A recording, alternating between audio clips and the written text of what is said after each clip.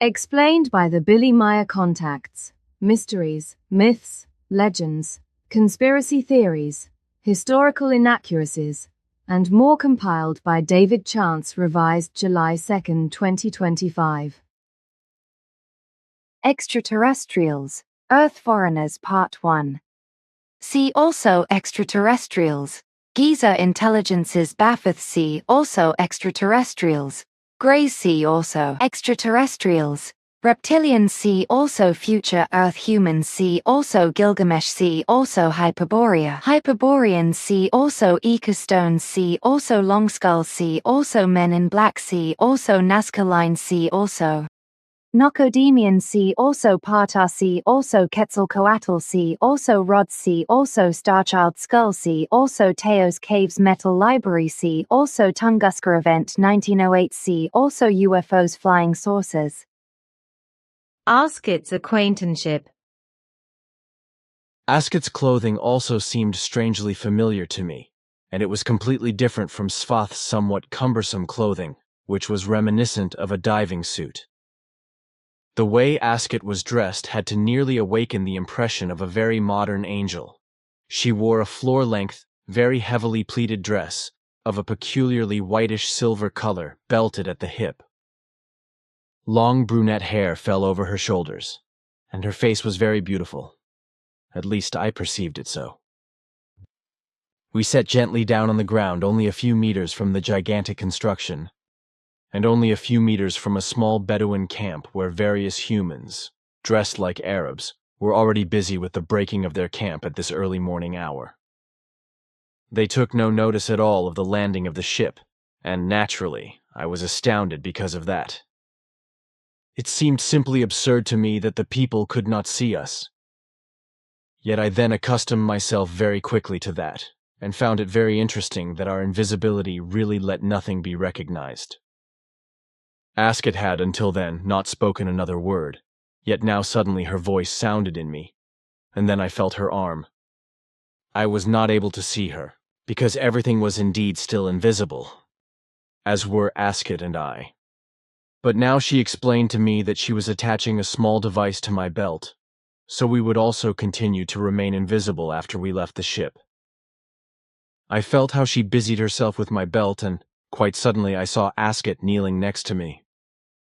Shocked, I spun around and stared across at the Bedouins, because now they would indeed have to see us. But then I heard Asket's voice in me again, which explained that only we could see each other, while we were invisible to all other eyes.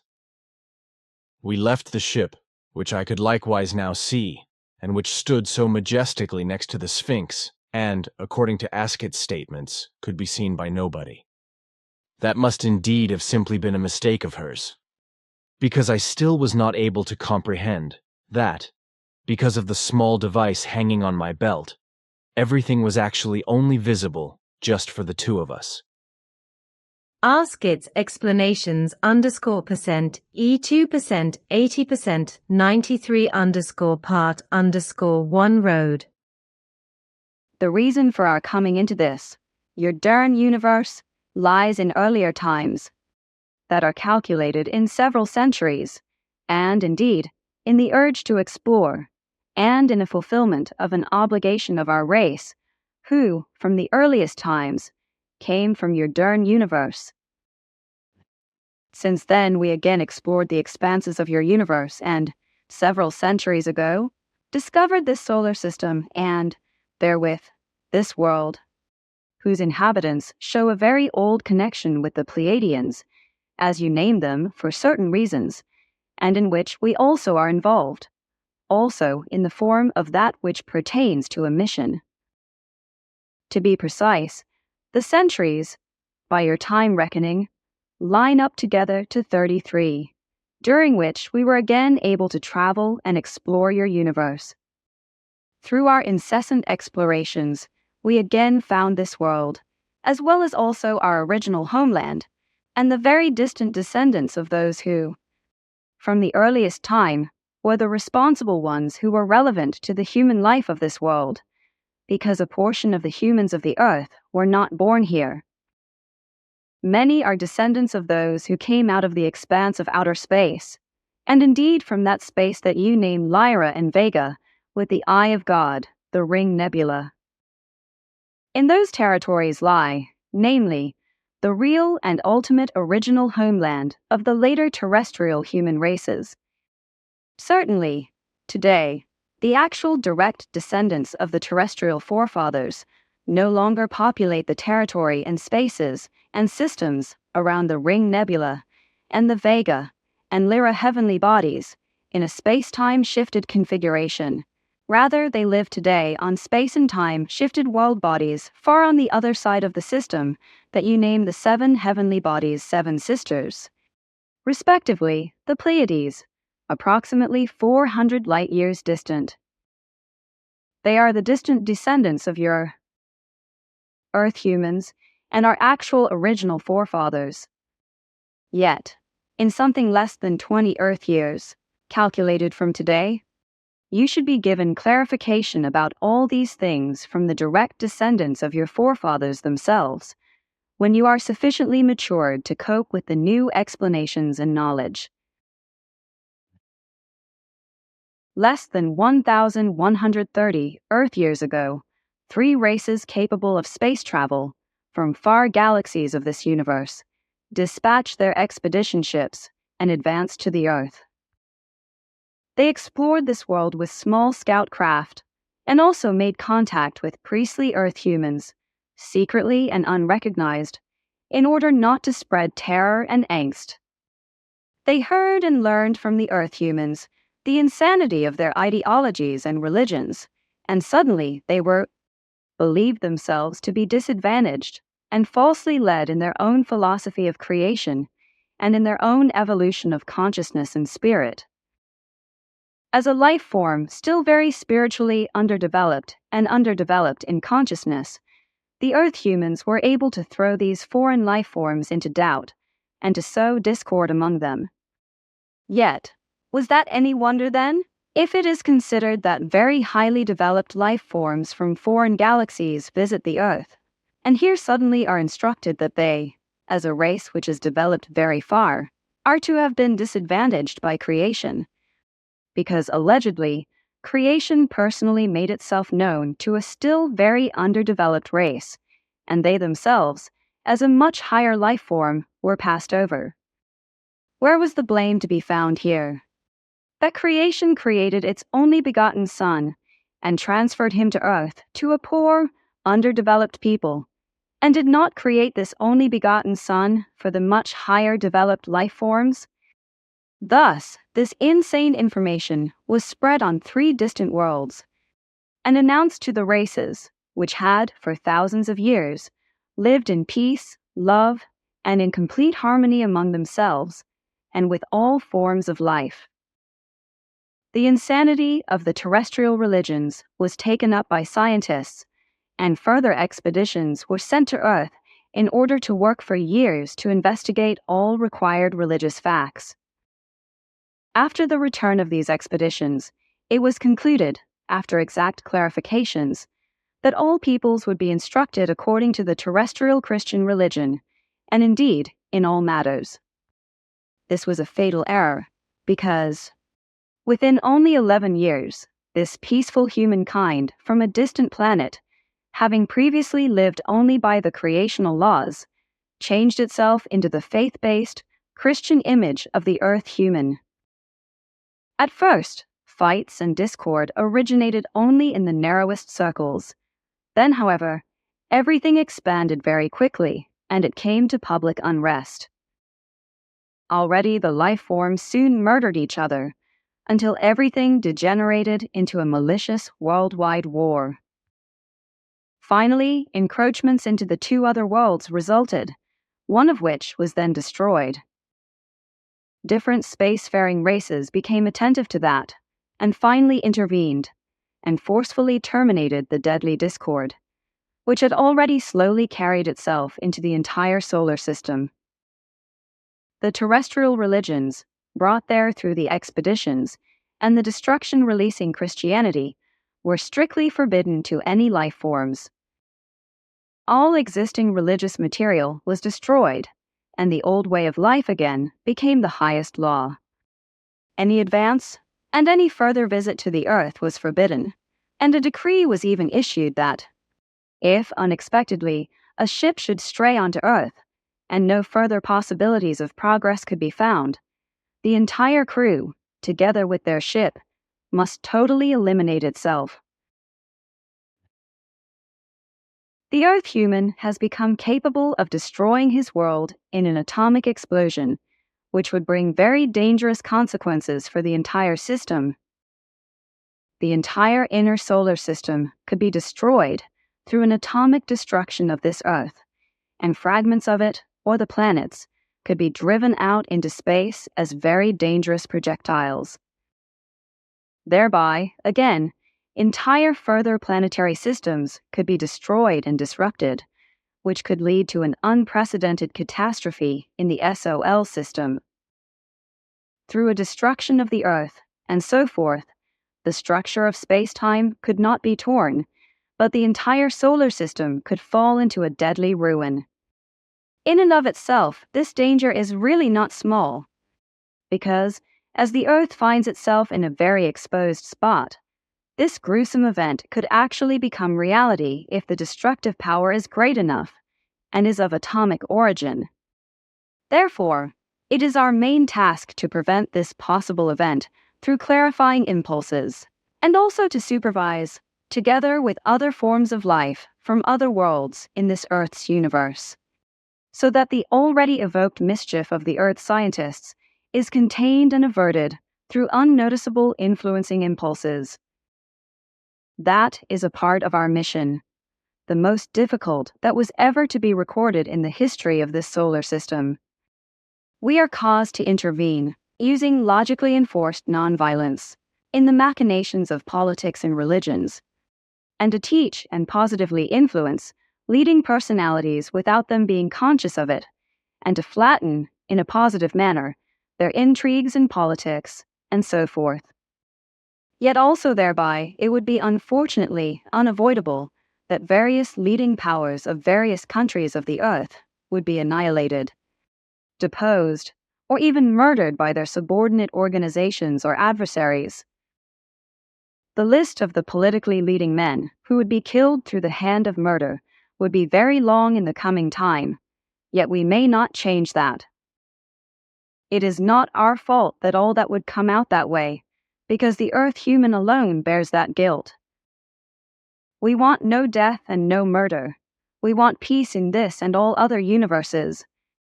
Unfortunately, this requires that we must influence leading powers of the Earth to peace, using impulses, whereby, however, they would create deadly enemies, whereby, unfortunately, many good humans will die, which we really cannot, however, prevent.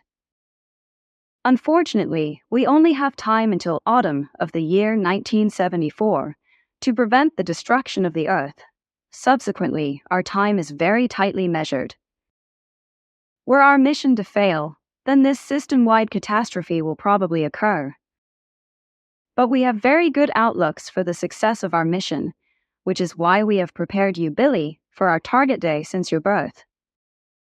If we have fulfilled our mission to prevent the gruesome catastrophe, then your mission comes about shortly after that, in the year 1975, about which you will be yet further prepared until then. Consider, with these things, that we have not come to interfere in the religious and political matters of Earth, or to lead the Earth humans in these things. We have also not come in order to establish contact with Earth humanity and to greatly help them in their evolution. We are only here in order to fulfill our mission and the prevention of the catastrophe, and to prepare you for your difficult assignment as prophet.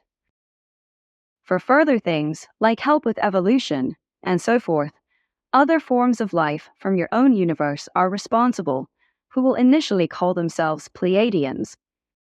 Already for millennia, they supervise the Earth and keep those spacefaring races in check who wish evil for you Earth humans and want to gain control over Earth humanity with the employment of religion and all the related deceptions, hallucinations, and trickery with which they buoy up the Earth humans with false promises. Asket's explanations %, E2%, 80%, 93 part _2. Asket's explanations and remarks took a very long time, and many things were also mentioned and explained afterwards, about which I must continue to maintain strictest silence.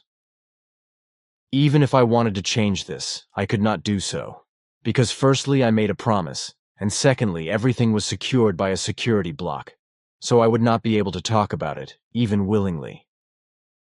I do not know the nature of the security block, and it is only known to me that I would not be able to speak if I wanted to do so without permission. I also know this much about it, that the security block, which Asket has created through a device that seems a little strange to me, is connected with my sense of duty and other things in my consciousness. That is all I really know about it. It was already broad daylight when I woke up again and saw that Asket had conjured up drinkable and edible things from somewhere. We sat down comfortably at a table-like structure that had been pulled out of a ship's wall and feasted on a hearty breakfast. What I ate and drank I could not define, but it was very good, even if everything was completely foreign to me. The potion was slightly yellowish-white and a little thick, and was probably some kind of juice from a fruit I did not know. The food also seemed to be made of fruits, and also of some kind of vegetables. The taste of everything was very foreign to me, even though everything once again seemed somehow familiar. Everything was excellent, however, and it tasted delicious to me. Before breakfast, Asket brought a large container of cool, clear water from somewhere, which she carried out of the ship and placed on the ground not far away. Like little children, we then splashed around with the delicious water and cleaned ourselves with it. It was a very fun morning toilet. Asket's explanations %, E2%, 80%, 93 part _3. Our technology has developed so far that, with it, even after centuries, we can still entirely and faithfully reproduce the reality of once obtained impressions and spoken words, and so forth, in every detail and word. With all of it, it is only important that I listen to every spoken word and can also register your thoughts, feelings, and perceptions, whereby it is all stored in my subconscious. Therefore, tomorrow, when we undertake the trips into the past, and partly also into the future, it will be important that I am always near to you so I can register everything in my subconscious. A further important factor is that in the various epochs and in the most varied lands of the past and future, the most varied languages also predominate, of which you naturally have no command, because in this life you have never learnt them. But this signifies no difficulties for you now, because we have small technical devices at our disposal which transform any language or other kind of communicative sound into a desired form. Accordingly, we call them transformers or translators. They are very small in size and can be fastened to the belt. I will give you one such device, whereby you can understand any language as desired, and in this way, also your language will be understandable to any others. Asket's explanations %, E2%, 80%, 93 part _4.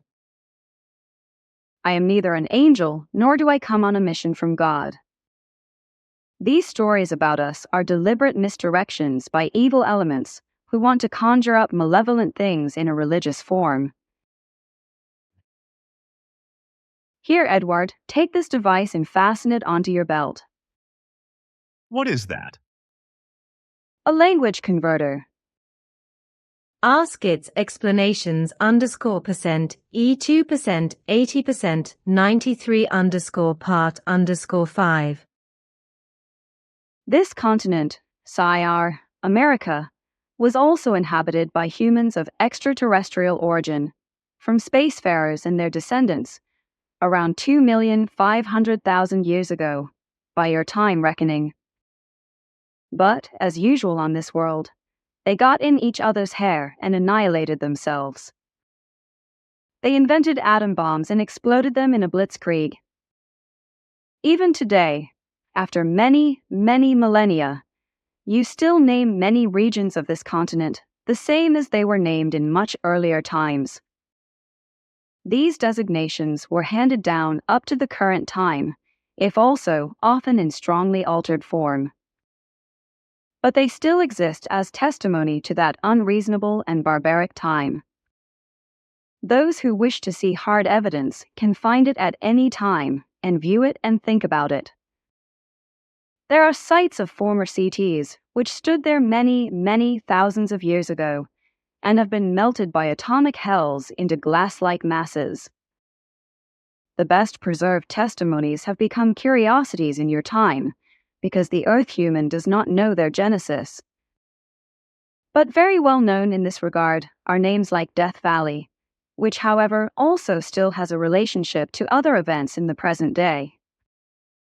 The Valley of Fire near the city of Las Vegas is another witness to the past and the timeless atomic insanity of humans who populated the Earth again and again.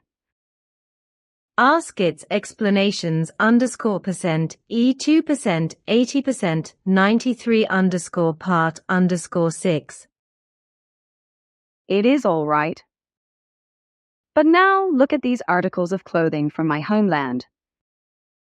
You should put these on now and cover them with these cloaks. I recently brought these 6 cloaks with me out of the year 32 in the foreknowledge that I would need them. In the floor length, silvery white, shimmering and richly pleated, billowing dresses, we looked like angels, almost exactly as they were portrayed in the religious picture books which I had leafed through at various times. From somewhere, Asket had acquired an entire little sack of ancient coins, which she made shiny again with some sort of radiation. Contact Report 001.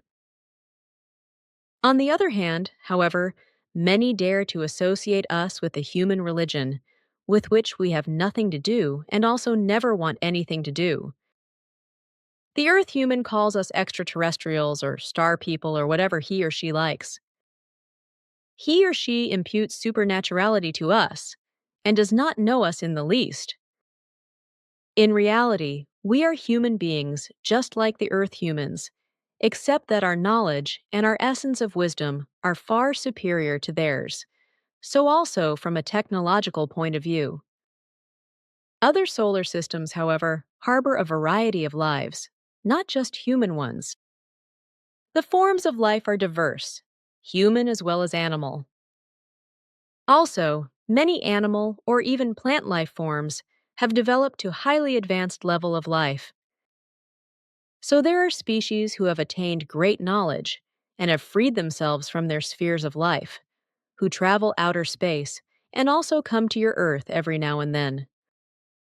Many of them, however, are unpleasant contemporaries and live in a certain barbarism, which is often almost as bad as that of the Earth human. One must watch out for them because they often combat and destroy everything that gets in their way. Already often, they have destroyed entire planets or forced their inhabitants into barbaric slavery. This is one of our tasks, to warn the Earth human about these creatures. Let the human beings know this, because more and more the time approaches, when a clash with these degenerate human creatures becomes unavoidable. Another task is aimed at the sects and religions and the underdevelopment of human consciousness associated with these. But as already mentioned, beamship deceivers and charlatans are also heading in the same direction. Quite clearly, they put out the lie to the world that we or our brothers and sisters from other parts of the outer space would come here by order of God, by which they mean the creation, as angels or the like, in order to bring the Earth humans the long-desired peace and the truth of religion, and the protection and commands of God.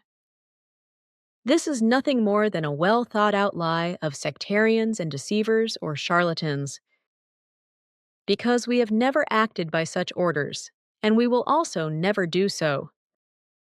Bring this truth to the light of the world, and make it known to the human beings.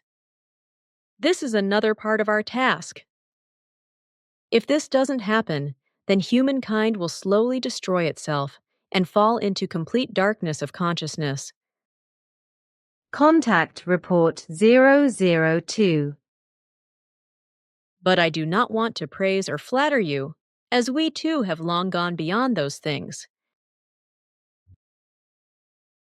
It is not the manner or the desire of us simply to penetrate into the thoughts of others, when this is really not important. Moreover, we all have no right to penetrate into the personal secrets of others. If one penetrates into the thoughts of others, then there is always the danger that one will learn more from it than was originally intended. What about so-called UFO contactees claiming that their friends from the stars would only communicate telepathically between themselves? Certainly there are such creatures who only communicate telepathically. However, their communication was telepathic from the very beginning, or else they quite simply let their spoken language wither away. To our knowledge, however, Earth's space has never been approached by beings whose means of communication were purely telepathic. All the wannabe contactees allude to our being on a mission for God and the Christian religion, a malicious lie that is devoid of any truth. Already often, beings from foreign races have come to your Earth and have undertaken their expeditions here. They collected various things that could be of service to their investigations. And it will also happen again and again that such beings will come here and pursue their studies. They come from the most diverse worlds and systems. They are often still new in the field of travel in outer space, and therefore carry out expeditions to expand their knowledge and cognizance. Thereby, it can happen that they unintentionally come into contact with the Earth humans, only to, in such a case, never come back again. They do not crave power and the like, as they are glad that they finally have serenity and order in their own worlds. With them, it can also happen that every now and then they take some Earth humans, bring them into their beam ships, and examine them very closely with their apparatuses, and determine their anatomy most exactly. However, they let these human beings go again without exception, as they do not want to harm them. They are often more humane beings than the Earth human. But unfortunately, rather barbaric beings also travel outer space and come to Earth every now and then. Many among them are power-hungry and evil. With them, it can happen that they kidnap and abduct Earth humans, also other planetary human beings of other systems, and bring them to their home planets. There, these poor creatures then lead lives as exhibition and experiment objects. The Earth human and all other inhabitants of other worlds must beware of these creatures, for in their maliciousness, they often use the worst form of Gewalt. Feelings and other human traits and impulsations are often foreign to them, so a life means nothing of value to them. Contact Report 003. Since our last meeting, I have occupied myself intensively and much with the so-called UFO literature. In doing so, I came across the suggestion that you human beings from the stars, if I may put it that way, are always described as supernatural. Supernatural, beautiful, and as protectors of humanity on Earth, almost as all-knowing and as teachers, etc., and that you should therefore live practically in spiritual and conscious perfection. But my intellect and my impression convey something completely different to me in this respect, and I cannot get over the fact that all this can only be lies. Lies that probably originate from sick brains or from brains that are not free and brand fantasy pictures as reality, because the originators of thoughts cannot cope with real reality and therefore escape into a fantastic pseudo-world.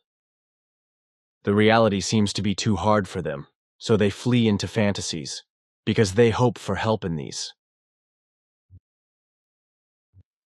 If deceivers label and describe us as you said just now, it is nothing more than an infamous lie, originating from the brains of consciously poor human beings who imagine a better life in their fantasy. And because they themselves cannot achieve it, at least not yet in this life, they simply attribute it to us and make us out to be something perfect. But we, too, are still far away from this stage and must continually develop ourselves further. We are not the so-called above-human or superhuman beings, as the Earth humans like to call us in their unknowledge and in their imaginations. We are also no teachers, missionaries, or pioneers. We only have the dutiful task of preserving the developing as well as already existing human life throughout the cosmic space. This means that we strive to keep order and watch over certain life. Here and there, we approach the inhabitants of different worlds. If our directives allow us to do so, choose individuals from among them and provide them with explanations. This, however, only then, when a race develops higher and slowly becomes thinking. We then slowly prepare them for the need to become familiar with the thought of not being the only thinking beings in the universe. Here and there, we also help on a telepathic basis to let certain cognitions germinate and to make technical inventions which are necessary at that time. Why then do you not appear en masse and show yourselves to the general public? And why don't you get in touch with the most diverse governments? Without exception, all governments on Earth are staffed by human beings who have the characteristic of addiction to might and profit. Under the guise of peace and friendship, they would only want to seize our beamships to be able to exercise absolute Gestalt rule over the Earth with them. But they would also try to conquer the outer space because they know no bounds. However, they are not even able to, on the Earth, create peace and friendship between the countries, not even among the human beings in their own country. How, then, should they be able to have such means of might at their disposal, such as are our beamships and their multifaceted facilities represent it? There is no interest in showing ourselves to the general public. Their consciousness is still short and small and confined in religious enslavement. On the one hand, the Earth humans would worship us as gods in their short reflection, as they did already in earlier times. And on the other hand, there would be many among them who, as criminals and greedy for might ones, would seize our beamships. But there are also those who are not to be forgotten, and there are countless millions of them who would fall into complete hysteria and fall ill in consciousness. For these reasons, it is advisable for the time being to maintain contact only with individual Earth humans and, to via them slowly let the knowledge of our existence and tasks become known, and to prepare them for what is to come. We are no wardens or guardians of the Earth humans. We only feel obliged to them because our originators were their ancestors, before they fled from the Earth as a result of self-inflicted catastrophes of some might-greedy ones, and escaped to the Pleiades. But I would still be interested in one thing, Simya-se. It has often been written that the human beings from the stars would become very old, millions of years even. What's up with that? Do you believe these claims?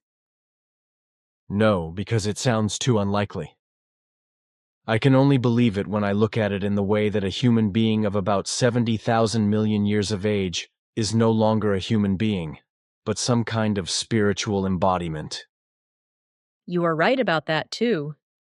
A human being is capable of living for several hundred or even thousands of years when it has attained Ptah, certain spiritual and consciousness-based relative state of perfection, and a correspondingly high and healthy mode of life. You are surely aware that our dear little women on Earth keep their age a secret, and that they smear their lips, face, finger, and toenails with powder and colors. What do you think about that? Personally, I find makeup disgusting, but also all forms of painting the body, as well as fingernails and toenails. I think so too. But how is it with all of you? Do you also live in this delusion? Definitely not. You do not know, however, that the average lifetime with us is very high and amounts to several hundreds of years. That is, about 1,000 years. So I am still very young and only 330 years old, which corresponds approximately to your 33 years by your understanding. Contact Report 004. Just like the Earth human, we also have to learn a language. Except that this is much easier for us and causes us less effort.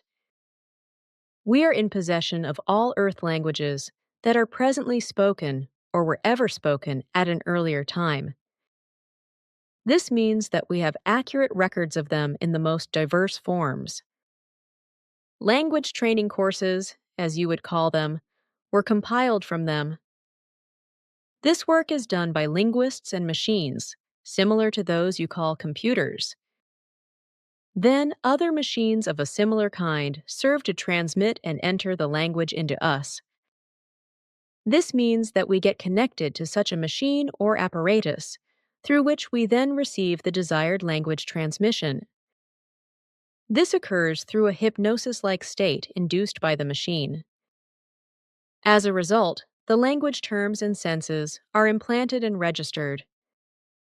This process takes 21 days. After that, we need another 9 to 10 days in order to speak the language correctly. This means that we then have to practice speaking and pronouncing in the right way with the help of the apparatuses and the linguists. To learn a language, we need 30 to 31 days in this manner. We have a different language than the Earth humans.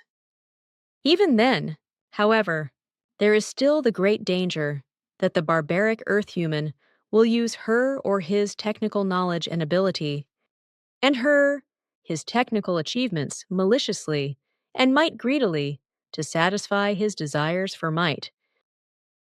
This has happened and continues to happen time and again with other beings of other worlds, not only with the Earth human. In the outer space itself, dangers of various sizes lurk, and also other inhabitants of worlds are not simply left helpless in the face of an attack of another race. There could follow deadly defeats and complete enslavement for the Earth human, which would be equivalent to a falling back into primeval times.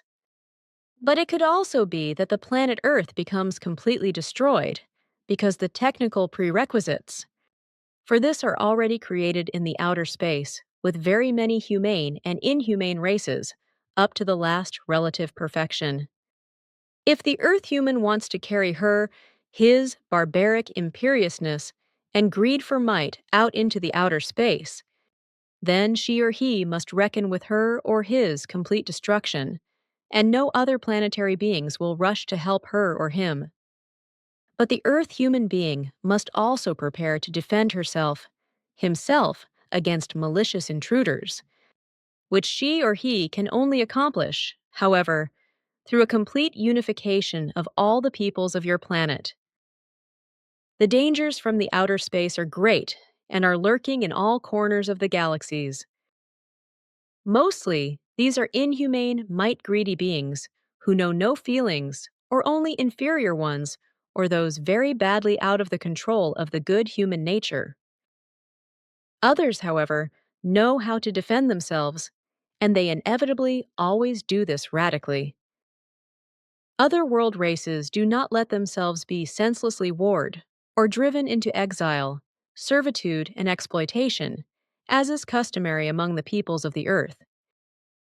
They will defend themselves by gavolt, and still for a long time, they will be vastly superior to all the technological possibilities of the Earth humans. Where this is not the case, however, they are often under the protection of further and higher developed intelligences, whose techniques reach the final relative perfection. The Earth human must become familiar with the thought that her or his ancestors had brought the whole humankind, and the Earth itself to the brink of ruin, and had to partially evacuate the planet in a wild escape. But it should also serve her/him as a warning that greed for might and barbarism are deadly attributes. That this is the case has also been experienced by a second race in your solar system. In their boundless hatred and in their uncontrollable greed for might, they destroyed themselves right down to the last, and hardly any being survived the fight. They annihilated and destroyed their own planet in a tremendous explosion, and nothing remained of it but many thousands of asteroids that still orbit your sun today, as a memorial to the deadly irrationality of human beings. Remnants of the once splendidly blooming planet Malona, which its inhabitants destroyed in their barbaric greed for might and irrationality. Contact Report 005, a note. The following excerpts explain how some ancient Pleiadian ancestors found their way to Earth. See also Contact Report 9:120-170, Contact Report 70, S23-181, and Contact Report 121, B79-90. Only the knowledge and ability of our ancestors, who had settled on the Earth and had begotten their descendants here, prevented the terrible end. Deep in the unknown space, in a space-time shifted solar system of the Milky Way, a solitary star floated far away from the normal orbits of the satellites orbiting the Sun. After the thousands of years, it, the destroyer comet, then rushed suddenly and unexpectedly into the closest sphere of influence of the Sun and its planets. Now already illuminated by the reflecting rays of the Sun, it approached the orbit of the outermost planet at tremendous speed. Still only a few hundred units away from the next worlds, it evoked hellish storms in these, which destroyed large areas that had been cultivated by the human beings peacefully emerging there. With trembling for their arduously gained goods and their already hard lives, they suddenly found themselves exposed to the immense and uncompassionate forces of the universe. Helpless, doomed to be handed over from life to death, they stared out into the sky, to the gigantic wandering planet which raced towards them as a cosmic mortal projectile. On the night of the third day after the incursion of the destroyer into the planetary pathways, the middle of the night may just have passed. The drifter from outer space entered the elliptical orbit of the sixth planet. Full of horror and consternation over the immense forces of nature, the human beings fled into the vast plains that covered the planet in great numbers. 2/3 of the humankind that inhabited the planet was killed and destroyed in the unleashed hell of nature. Forced by cosmic determinations, the survivors had to find a new beginning, devoid of any culture, set back to a primordial time of the development. The humankind of the distant solar system, 2/3 of which were destroyed at that time, found a new beginning which was hard and full of privation. Nevertheless, in less than 9 centuries, the human beings built up a new civilization and culture, created and driven out of the hardship arising from cosmic forces. The people succeeded in preventing further cosmic catastrophes and annihilations. Through arduous research, work, and voluntary commitment to the very last one, they created plans for their new culture and for a far-reaching technology. Dwellings were built that could withstand the G-vault of nature, and generation after generation brought together their knowledge and skills. Their spirit and their consciousness and their knowledge refined themselves rapidly, and soon the succeeding generations had reached a technology which, without any imagination, defied all possibilities. And there came the time when the descendants flew out into the unending expanses of the universe in round, plate-like flying ships with beam drives. Other solar systems and planets were flown to and expeditioned. New worlds and possibilities opened up in order to transplant the peoples of the home planet, which had meanwhile become too small for the new humankind. The scientists, with their spacecrafts and abundantly provided means of all kinds and fantastic application possibilities, used the dimension gate known to them to, in another space-time configuration of the Dern universe, reach the Milky Way area and explored the space for ever newer things. They found many new habitable worlds and solar systems, which they often made subservient to themselves, using their beam weapons in short one-sided fights in order to conquer them for the settlement of their race. However, apart from their horrendous material and gene-based technology, they also perfected their consciousness and their spirit, so that nothing which they wanted to experience remained foreign to them anymore. The use of their powers of consciousness became implicitness to them, and so they gradually raised themselves to rulers vis-a-vis their peoples. They called themselves kings of wisdom, with the word Ishwish, which is on the earth translated as God. Far superior spiritually, and in terms of knowledge as well as consciousness to the normal people, they soon dominated it in evil dictatorial form. Yet after centuries, having grown tired of the godlike scientists, the people rose against them initially in silent revolution.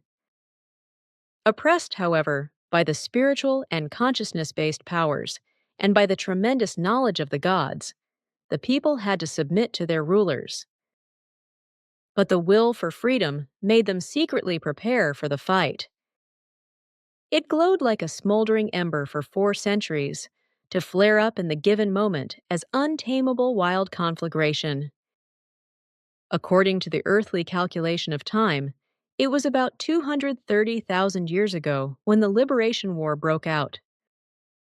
Evil fightings covered many planets, and much was destroyed.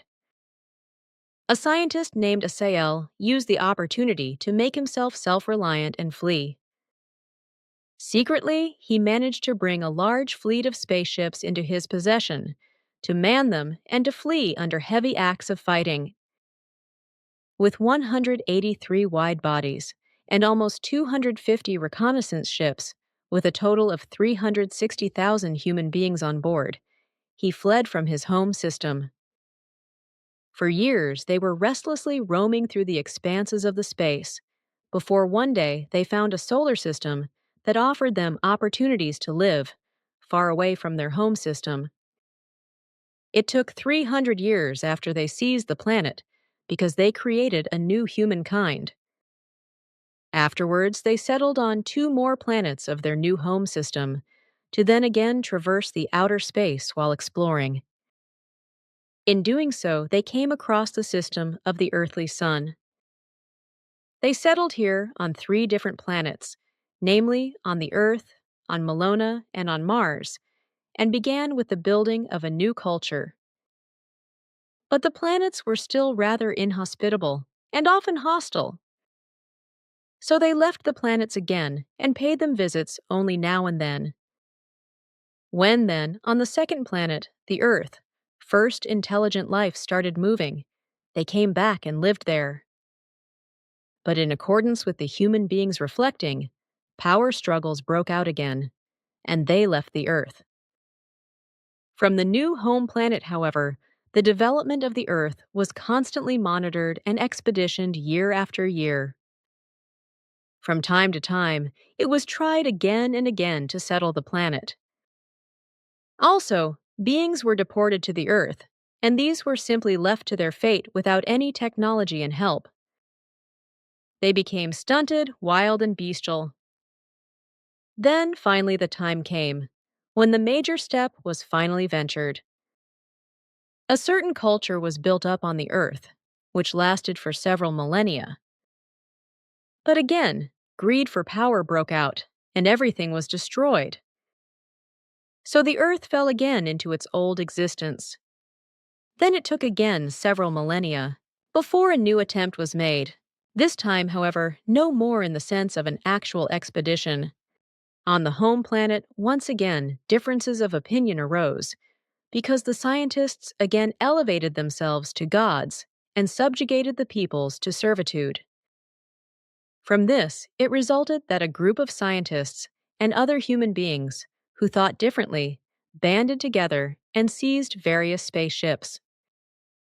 Almost 70,000 human beings fled and settled on the Earth. Their highest leader, Pelagon, was freely recognized by all as Ish-Wish God and led a tight regiment. He had nearly 200 sub-leaders, each of whom was responsible for a special field of knowledge.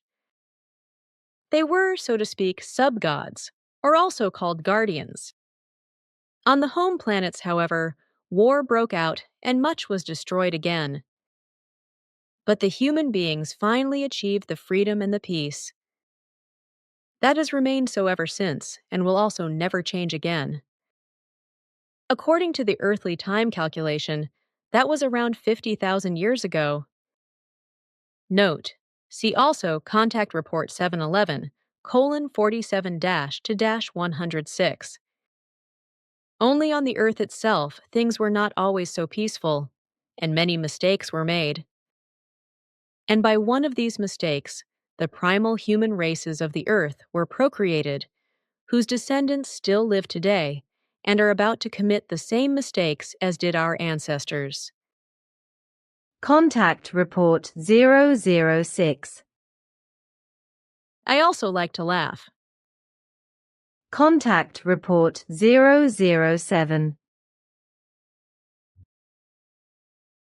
My next question deals with the earthly human races. We have here yellow, red, white, brown, and black human beings. How does that come? Why is there this color differentiation? This actually belongs in the history of Earth humanity, which I wanted to continue to tell you. But further, I wanted to say that some differently colored races already became extinct a long time ago. But in the same way they are all the product of the celestial suns, that is to say, they were begotten of them, just like the Earth races still existing today. The celestial suns, or starfarers, as we want to call our forebears, were at home on many different planets of stars, in a different space-time configuration or far away from the SOL system, whereby the planets were fundamentally different in climatic terms. Hence, they also produced other races which were able to adapt to the climate from the Ur beginning. Due to the climate conditions, also a corresponding skin color developed, of which there are innumerable in the universe.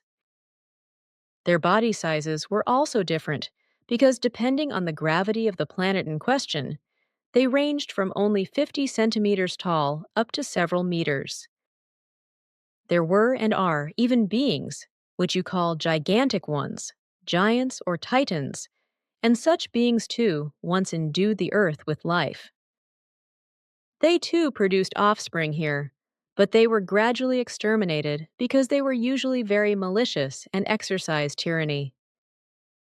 The different color races of today are thus descendants of our variously colored forebears, who came from different planets of foreign stars. Well, you are right with your view that the human beings of the Earth are not descendants of the apes. They were partially begotten by our forebears, who also mixed themselves with Earth beings, who were simply called Eves at that time. But the Earth beings at that time were of the most diverse forms and kinds. Some of them were completely wild creatures of human-like forms, some of which had been marooned on the Earth in earlier millennia by our forebears, that is, their descendants. These descendants of the marooned were abused by foreign spacefarers. The Eves were besides Earth-created hominid living creatures nothing more than very wild descendants of those marooned thousands of years ago, from whom at that time any tools were taken away. But since our forebears were mixed races of different colors and sizes, they of course also produced different colors and races of different sizes, completely according to their characteristics. The smallest ones were 50 centimeters tall, while the largest and most vicious ones reached some 12 meters. Their appearance was also varying, and some type of them were only remotely reminiscent to human forms. They were left to die out or were killed if they were too vicious. In many cases, they hid themselves in far remote areas and survived for thousands of years, as their average age was about 1,500 years. But little by little, they also became victims of the time or of the human beings. The last of the vicious ones, whose life was ended with Gewaltsamkeit, died a little more than 230,000 years ago. Today, according to our knowledge, only 7 such beings of the old human life forms still live on the Earth, where they remain so well hidden that they will certainly never be found and will one day die a peaceful death, and that without descendants, because they have become too old and passive for propagation. So far, you have never told me where you actually always stay, when you are not carrying on conversations with me. We have our bases on the Earth, as well as on many other planets, where we stay continuously. We also have such a base in this country, Switzerland. It is located high up in the mountains near there. I have my main whereabouts when I am on the Earth. However, we also have some other important stations that are distributed all over the world. But they are all built so securely that it would be impossible to find them if one does not know them exactly. Moreover, I am very often on the move and have to fulfill my tasks on a wide variety of worlds. I also often go to visit my home, as you tend to say, and so I also often spend time on the Pleiades, as we call them for the time being. Contact Report 008. Just ask. But be conscious of the fact that I am not allowed to reveal any secrets that would still be detrimental to the development of the consciousness of the human being of Earth. You mean the Aquarian Age? Sure, that's the era I'm talking about. It will bring developmental change events for the human beings of Earth. Very good ones, but also very bad ones. Particularly grave are in this regard the religious influences, because this intellectual, spiritual consciousness-based era brings forth very many new and evil types of religions and sects, wherethrough the human being is supposed to be even more struck in their delusion, whereby also sectarian mass suicides and murders are to be feared. But we want to try to prevent this, because otherwise the same thing will happen that happened to our ancestors, namely that the sect rulers and scientists will as time goes by also elevate themselves to ishwishs and brings about the same catastrophe over creatures and solar systems as it was also characteristic of our forebears and many other races. But now once again a question regarding the age. How is this then with you? The laws are of equal value throughout the universe. When we have a higher life expectancy than the human being of Earth, then this is conditioned by life. But at the same time, research and evolution also play a role that is not insignificant. But we do not want, and also are not allowed to exercise any coercion to convince the Earth humans of the truth. Contact Report 009. Already for decades, various human beings of Earth and entire groups have been pressing us partly consciously, partly unconsciously into spheres into which we do not fit in any form. Spheres in which we do not want to be at home either. Often only for the sake of the desire to show off and for the sake of pure profit are we ranked higher than we are in reality. But we are all only human beings, like all human creatures. According to your terms, we may well live in a state of superior technology and of great spiritual and consciousness-based progress, but not in a boastfulness and overwhelmingness which the majority of the human beings on Earth impute to us. We are neither the guardians of the Earth humans nor any God-sent angels or the like.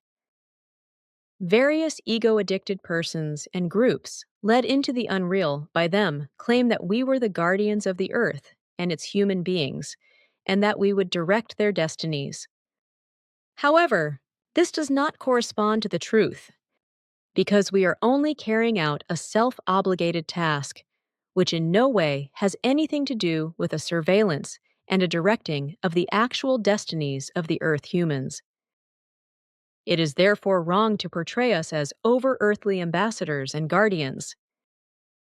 If we were ambassadors and guardians in the sense as it is claimed about us, then we would land out in plain view and direct the destinies of the human beings of Earth in full recognizability.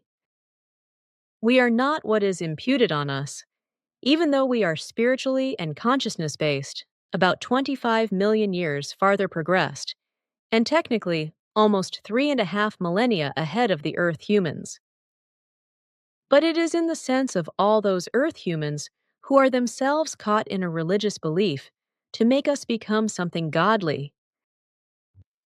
Note: the following excerpts explain how some ancient Pleiadian ancestors found their way to Earth. See also Contact Report 5, S67-193, Contact Report 70:S, 23-181, and Contact Report 121:B, 79-90. At our fifth contact, I finished the history of humankind, at the time when 50,000 years ago, according to earthly calendar, our homeworlds found freedom and peace. Before that time, 70,000 human beings fled under the leadership of the scientist Pelagon. With spaceships, which they had seized, they fled through the space out of another configuration of space and time into the one of the Milky Way of the Dern universe and settled on the Earth. Under Pelagon's leadership, there were 200 sub-leaders, scientists who were each responsible for a specific field of knowledge. Pelagon was unanimously recognized and respected by them and all others as King of Essence of Wisdom, Ishwish/God. In the course of the millennia, they built large cities and inhabited all continents of the Earth. Unfortunately, this only went well for barely 10,000 years before lust for might regained the upper hand and a deadly war raged over the world. Everything without residue was destroyed, and only a few thousand human beings were able to survive, while others fled again into the outer space and into the old space-time configuration and settled on distant worlds. For the next 7,000 years, the Earth was no longer flown to, during which time those who stayed behind became completely wild and degenerated. After that, the descendants of those who had settled on distant worlds returned. Again they were led by an Ishwish. Under such a kind of Ishwish command, the distant descendants later built Atlantis and Mu, two huge cities on two different continents. For thousands of years, they lived in complete friendship and in peace, until some scientists again succumbed to the greed for might and wanted to seize the rule. However, having become tired of the constant wars, the peoples rose against them.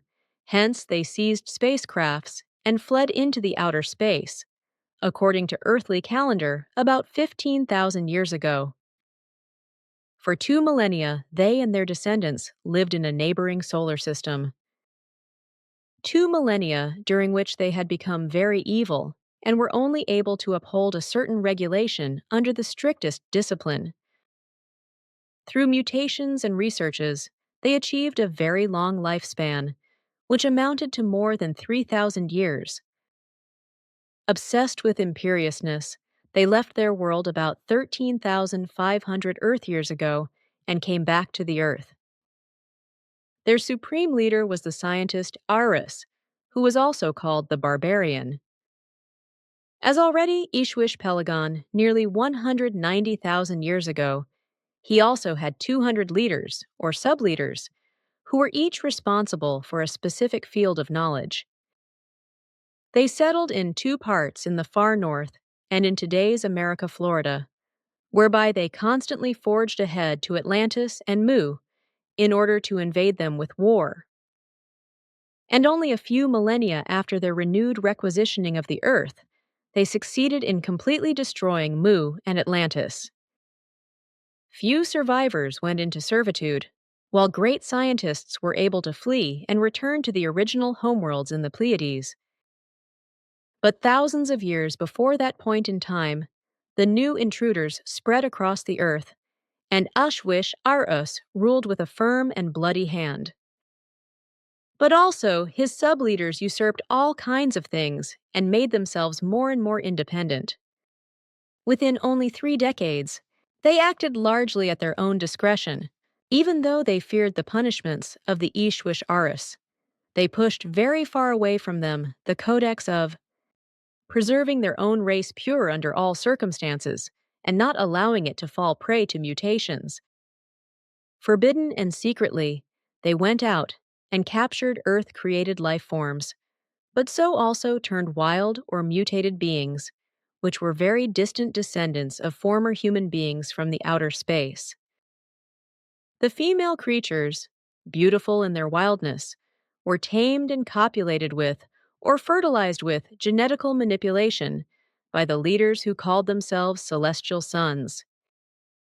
Case by case, depending on their own races, they thus created mutated creatures, completely new life forms that were of dwarfish stature, very gigantic or similar to animal forms. Simjasa, the supreme leader of all sub-leaders, copulated with an EVA, a female creature who, according to his understanding, was still preserved as the most human-like and also quite beautiful one. The descendant of this act was of male gender and a human being in good form. Semjasa called him Adam, which is tantamount to human being of Earth. Another copulation of the same kind brought forth a female creature, and in later years, Semjasa determined that these 2 Adams had to mate together. In the meantime, however, many other creatures of the same kind were conceived, who banded together into large groups and tribes.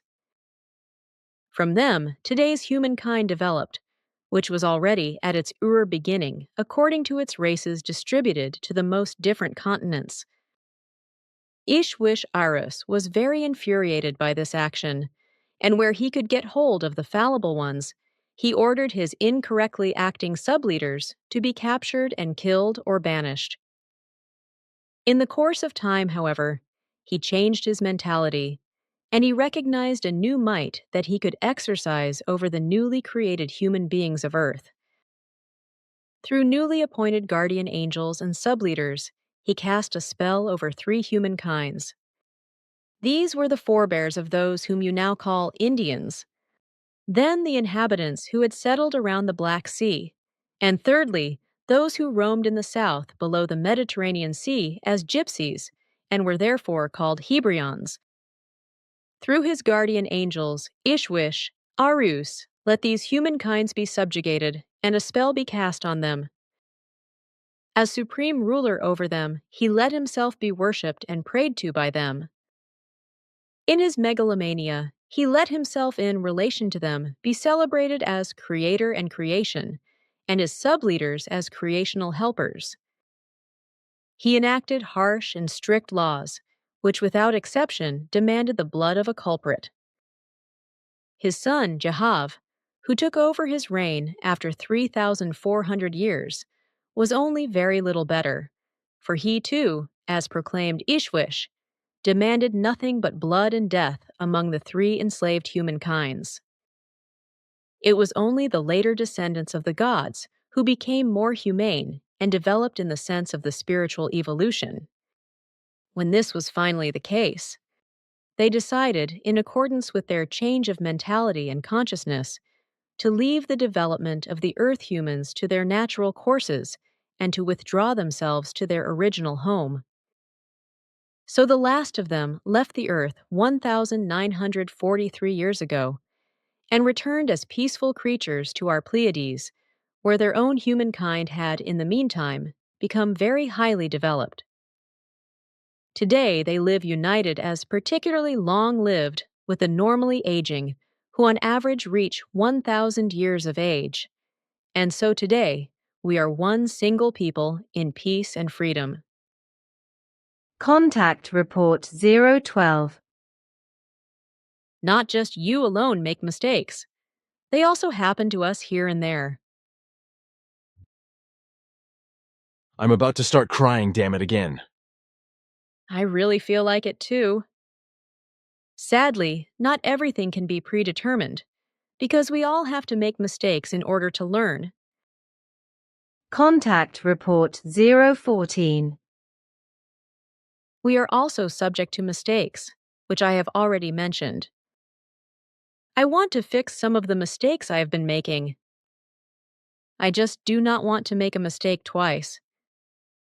Contact Report 015. As a result, I have to admit that I succumbed to some errors that brought me to wrong conclusions. You, however, with your feelings, have drawn the right conclusions and laid the perspectives correctly. Obviously, you are superior to me in such things because you are able to start from purely earthly aspects. However, I do not want to exclude that you can arrive at wrong decisions through this form, just as I did with mine. In the end, we are human beings, albeit from different worlds and from different consciousness-based and spiritual stages, but still fundamentally similar forms of life, who have to go the way of their evolution. So this does not exclude that I also make errors, which I ask your friends and acquaintances to understand. My life form is indeed higher developed in all things of the physical and swinging wave-based manner than your people's, but yet we are also not standing at the degree of that absolute full development, which would exclude errors. This, one should always consider. We are really not those Vsin of absolute full development, as they are so gladly exploited by pseudo-contact persons for religious benefit, because these supposed Vsin of absolute full development are either cheating and power-grabbing creatures who want to bring the human beings of Earth under their harsh rule, which actually happens in a few cases, or they are quite simply pseudo-Wesen, who exist only in the imagination of the pseudo-contact persons. As my life form is just as imperfect as yours, it must be absolutely understood that I am also subject to errors. Nevertheless, if I slip up in such things, then I name them openly and stand by them, for it would make no sense and be of no benefit if I were to cover them up or deny them. This would only redound to my own disadvantage. But now, once again, is the time for us to say goodbye. But I will call you again myself in a short time, for there are still other important things to make clear. But then call me directly to China or Chihuahua, for those places are more along the way than this place here in the middle of nowhere where I had to take my moped for miles. Can it also be the South Pole or the North Pole? Note, sarcasm. Contact Report 016.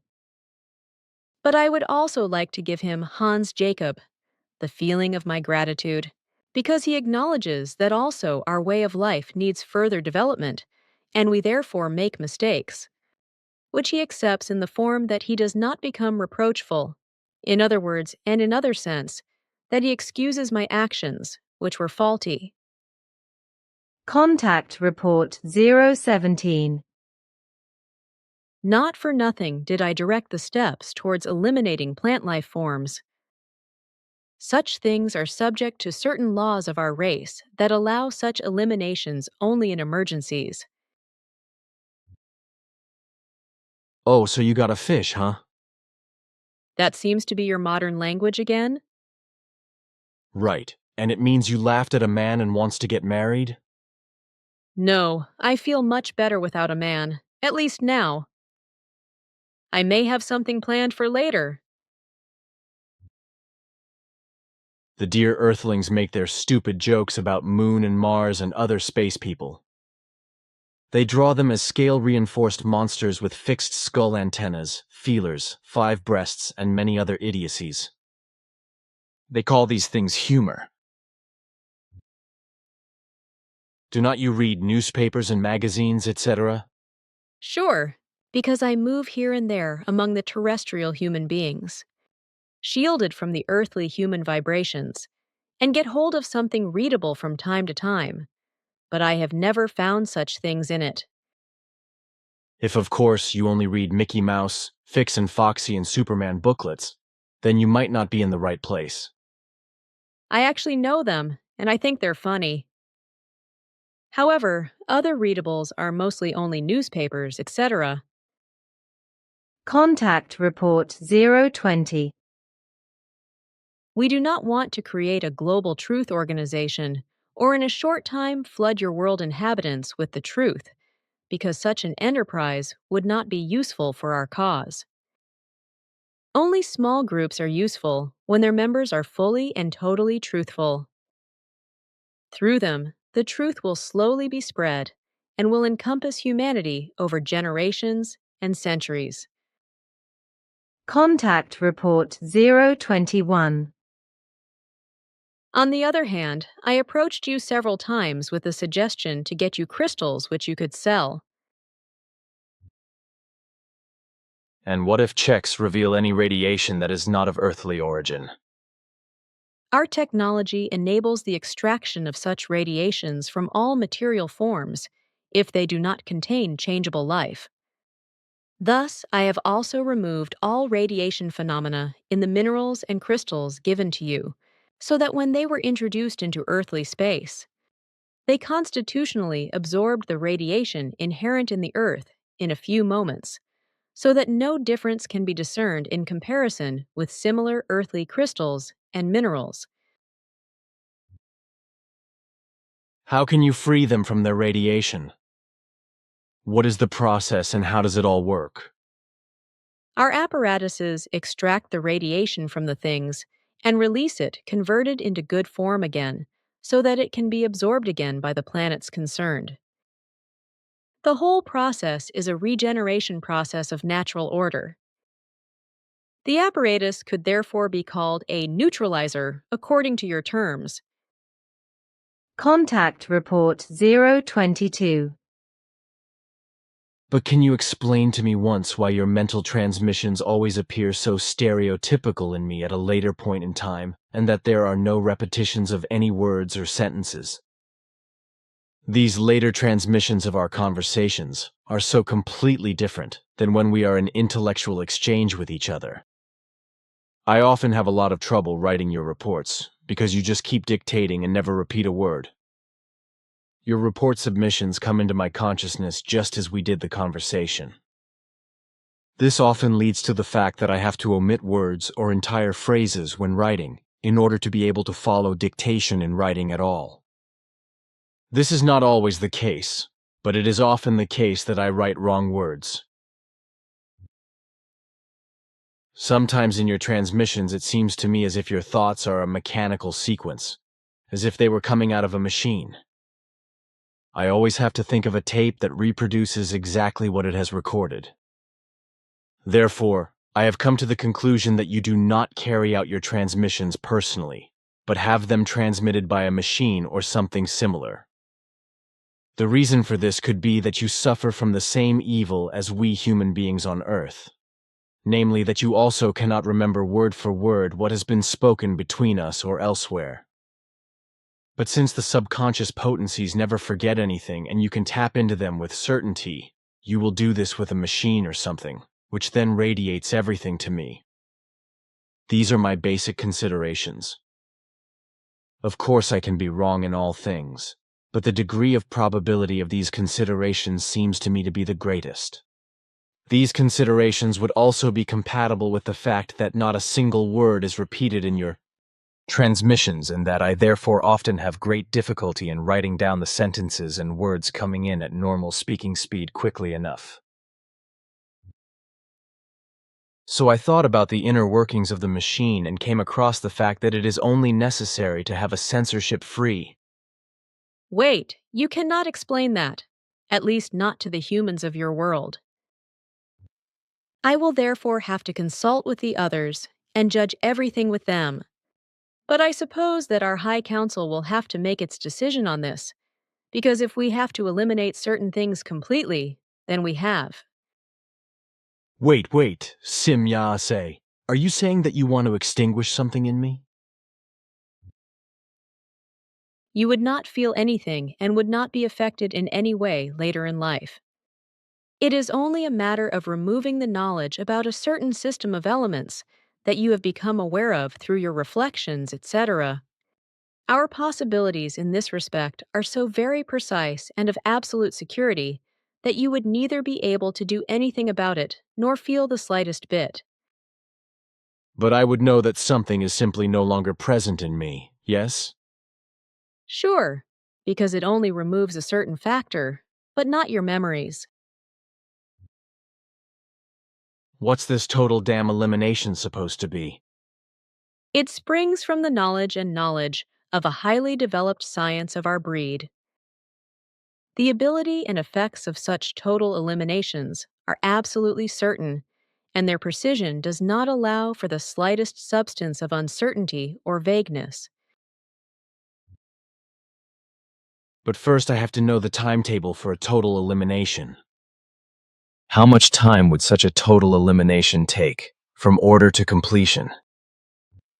If we put our equipment into operation, which is always on standby for such total eliminations, and adjust it to the life form in question, then this takes less than 3 minutes, whereby the distances play no role whatsoever.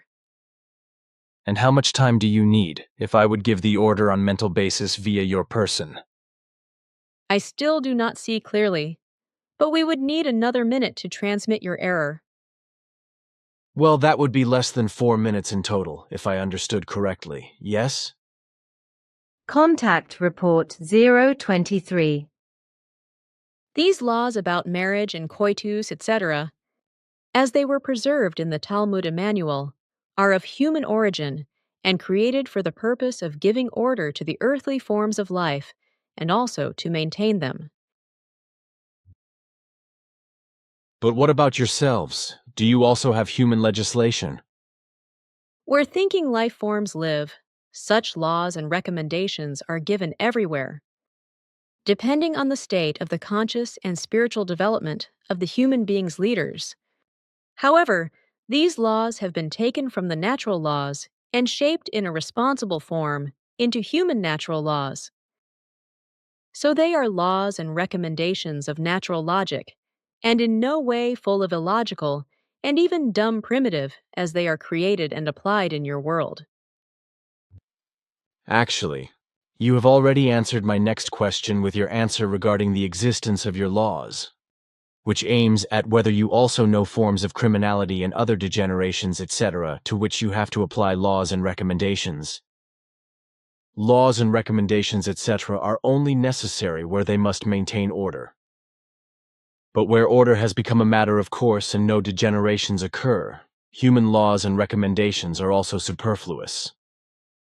The logical conclusion to be drawn from this is that you, too, are not beyond the state of degenerations, and that consequently, order has not yet become a matter of course.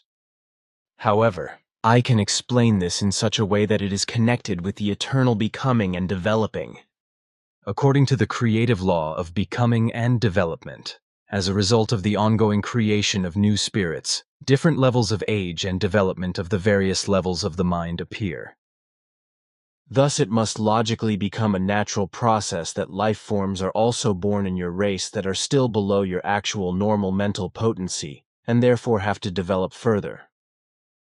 Since development causes mistakes in every respect, however, these inferior forms of mind or life forms must follow the natural path of development, and thus make mistakes. But since mistakes can be disorderly and even fatal, laws and recommendations must be applied in order to maintain this order. That is how I imagine it because it seems logical to me. It is absurd how, unfortunately, charlatans always fraudulently claim that we are superhumans and that we no longer need any laws or recommendations. Only where the creative order has become a matter of course do such laws and recommendations fall by. However, this is only the case in very high spiritual spheres. So that means in purely spiritual spheres, where all material things belong to the past. Material forms of life, however, that is to say, material body-dependent forms of all kinds, are still afflicted with too many errors for them to simply ignore a law and commandment adapted to their state. That is plausible, but how do you then handle this law and commandment with you? If I have understood correctly, have you created a uniform punishment for certain offenses, etc., which is pronounced as a temporary or lifelong banishment? Sure, you got it right. If the punishment is still applied very primitively everywhere in you, then this is no longer the case with us. Our legislation corresponds to our conscious intellectual level and is therefore truly humane, which cannot be said of your legislation. Serious offenses are no longer punished with us by total elimination and damage of the material body, etc., as this is still barbaric custom and custom with you. Our unity adherence finds its application in a banishment for time or for life. The fallible life forms are banished in this respect to other worlds, which serve exclusively only this purpose. Moreover, only same-sex life forms are banished to such a world, that is to say, only male or only female life forms. This prevents reproduction, and no offspring can be conceived. The exiled are on their own on their worlds, and have to take care of themselves through their own work. Any mechanical or apparatus aids, etc., are made available to them, but they are deprived of permission to make such aids themselves if they could be used for escape. In order to emphasize this provision, regular checks are carried out on these worlds, and any secretly manufactured products of this kind are eliminated. In addition, any personal physical contact with any other forms of life outside the places of performance will be completely eliminated. On some of our worlds, fallible life forms are banished also on large islands in large seas, if the fallibility rate of the respective worlds is only very small. However, the whole handling and execution is the same as for worlds specially selected for this purpose. This form of punishment ensures the greatest possible security for the order to be observed, and on the other hand, the mistakes are not a burden on the masses. Besides, however, this form of punishment is very humane and expedient, because during the lifelong or temporal exile, the misguided are not inhibited in their development. Besides, crime and the like is practically non-existent in our country. Could it not be that at very early times our Earth once also served extraterrestrial beings as such a planet of banishment? Sure, your assumption is correct. In primeval times, variously fallible life forms were banished to your Earth from various worlds in the universe, including our race. But these early times can no longer be grasped by us either, and we have no precise data about them. But how is it now with you with the so-called marriage mate? They're also male and female as with us. Or is the procreation of offspring perhaps carried out in a different way than in our country? Are you perhaps breeding your little children in test tubes or in breeding farms? This is typical human nonsense of earthly origin, a product of pathological imagination. Creation has endowed each individual form of life with very specific values, so that it can reproduce in a very natural way. The law of unity is of equal value in the whole universe, namely, that two values of different, and thus female and male sex, each uniform in itself, together form and result in a large unit or a hyperunit, thus also in the form of the reproduction of any material life forms. But what about marriage and the procreation of offspring? Fundamentally, our laws and recommendations in this regard are still partially preserved in many of your ancient writings, for they were transmitted to you by our distant ancestors. With our race, often only marriages of non-monogamous shape are done, after most exact clarification of all facts concerning togetherness. Of course, mistakes in these things cannot be excluded, but they will be eliminated or corrected if necessary. The progeny is determined by the highest rate, in the sense that a certain number of births in a certain period must be kept in order to preserve the breed and not cause overpopulation. It is naturally the duty of each individual life form to procreate offspring for the conservation of the species and to exercise control over them. Forms of life that are united in a marriage, that is to say, woman and man, remain classified in this union for the duration of their lives.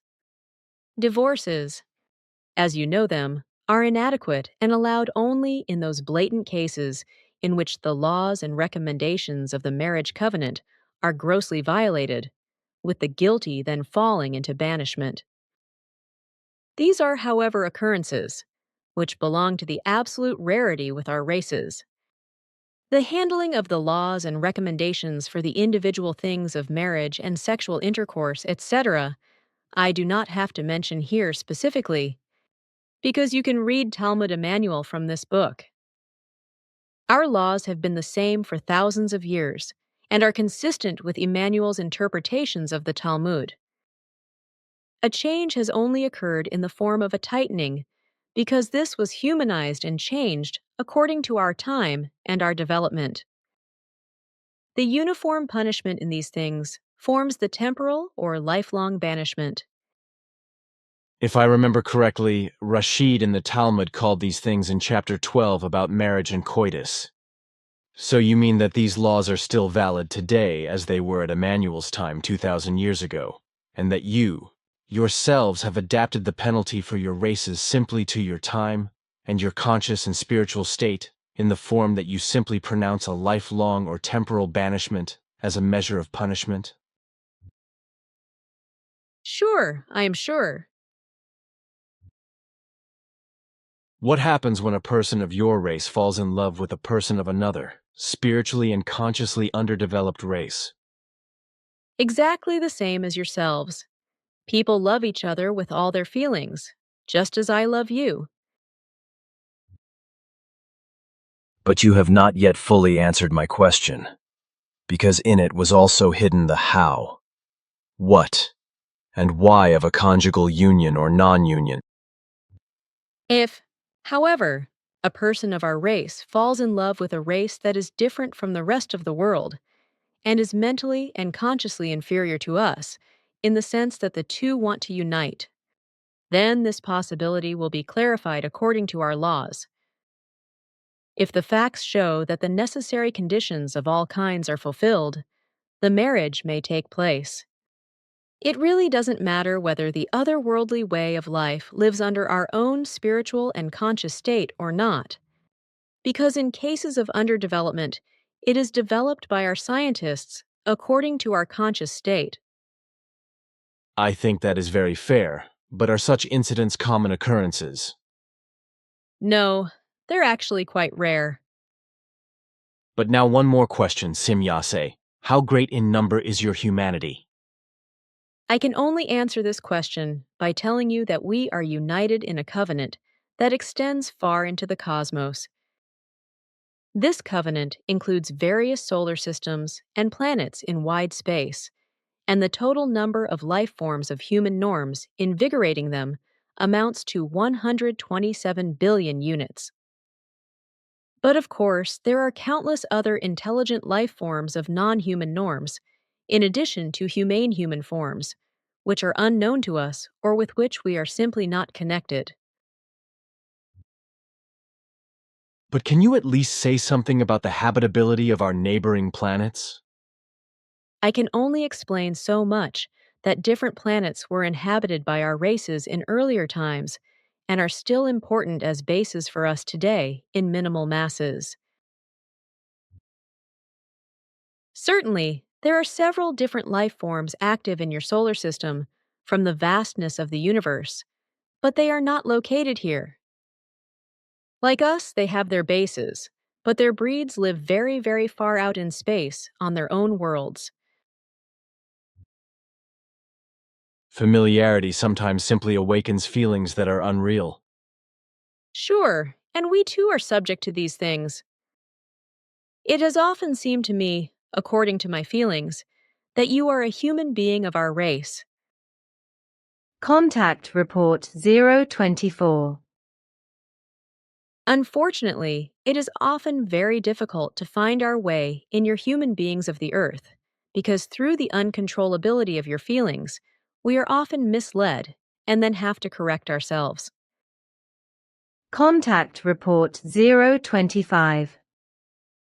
With regard to the illogical questions concerning financial aid, etc., I would like to make an explanation for the questioners here. Because every human being on Earth should bear in mind, firstly, that we do not have any corresponding things to do with goods and means of payment, etc., as they are customary and common on the Earth. Even if we wanted to, we could not serve you with financial means, which you call money, because we do not have such goods, etc. But when we are here and want to help humanity on the Earth in its consciousness-based and other development, then this means a self-imposed obligation that we do not let ourselves be made to do things at the order of the Earth humans. Our task corresponds to a free-willed undertaking. Contact Report 026. For a long time, I have suspected that there are other extraterrestrials in our world besides you, but with very different desires and hopes. These beings may be wholly alien to your race, at least some of them, but others must be of your own race. I could imagine that not all extraterrestrials who are mischievous in our affairs have the finest intentions and cultivate them, but I do not know why you let them. But it might be so. Because every form of life is justified in its existence and can think and act according to its own forms, at its own discretion.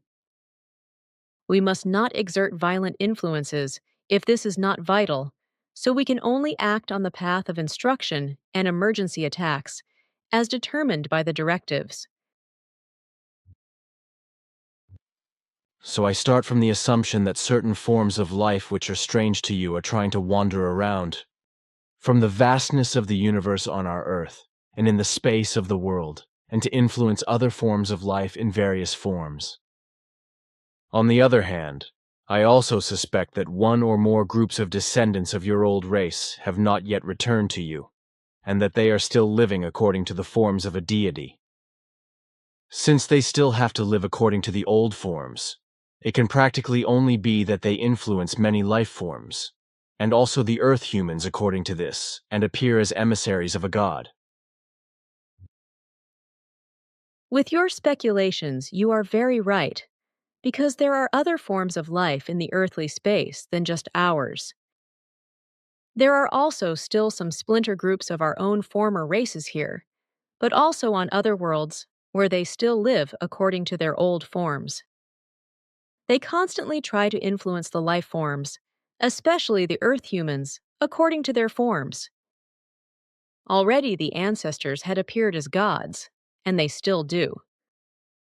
They are anxious not to release the Earth humans in particular from this form, and to continue to make them dependent on themselves through Stoic references to religious heresies, etc.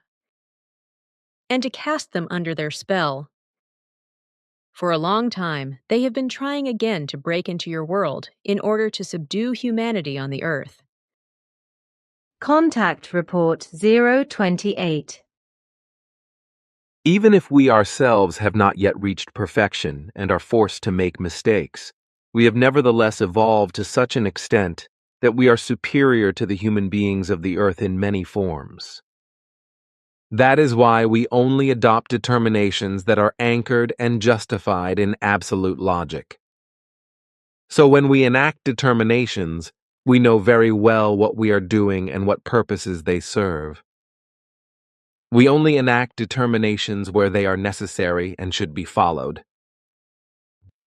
In all technological stages of development, we are 3,500 years ahead of the Earth human according to earthly time calculation, while the development of consciousness has progressed about 25 million years further, which should be taken into account by all. Therefore, if an Earth human who is behind us in this period of development is of the opinion that his or her illogical ignorance exceeds our logical knowledge, then this corresponds to a selfish megalomania, as you like to call it. We too often make unrecognized mistakes. In no way do we try to exercise dictatorial measures or to impose our will or our knowledge on Earth humans. We have only taken on the self-imposed task of transmitting the teaching of the truth and some other things. Whoever wants to accept and acknowledge this teaching can do so according to his or her own decision, and whoever wants to reject it, rejects it. Contact Report 029. At the present time, we are the most highly developed life forms that travel this Earth from outside your world and are also stationed here. Although there are other life forms that penetrate your Earth space, fly in, and partly also have their stations here, we correspond to the highest level of evolution of all. The second most developed form of life after us lies little more than 1,840 years of total evolution behind us.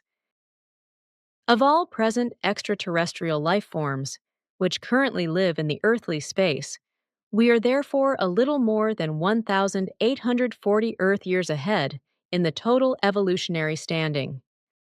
When we therefore communicate explanations and interpretations, then these correspond to the highest level of knowledge and wisdom and the highest known truth, which must not first lead to truth in a confrontation through any explanations and interpretations of much more deeply developed life forms.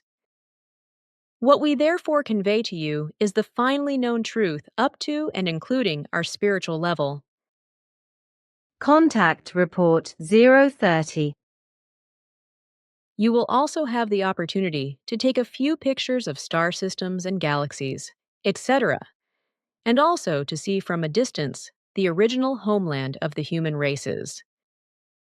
Today, it offers a strange picture whose origin is based on a violent destruction of a very large star.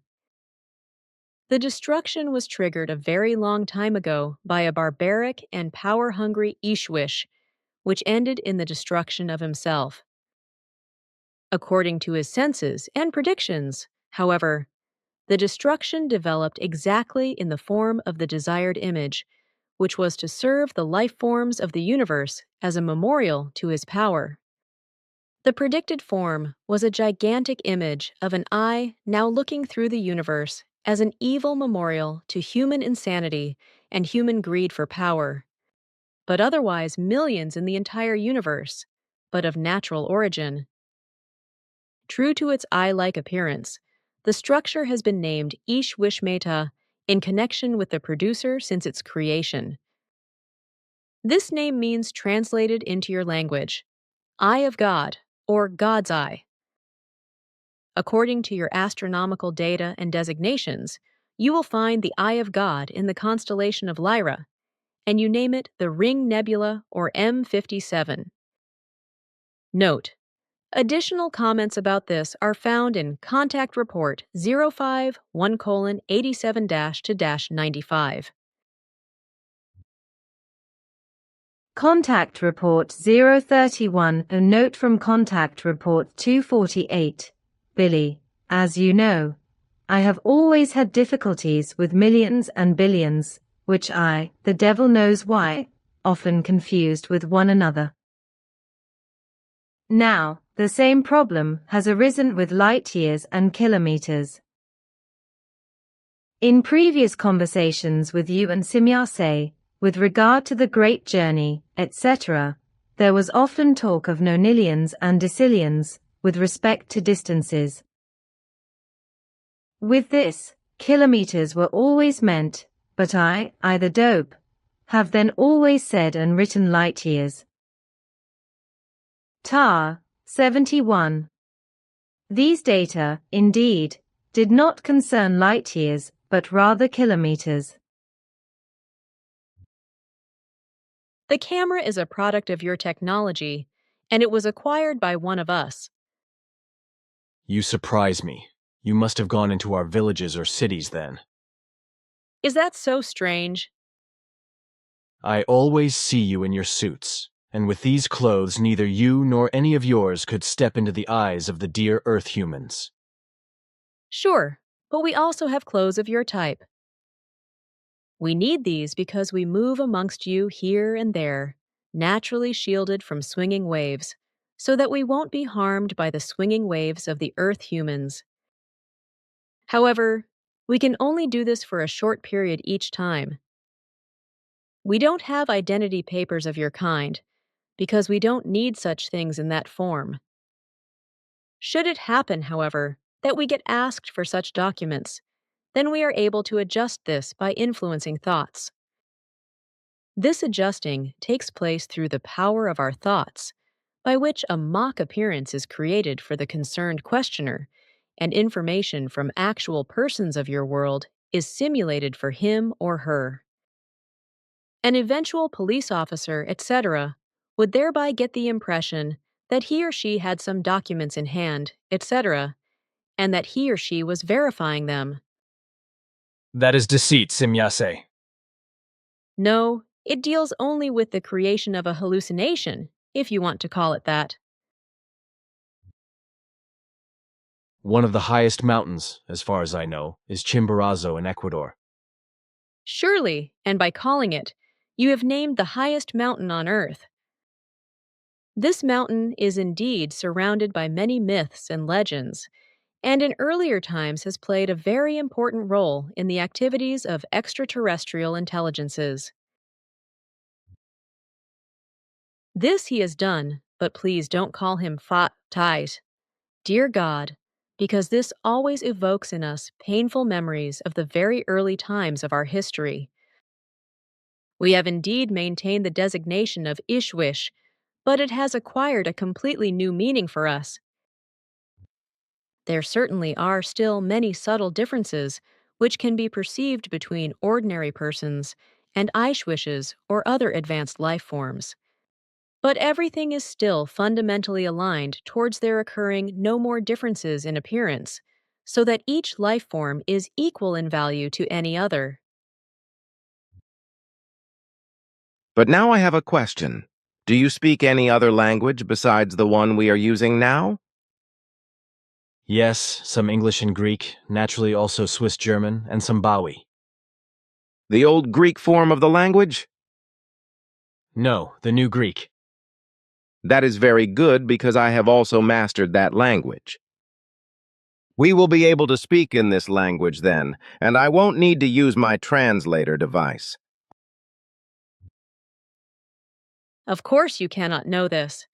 My father doesn't speak a word of German. What he has spoken until now was our own language. But you see the small device on his belt there. That is a language transformer, a language converter or translator as you would call it. With this language device, we can transform one language into another and make it understandable to both. But we like very much to speak in other languages and gladly bypass these technical means when there is an opportunity. From somewhere, an android appears, bringing the camera. Very cleverly, it builds it into a frame and adjusts it to fit. Suddenly, the thing speaks to me, and once more I am utterly astounded, though I cannot understand a word. Simya-se quickly enlightens me. It wishes you good luck. But that cannot be. This thing cannot think and act independently. That would be crazy. But nevertheless it does. Its whole body is half organic, and its brain biochemical organic. We have completely different characters ourselves. Sure. Look, you can see the characters of our alphabet in these letterings here. Now I have it, Simya-se, but I still lack the umlauts, etc. Are there also any such pronunciation keys of this kind? In our language, these do not exist. I make the interesting observation that Simya-se's face is suddenly seized with a slight red, obviously in reaction to the words just spoken. Secretly, I am delighted by this, for now I know for certain that she is influenced by feelings, even though she has always been cleverly able to hide them. Apparently, one only had to touch the right place to make her lose control over her feelings. But now I have one more question about your script. How old is it actually, and where does it come from? That is very easy to explain, because these characters that we use today are only 11,000 years old. We took them over at that time from our ancestors who lived on the Earth. Our old characters were very complicated, while these now are very simple. It was developed by several of our scientists who were on the Earth at the time, who used constellations as seen from Earth as templates. They connected certain constellations with lines and obtained the characters' shapes as a result. Our script consists of small circles and lines, being that the circles represent stars, and the lines just connect them. That's interesting, and your explanation is enough for me. I'm only surprised by the fact that this script is no longer known on Earth. It has simply fallen into oblivion after it was adopted by your Earth human ancestors and was used during a few centuries, during which, however, it was modified in many ways. Only a few of the Earth human alphabets today have characters which trace back to ours, before they were modified and made unrecognizable. That's amazing. So the writing was not developed and put into use by the Earth humans themselves? If you speak of the earthbound forefathers of your human races, and not of the sons of heaven, then you are correct. Because the script was first brought to Earth by the sons of heaven, that is, by those who were actually responsible for the original arising of today's Earth humans. And since I am already speaking of this, I want to ask you something before we jump into null time, the timeless, or in the eternity as you call it, for 7 minutes, which will happen in a few minutes. The perceptions there are completely different from the ones that are normal in material life. For that reason, it is also not possible for us to empfinda and receive your thoughts and feelings, because we are still in the process of consciousness-related and spiritual evolution. Therefore, neither I nor my father, nor any of us, will be able to reproduce for you later your feelings and thoughts, so that you may write them down yourself. If nevertheless you wish to do this, there is a technology-based possibility. Of course I am interested in remembering all my feelings and thoughts, but am I not able to do this myself? Yes, of course. But you know that your remembering ability is not so highly developed that you can repeat longer memories word for word. That is also not the case with us, which is why we need technical means to reproduce words from symbols and impulses, which then can also be transmitted to you telepathically, and which you are able to write down in your own words then, that you form from the impulses and symbols. For this reason, the words that are written are not exactly and literally the ones that were spoken, but they still represent the exact meaning of what was said, which you, according to the impulses and symbols, dress in your own words. The cabins which you can see there, beside the screens, are equipped with all necessary means to capture Empfindungen, feelings, and thoughts. The collected impulses are automatically stored in a special computer and may later be reproduced by it according to convenience. The adjustable and fully adaptable helmet that you see there is fitted with very fine probes and also encompasses a special sensor network in the form of a fine mesh, which intercepts all types of energies and converts them into impulses, which are then forwarded to the computer, where they are registered. The captured energy from the thoughts, feeling, Empfindungen, etc., is grounded in very high values and can only be held by this equipment. The energies of Empfindungs, feelings, and thoughts exist in this form of transmission only in the realm of hyperfrequencies. To be able to register your thoughts, feelings, and Empfindungs, it's just necessary that you sit yourself in the chair and lay your head under the helmet cap, which will then adapt itself automatically to it. Following Simya-Se's instructions, I promptly sit down in the extremely comfortable chair inside one of the 3 cabins. As soon as I am seated, a peculiar helmet moves over my head and settles down silently. It is so large that it encompasses my whole head, only leaving my face open so that I can see out from it and watch everything. But the helmet does not touch my head, rather lying equally close all around and staying about 1.5 centimeters away from my skull, as I can feel when I place a forefinger between the helmet and my head. Man, what are you doing, Asket? What are you? Give me a kiss on the cheek. Girl, what's with that? I always thought that this would be a thing that is only done on Earth. But I see that a change has occurred. I'm sorry. You mean my arm?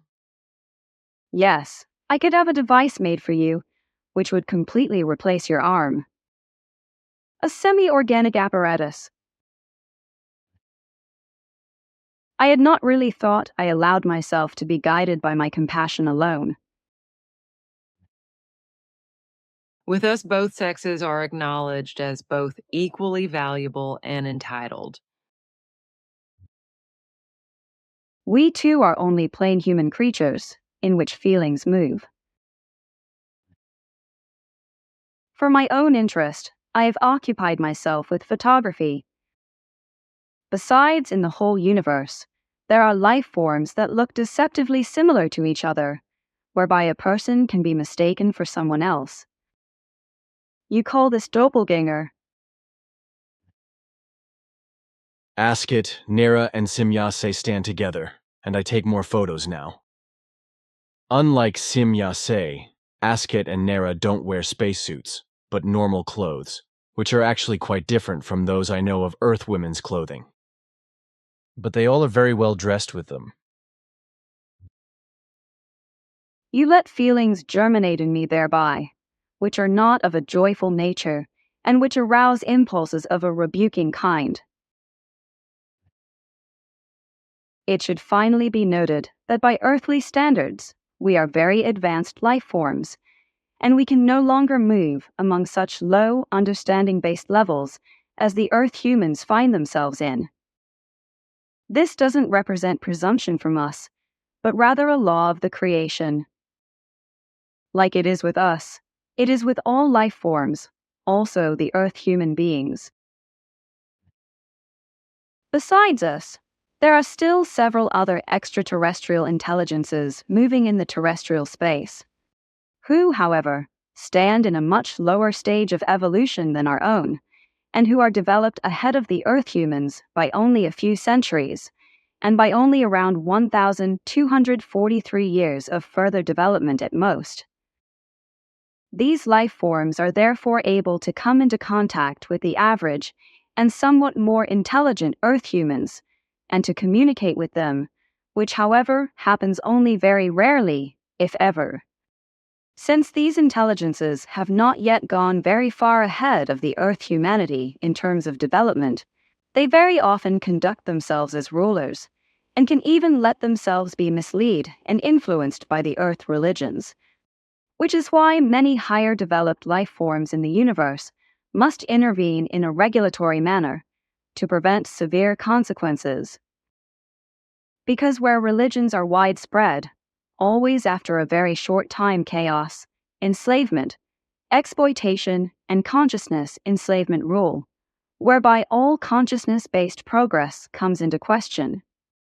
Some Earth humans have taken possession of parts of contact report transcripts describing real, much earlier contacts with such extraterrestrial intelligences and created new, imaginative stories and formed religions and sects from them. Thus they stepped, or would have stepped, into the public and mendaciously claimed, or would have claimed, that they had or would have had contacts with extraterrestrial life forms. Other Earth humans allegedly, or in reality, received various inspiration-type messages from such low levels, that is to say, from meagerly developed in consciousness, terrestrial or extraterrestrial humans, adulterated these, or produced them unconsciously, or consciously and untruthfully. This also resulted in malicious fantasies that purely spiritual life forms would have gotten into contact with Earth humans and would still be doing so. But this truly is not so, because purely spiritual forms only establish contact with life forms which are very highly developed in spirit and in consciousness, as only these are able to receive their vibrations and can bring about the necessary understanding. So, if other claims are made by Earth humans, then these do not correspond to the truth, but rather to consciously or unconsciously deceitful fantasies. The fact is that very highly developed life forms, or even pure spirit forms, were since always never able to establish contact with Earth humans, unless they met an extraordinarily high spiritual and consciousness-related state, which led likewise to an extraordinarily high level, as it was the case with several true prophets. In each cosmic age, a world brings forth only very few of such highly developed in spirit and consciousness-based life forms. If the average form is still on a very low level of evolution, as it is the case with the Earth humans. On the other hand, these highly developed life forms of such worlds, the prophets, also appear only at certain times when they are necessary. And on the Earth, this is the first time that such a case has occurred since nearly 2,000 years. I thought you said that the device for photography was useless. I mean the one from Simyase. What about the one you want to make in collaboration? Do you think I will be able to take better pictures with it later and that I won't always conflict with the grid frame? I think the device will be good. But what do you mean by conflicting with the grid frame? You know, the Simyase device is a bit complicated to photograph and a bit small. When I take a photo, I am always bothered by the small grid frame and the screen housing, and I always have that darn thing in the picture. I always have the half-oval shape of the frame appearing in the picture. Nevertheless, but won't you interfere with me again and spoil the pictures like you did with the group shots? Surely not, because I allow you to take photographs. What are these things? What is it about these group shots? I'm not comfortable talking about it. Have you lost control of yourself and committed an illogical act? Yes, I am really displeased and embarrassed. I see. That's why you do not want to talk about it. And I suppose you have also deliberately kept quiet about it? Sure. So you have been keeping something from me, Simyase. I actually did because I was embarrassed in front of you. Oh, look at that. So you can do that too? That is good news, because it makes you even more human and lovable in my eyes. But come on now, what cramp did you offer in the group shots? I really do not want to talk about it. This is not correct, Simyase. I also think so. Look, you really don't have to be ashamed in front of us. Every human being might make mistakes. I am sure it also happens to your High Council.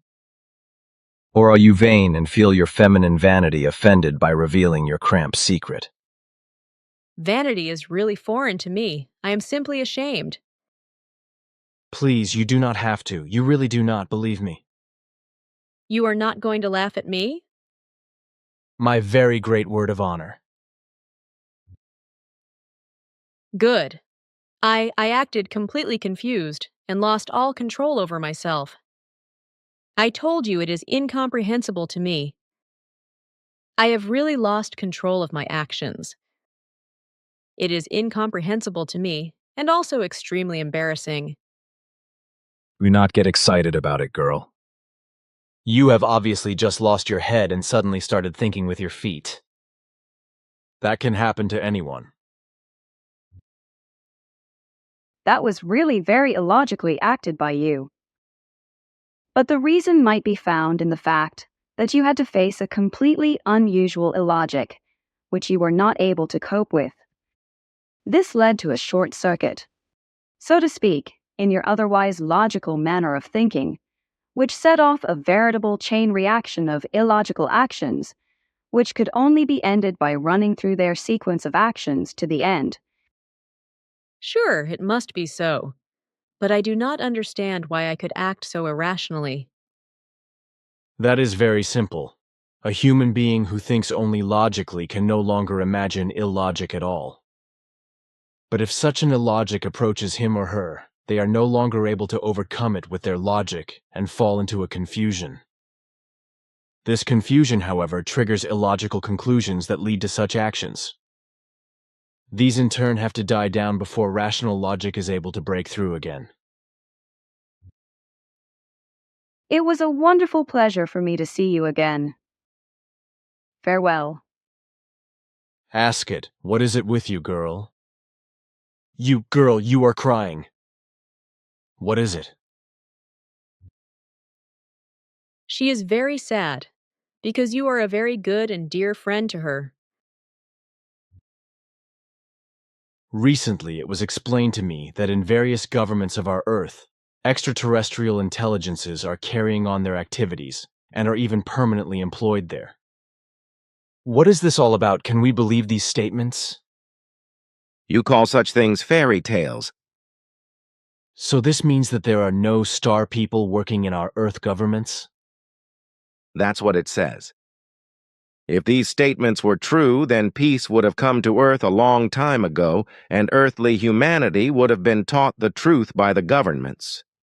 But since we extraterrestrial life forms, according to our directives, have no right to interfere forcibly in earthly affairs, we must confine ourselves to the form of selecting predetermined Earth humans for this purpose, in order to be able to transmit our knowledge through them. But it is said that these extraterrestrials would secretly and undetected participate in or with government agencies. This is also not so, which your logic itself can confirm. If it were really so, then within only a few days, no authority, no government, and no military power would hunt down our ships, because we actually have all possibilities to nip such things in the bud.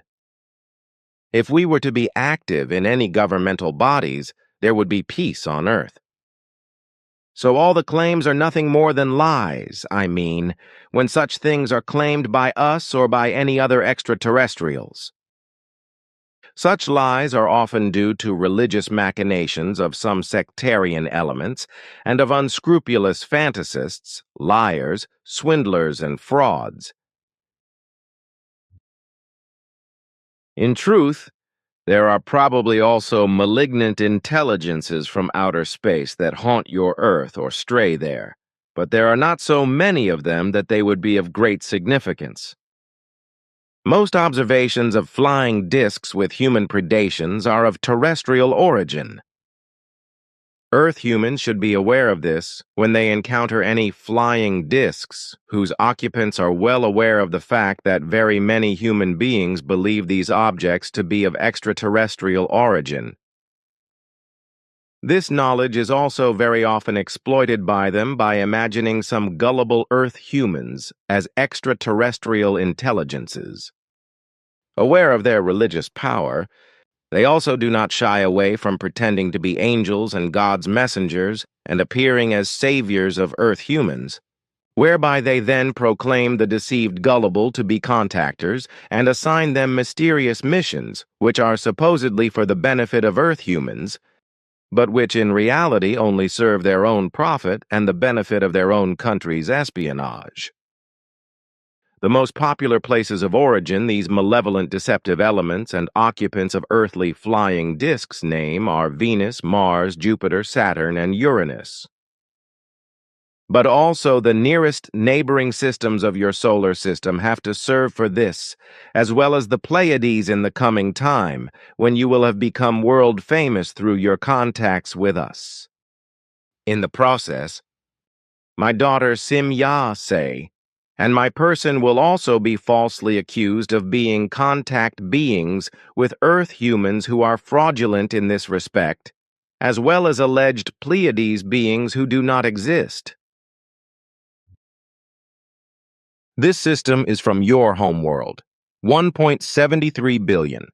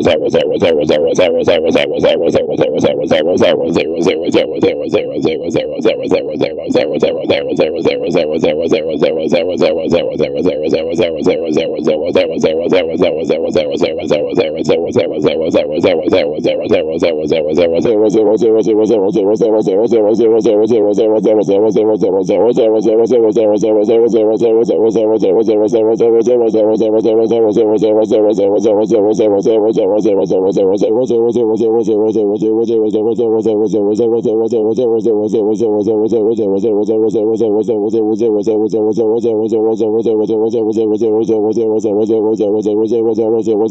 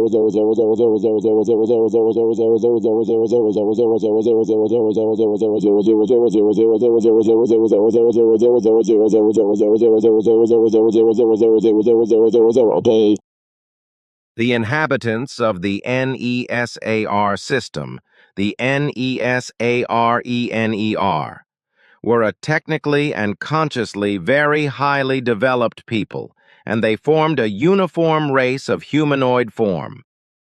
For a period of 17,000 years, they lived in complete peace with each other and with the races of the other systems known to them in their galaxy. Their evolution in consciousness and technology was very high, but unfortunately only in the knowledge of the use of their powers of consciousness. They did not possess a spiritual goal in and of itself, and they also had no knowledge of the creation. All their spiritual knowledge rested solely in the partial recognition and observance of the laws of nature. According to these, they acted correctly, but were unable to attain any spiritual goal. By omitting the most important factor of creation, they remained one-sided and exposed to the danger of being led into confusion by unreal consciousness. This danger was very great, and it grew constantly because the Nesarines moved very far away from their galaxy. In terms of research, and came into contact with intelligences which were completely foreign to them and which imparted to them very foreign forms of thought and teachings as well as philosophies. As long as these were still compatible with the laws of nature, everything went well. But then it happened that 3 expedition ships of the Nesarines strayed into the SOL system through a false leap in hyperspace and found human life forms on Earth. That was exactly 1,067 years ago in Earth time. 908 AD. Very similar to Earth humans, they mingled with them and lived together with them for about 50 years, unrecognized and very interested in all earthly things. In particular, their attention fell on the religions dominating the Earth humans. With their highly developed technical possibilities, they collected everything attainable concerning the religions known to them, stored them in their apparatus, and allowed themselves to be very strongly influenced by them. Since their consciousness was only oriented towards natural law, but not also towards the creation, they very quickly found a false sense in the various earthly religions, but they became just as unaware of the false as Earth humans. They now saw another goal and eagerly endeavored to strive towards it. The religious influence thus gained by the Earth humans appeared to them to be of unusually great significance and importance. So they set out to find their home galaxy again, which they actually succeeded in doing after 4 long years of wandering about, to the chagrin of their whole and truly great home system and its inhabitants. The religions learned on Earth were spread and taught on all inhabited worlds, while a small armada of great spacers was sent to Earth to collect further data of the religions prevailing there. During 5 years, research was carried out in secret on Earth, and everything to do with the religions was registered. Then the expedition returned to the home galaxy. Once there, the expedition members discovered that various changes had taken place in the meantime. Houses of worship had been built on all worlds, and the human beings had become discontented. Despite these findings, the new data was evaluated and disseminated, and within another 50 years, the entire great system was under the influence of various earthly religions. Human beings could no longer understand each other, and anyone of a different faith was accused of unreal teachings. Soon these insults led to evil accusations, to quarrels, and then to hatred. Families among themselves divided into different religious groups and beliefs, and then soon the first blood flowed. The family members began to fight and kill each other, and soon it was family against family. This spread to housing estates and whole residential areas, and suddenly it was everyone against everyone. What you call a civil war ensued after another 7 years. The high councils were completely powerless against this, because organizations such as the military, which could have brought order, were unknown in the whole NESAR system. In sudden realization of the madness of the religions brought in from Earth, the rulers banned them. But it was already too late. The civil wars had already escalated into world wars, and soon the first worlds were destroyed. After another 3 years, a vicious, system-wide war of annihilation was underway, with the centers, the suns, being destroyed. Collapsing in on themselves, they tore into all the planetary systems with irresistible gavolt. A gigantic mass arose, which took over everything that still existed. Eventually, the planets and stars were pulled into a whole heap and joined the huge mass. This is how the enormous structure you see there came into being. A destroyed solar and planetary system of enormous proportions, caused by religious madness, brought in as a deadly form from Earth. Here we are again much further away from Earth than before. The distance to your home system is now 1,960 million light-years. This is the galaxy ASAP, and over there you see the world Dasome. It is a world inhabited by human forms, according to your time and values, living approximately in the Middle Ages. They live in larger villages similar to those you have in the Oriental world. A second race from this world doesn't live in permanent houses. It is nomadic and builds huts out of plants and bushes. Simyase is busy with various of her apparatuses and also speaks into a device in a melodic language that is incomprehensible and completely foreign to me. Aha, but what language were you speaking earlier? I have never heard anything like that before, and it is absolutely alien to me. It is a sign language that can be spoken. I don't understand that. But a sign language can only be drawn or painted or written by certain movements and so on. That is not so, because sign languages can actually also be spoken. To explain this to you in more detail would take a lot of time. Besides, I'm not tired, hungry, or thirsty. So what is really being tinkered with? Simyase did give you some of our fruits and also some vegetables to eat. Of course, but that was a long time ago. The vegetables and fruits of this kind are very nutritious and thirst-quenching compared to your produce. They can satisfy your hunger and thirst for up to 90 hours. I accept this explanation, and it also seems to me to be as you say. But something is still wrong. Why am I not tired? This is also very easy to explain. You breathe the same air here in the Raumer as we do. But this corresponds to the conditions on our home world and is much healthier and more invigorating than on Earth. The oxygen content is several values higher than on Earth, and there are also some differences in the composition of the other elements. But everything is as breathable for you as it is for ourselves. The different composition of our air, however, guarantees us a longer wakefulness and a much shorter need for sleep than is the case on Earth. That is the reason why you are not tired. You are taking your fun a bit far, my child. Aha, so Simyase is just teasing me? I was just teasing you a little bit. Do you mean loosely along the lines of love likes to tease? If you think of it in terms of friendship, then yes.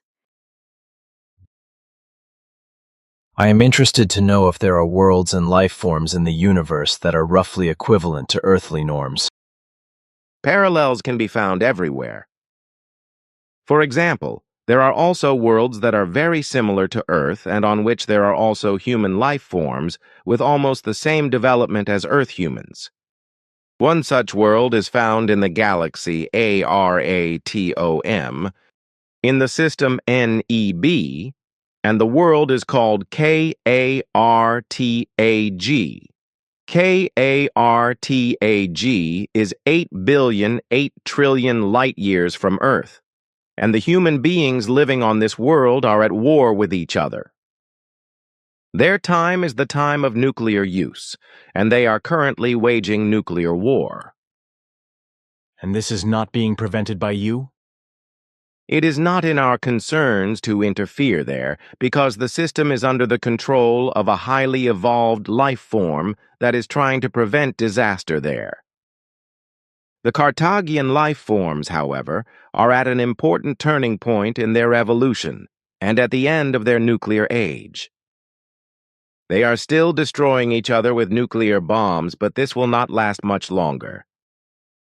Foresight says that in less than 10 days their war will be over, and they will join the decrees of the controlling intelligences. So they are a little more evolved than Earth humans? That is so. They take the final steps to pass through the barrier of unreason.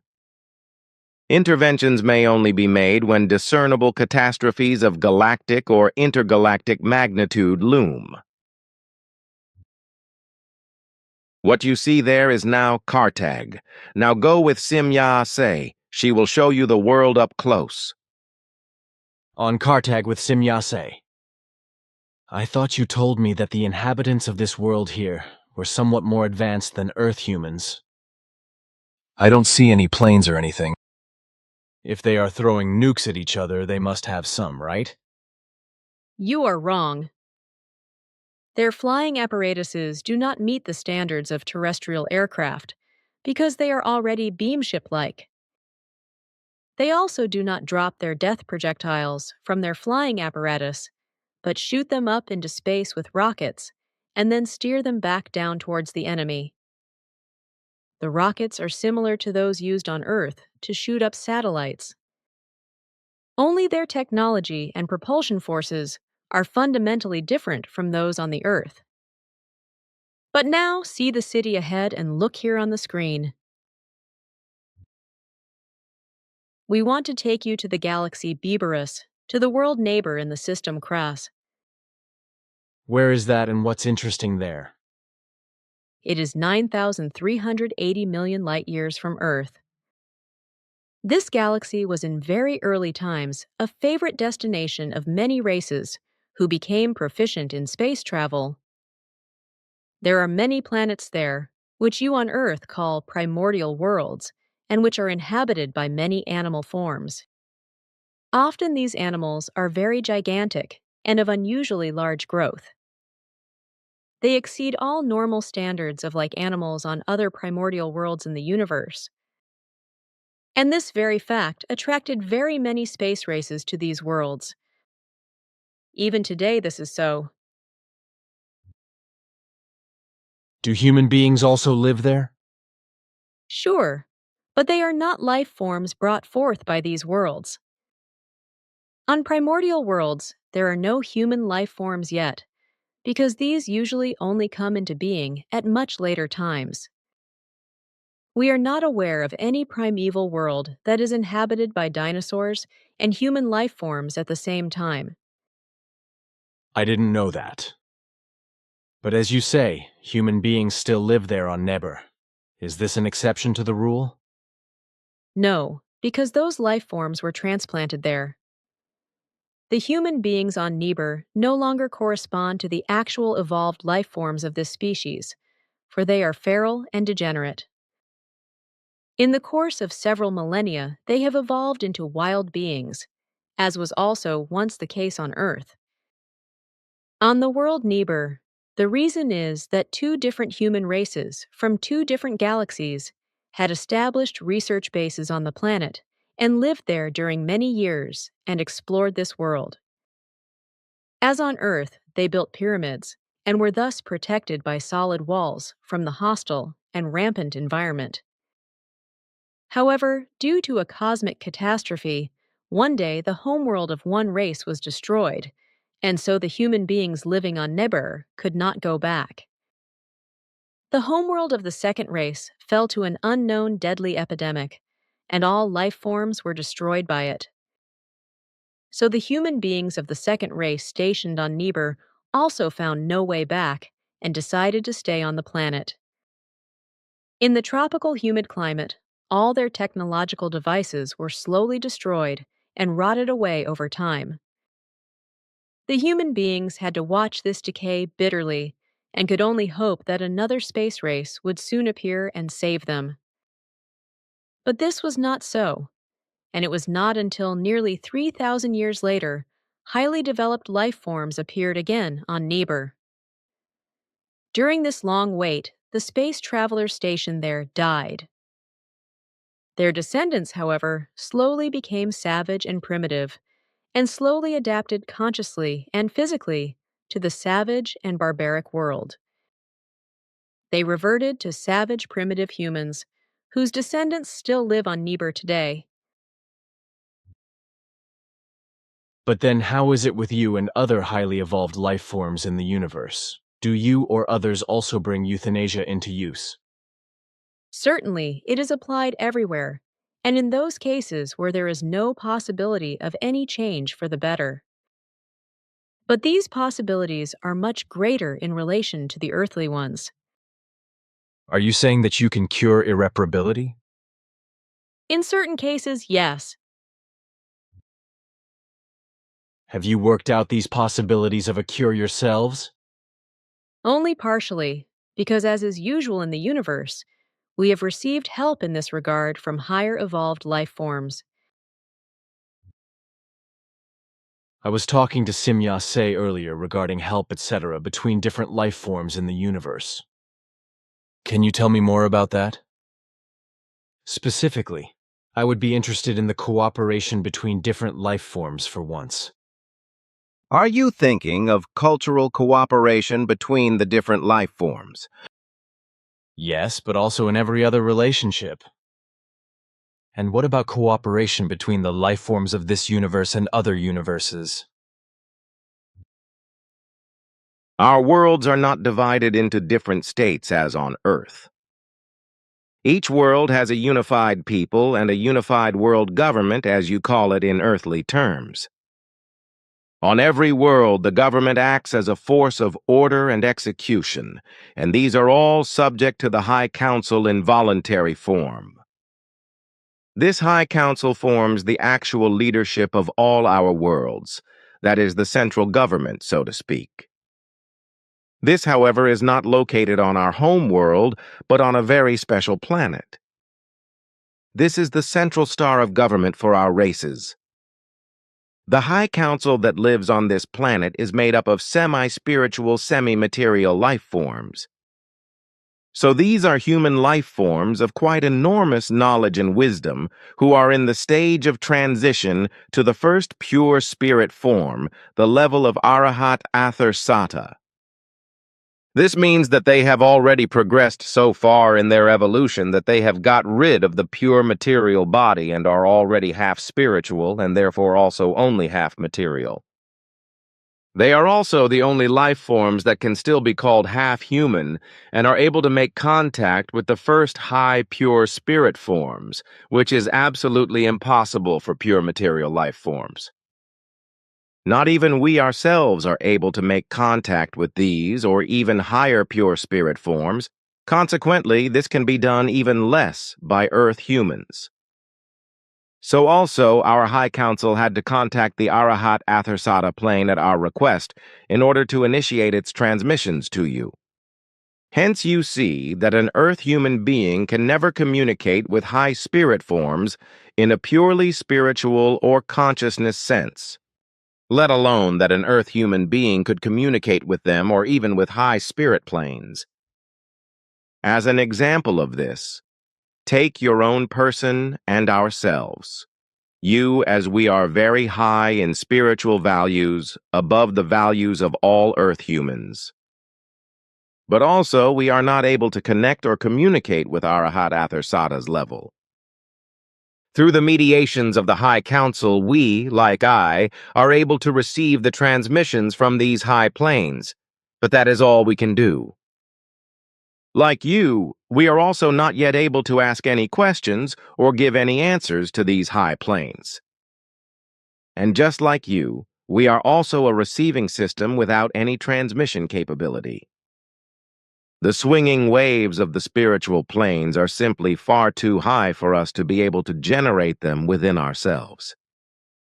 This is really only reserved for life forms that already exist in semi-spiritual form themselves. Our peoples, then, are all subject to the central government formed by the semi-material, semi-spiritual High Council. The planetary governments, then, are only executive organs of the High Council's order. The form of government of the High Council rests in the creational and natural laws and recommendations, and is therefore not a form of government known to you. Purely creative and natural laws are applied to all events and all order, according to which every single life form is also consciously directed. Thus, every single decision of the High Council is ordered in accordance with the thought form of each individual life form. This, however, implies that each individual life form has approximately the same state of evolution in spiritual and consciousness terms, although minor deviations cannot be excluded. Our teachers of spiritual evolution, however, strive with all the means at their disposal for the constant development of the consciousness and spirit of each individual life form, whereby all our peoples live in approximately equal swinging waves. So much for our own peoples. Throughout the universe, space travel is practiced by innumerable different life forms, by humanoid but not always very humane races. On the whole, however, the like or like-minded always come together and enter into alliances with each other. The values of these alliances are geared to mutual help in every respect, so also to the relations of all things evolutionary. This is a wonderful cooperation in all aspects of life, which even reaches into other universes, such as the Dal universe, in which you have now also been. All alliances, whether universal, inter-universal, galactic, or intergalactic, are oriented towards peace, towards progress in all material aspects of life, and towards evolution of the spirit. In all this, however, struggle is not excluded, for battle-seeking or inhumane life forms appear again and again, and according to their forms, exercise violence. These must, of course, be countered. This leads now and then to fighting and to the destruction of life forms and materials, etc. As alliances exist between different life forms, therefore, law and order services are established to monitor the entire inhabited space. These services of order are carried out with great spacers, such as mine. These are actually great spacer stations, which are equipped with all conceivable technological possibilities. In order to drive away possibly appearing enemies or, if necessary, to destroy all their material so that they are bound to their planets. With these great spacers, a service of order is thus maintained which extends over many systems of galaxies. Fundamentally, all highly evolved life forms are concerned to devote themselves in a peaceful frame of mind only to the spiritual evolution and to the advancement of the technology, of the consciousness and of the knowledge, etc. But since this universe, like many other universes, is animated by very many kinds of life forms, it cannot fail that struggle is also a part of life. But wherever it is possible, no life-killing eliminations of life forms and also no eliminations of materials, etc., take place. For every life form requires its evolution, and fundamentally this always proceeds in the same manner in its very many stages. As low as Earth humans and many other life forms in the innumerable universes are today in their spiritual development, etc., so low were our very early ancestors, from whom Earth humans are actually also descended. Apart from us, there are various other life forms of extraterrestrial origin that make contact with Earth humans now and then, and thus only extremely rarely and often only in an emergency. In earlier times, this happened much more often, which also had its reasons. This was due to the fact that in earlier times, by which I mean several millennia, very many Earth humans still knew of the existence of the celestial suns. They were in regular contact with them and also traded with them. However, through the intervention of various malevolent elements, both terrestrial and extraterrestrial, these contacts slackened, and gradually the knowledge of the existence of extraterrestrial intelligences was lost. Secretly, however, malignant intelligences of masses addicted to world domination created their station on Earth and on a neighboring planet and upgraded the cultic religions. This was all done in secret and with the use of many evil means. Apart from these machinations, however, there existed undertakings of other and not evil intelligences, which endeavored to bring about the real evolution of Earth humans, because these were, after all, descended from them. But since they could not officially appear because of the constant danger from the malignant life forms, they had to do so secretly. Besides, after so many millennia, Earth humans could not be expected to suddenly appear officially again with beam ships and spaceships, for the knowledge of them had been lost to them. A sudden open reappearance would have caused worldwide panic.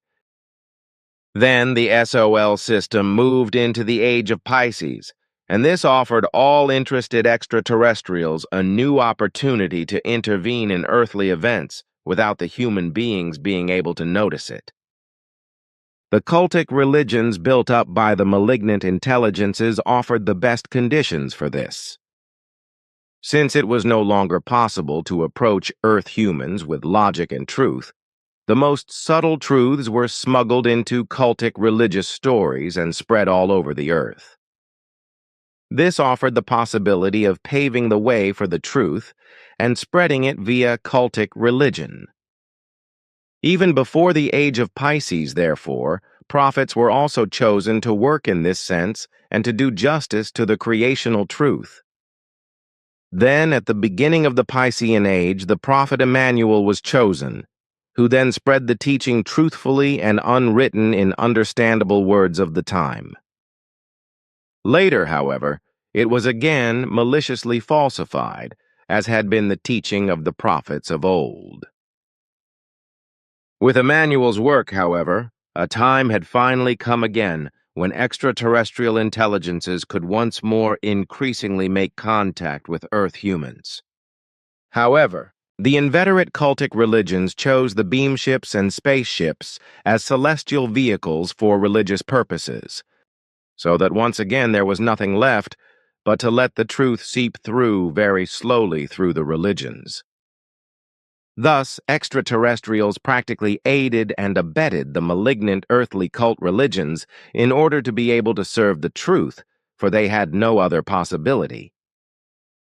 Earth humans had already reached the point where, if extraterrestrials had officially appeared, they would have engaged in acts of war against them, but this had to be avoided at all costs.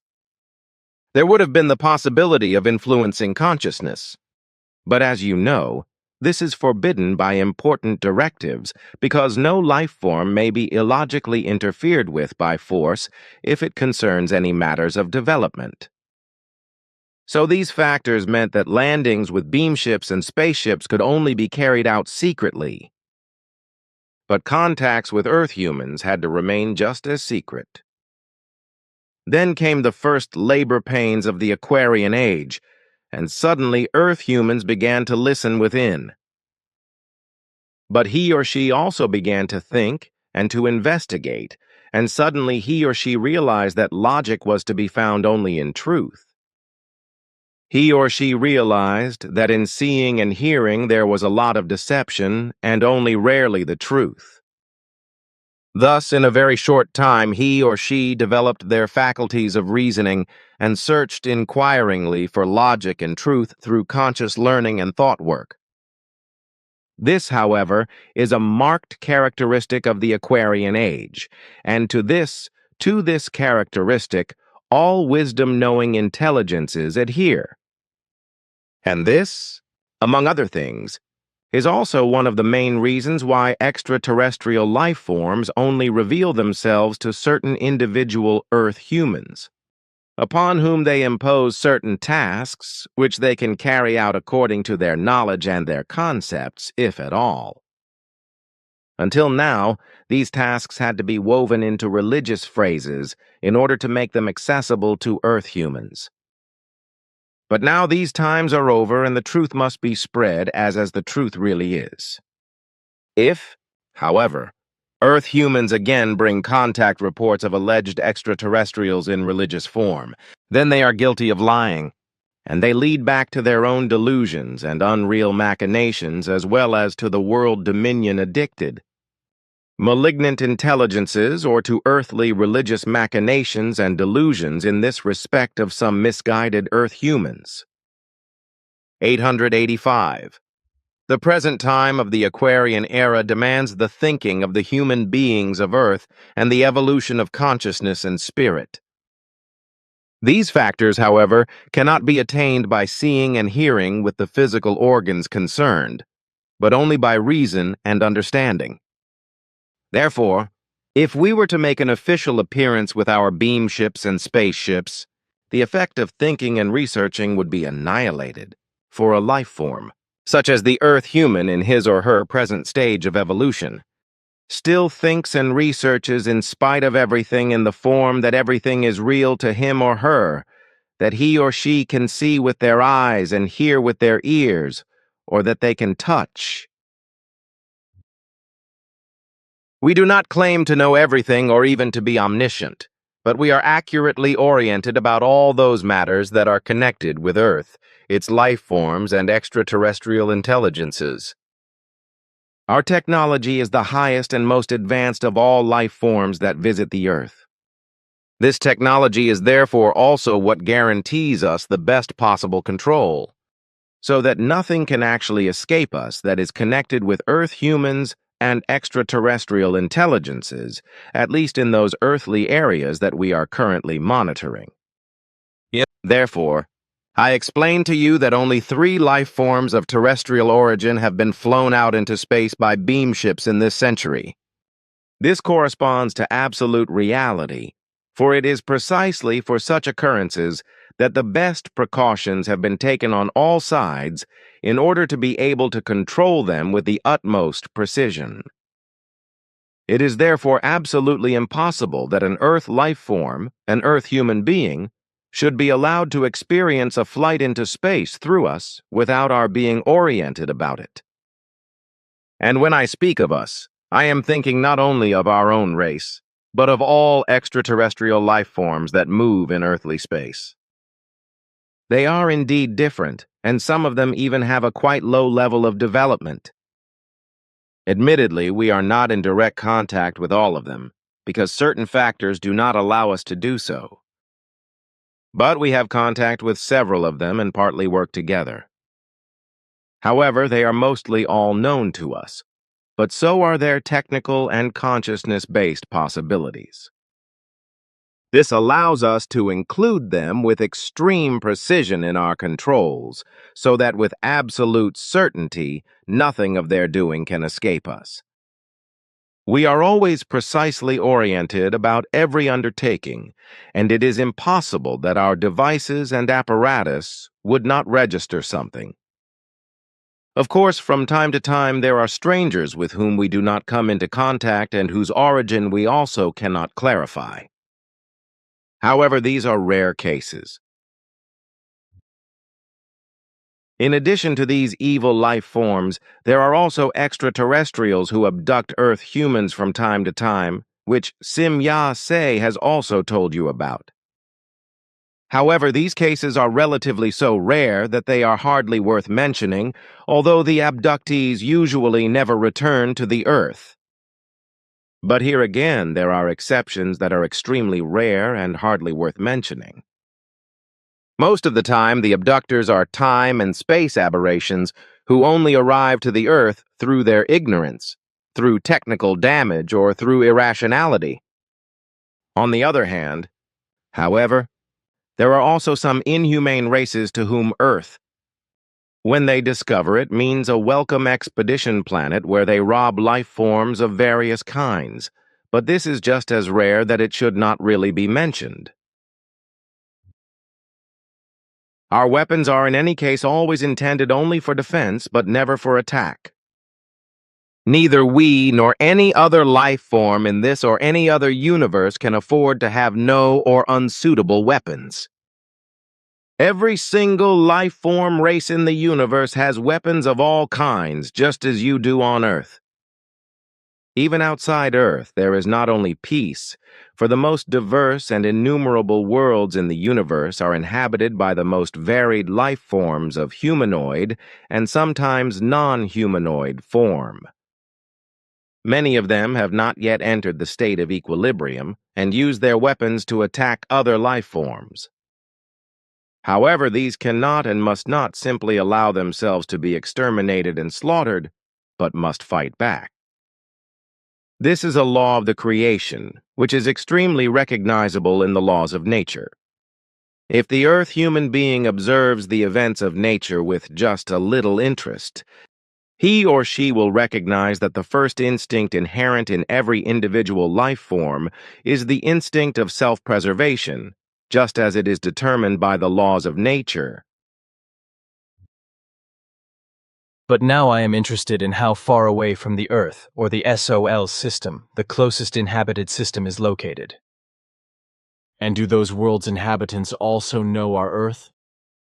The next inhabited system is located about 5 light years away from the Earth, but in a different space-time structure. Different worlds over there are inhabited by human life forms, who barely differ from you. Regarding their development, they are several years ahead of the humans of the Earth, in consciousness-based as well as technological terms.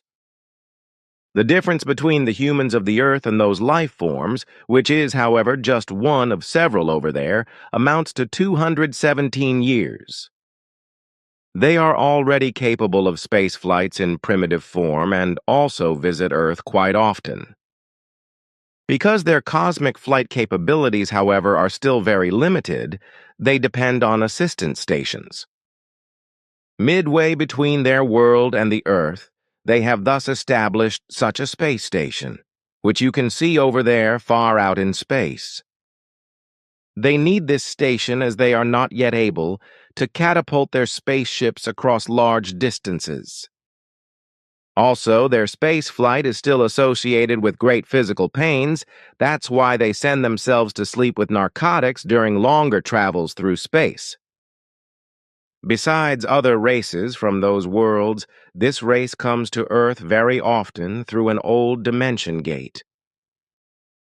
That's because their home world, which is no bigger than the Earth, is with a very high number of humans suffering from overpopulation and needing enormous quantities of food. Thus, the humans from planet Acart come very often to the Earth to collect plants, vegetables, fruits and cereals, etc., in order to feed their 23,000 million population with it. However, they collect relatively little usable food, as they know that your world also suffers from a strong overpopulation and has a lack of usable food. So they usually content themselves with taking fruit, grain, vegetables, and plant seedlings and seeds along with them for cultivating them on a KART and letting them flourish. Actual ready-for-use food they collect on other worlds, which they visit often or even regularly. In and of itself, these life forms are of a quite peaceful nature because they have had to endure and suffer a lot during the last centuries. Today they live under a dictatorship, as you would call it, by which they are doing pretty well. Their big problem is, nevertheless, the tremendous overpopulation, which they can only solve by making uninhabited worlds their own that they can afterwards populate.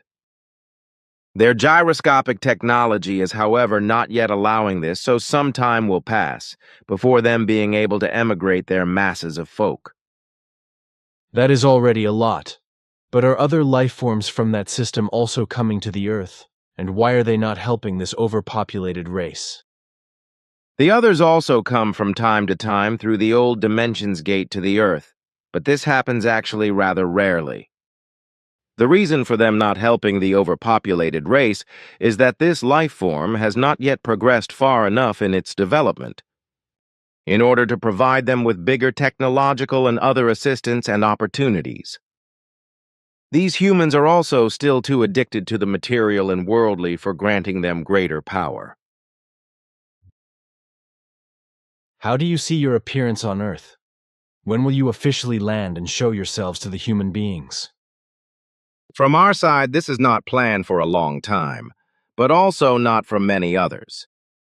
On the contrary, it will be the case that almost all extraterrestrials will withdraw from your planet again when certain circumstances arise. This will be when a race, as yet unknown to you, sets out from space to visit Earth. Our probability calculations have shown that this will have to happen well after the turn of the millennium, unless aberrant factors arise between now and then, thereby calling this foreseen enterprise into question. However, if these negative factors do not occur, Earth humans will have their first official encounter with life forms of other worlds at this coming time after the millennium change.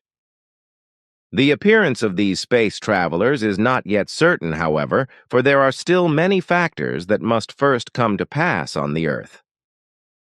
Misled by the unreasonableness of Earth humans and by the lies of alleged contactees, these alien life forms will first spread great terror on Earth. But there will be no danger from these human life forms, for they will be peaceful and harmless, and they will teach Earth humans peace.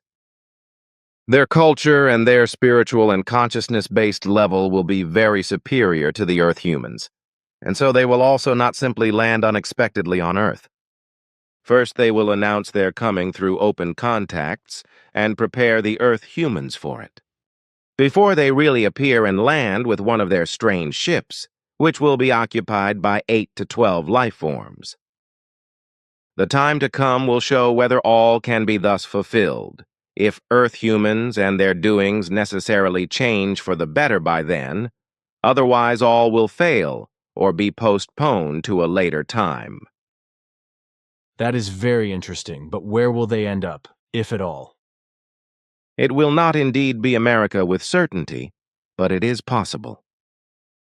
Always this America, why only? It is because the best technological conditions of communication to space are offered there. The population of this country, in connection with the awareness about extraterrestrial life forms, etc., and about their existence, is also the most prepared by the film industry to be able to survive an official appearance without too much panic. Even if the coming of the extraterrestrials is usually portrayed extremely negatively and often creates fear and terror. That is plausible. But surely there are other possibilities besides America, right? I am sure there are, but I am just explaining what our probability calculations have shown so far. That will be very good when this official landing finally happens. It will even be of revolutionary importance if this landing can really be carried out. But this is really only dependent on the negative factors which may come into play under certain circumstances, which unfortunately is still to be expected so far. So, however, it is not yet certain whether the events will take place in this manner, because I do not take this information from a view of the future, but from our vague calculations of probability. So it's still open then. That is indeed so, yes, because everything is still extremely uncertain. But can you explain to me where these life forms come from? I am not authorized to give information about that in an official form. It is in connection with the Earth-human development, when the mentioned life forms land on Earth. It must therefore be clear to rational Earth humans that we only serve the truth and do not indulge in lies. Contact Report 033. The events in Bermuda and the Bermuda Triangle are traced back to completely natural things. For about 2 decades, these events, which so far remain inexplicable for the terrestrial human beings, were additionally exploited in other forms by certain religiously dependent and unclearly working groups of ufologists who attributed the events to extraterrestrials. For them, these events were a found meal to feed credulous individuals with untrue and dishonest statements by inventing fantastically dark, satanic extraterrestrial powers, which are supposed to be responsible for the events in the Bermuda Triangle. What could be more obvious in terms of religion than this measure? Because, like the unreal religions themselves, ufology had to have the form of a Satan in order to keep its believers in check. Since ufology was built on a religious basis and only functions in this form, it inevitably had to create 2 powers in this respect, namely good and evil bad, black and white, divine and satanic. The events in the Bermuda Triangle thus correspond to a purely speculative form if they are associated with extraterrestrial intelligences. Contact Report 034. We must never violate the personal sphere of a life form and thereby act against its own will. Well, Simya-se, then I would like to raise some other problems in this context. Do you know anyone by the name of Seth? Whether it is a man or a woman, I unfortunately do not know. A very strange name, but no, it is unknown to me. Why do you ask? That is just as strange, Simya-se, as the thing with Gloria Lee.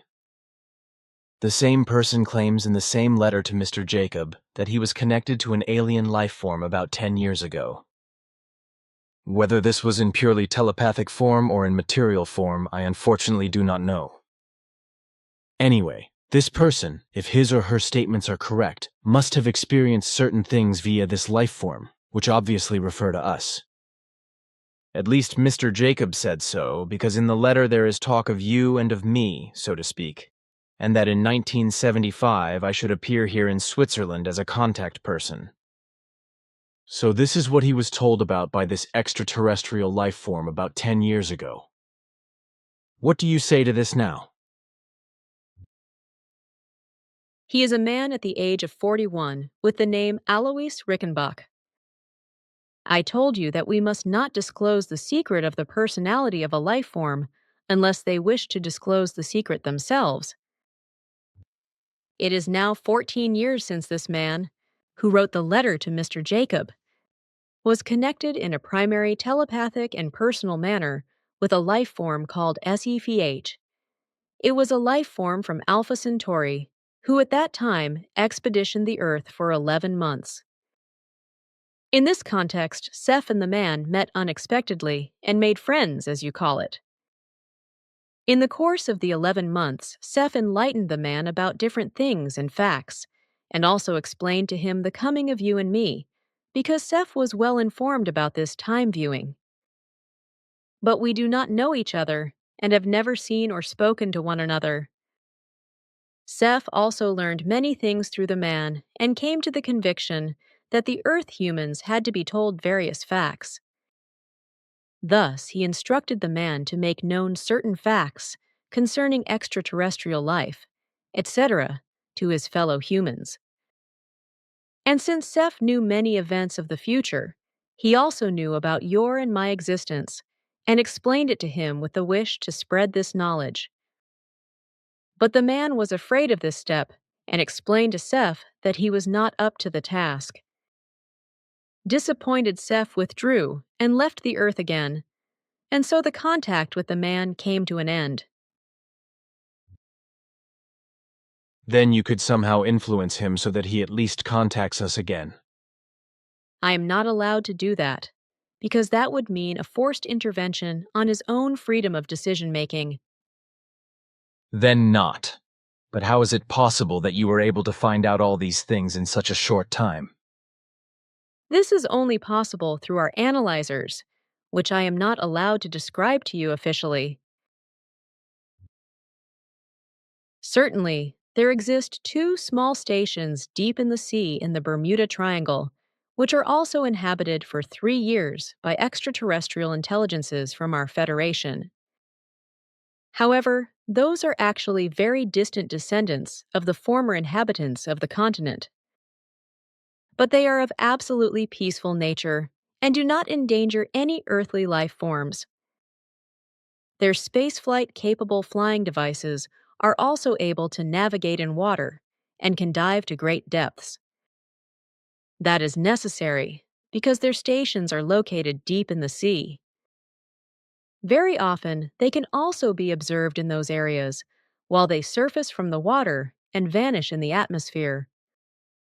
However, they have factually nothing to do with the events of the Bermuda Triangle, which is unfortunately claimed regarding them. Do you have a better memory? It is probably much superior to yours, but my power in this regard is not unlimited either. For this reason, I am not able to transmit our conversations, etc., from my memory to you, but I am dependent on the apparatuses which make the knowledge word for word recognizable again from my subconsciousness and transmit it to you in thought form. No material form of life has an unlimited power of memory. This is only attained in purely spiritual forms when the spirit can get rid of the material body, no longer needs it, and is closer to the creative being than to life. Ha ha ha ha! I find that a funny phrase, and steal God's time. Then at least you have something to smile about. Ha ha ha! But that is really funny. I will learn this phrase if you will allow me. After all, it's not my doing and it's a human common good, so to speak. You are also a human being and so you also belong to this bunch. Contact Report 036. As I have just learned, a misunderstanding has crept in between my daughter and you, which please do not pay any further attention to. This is of no further importance, and it clearly shows you that we are not immune to errors either. We have voluntarily assigned ourselves to this task, to which we are incumbent, here on the Earth, endeavoring to transmit very much worth knowing to the Earth humans, and also bringing, together with you, a valuable teaching as well as knowledge and wisdom. This too is warmth and love, and these correspond to much more than we are actually creationally based obliged to. Look here. This apparatus, it's an area analyzer. If I turn it on now, like this, what do you see now? Man, that's Mr. Jacob as he lives and breathes. Sure, you can see he's very busy. But now look here on this scale.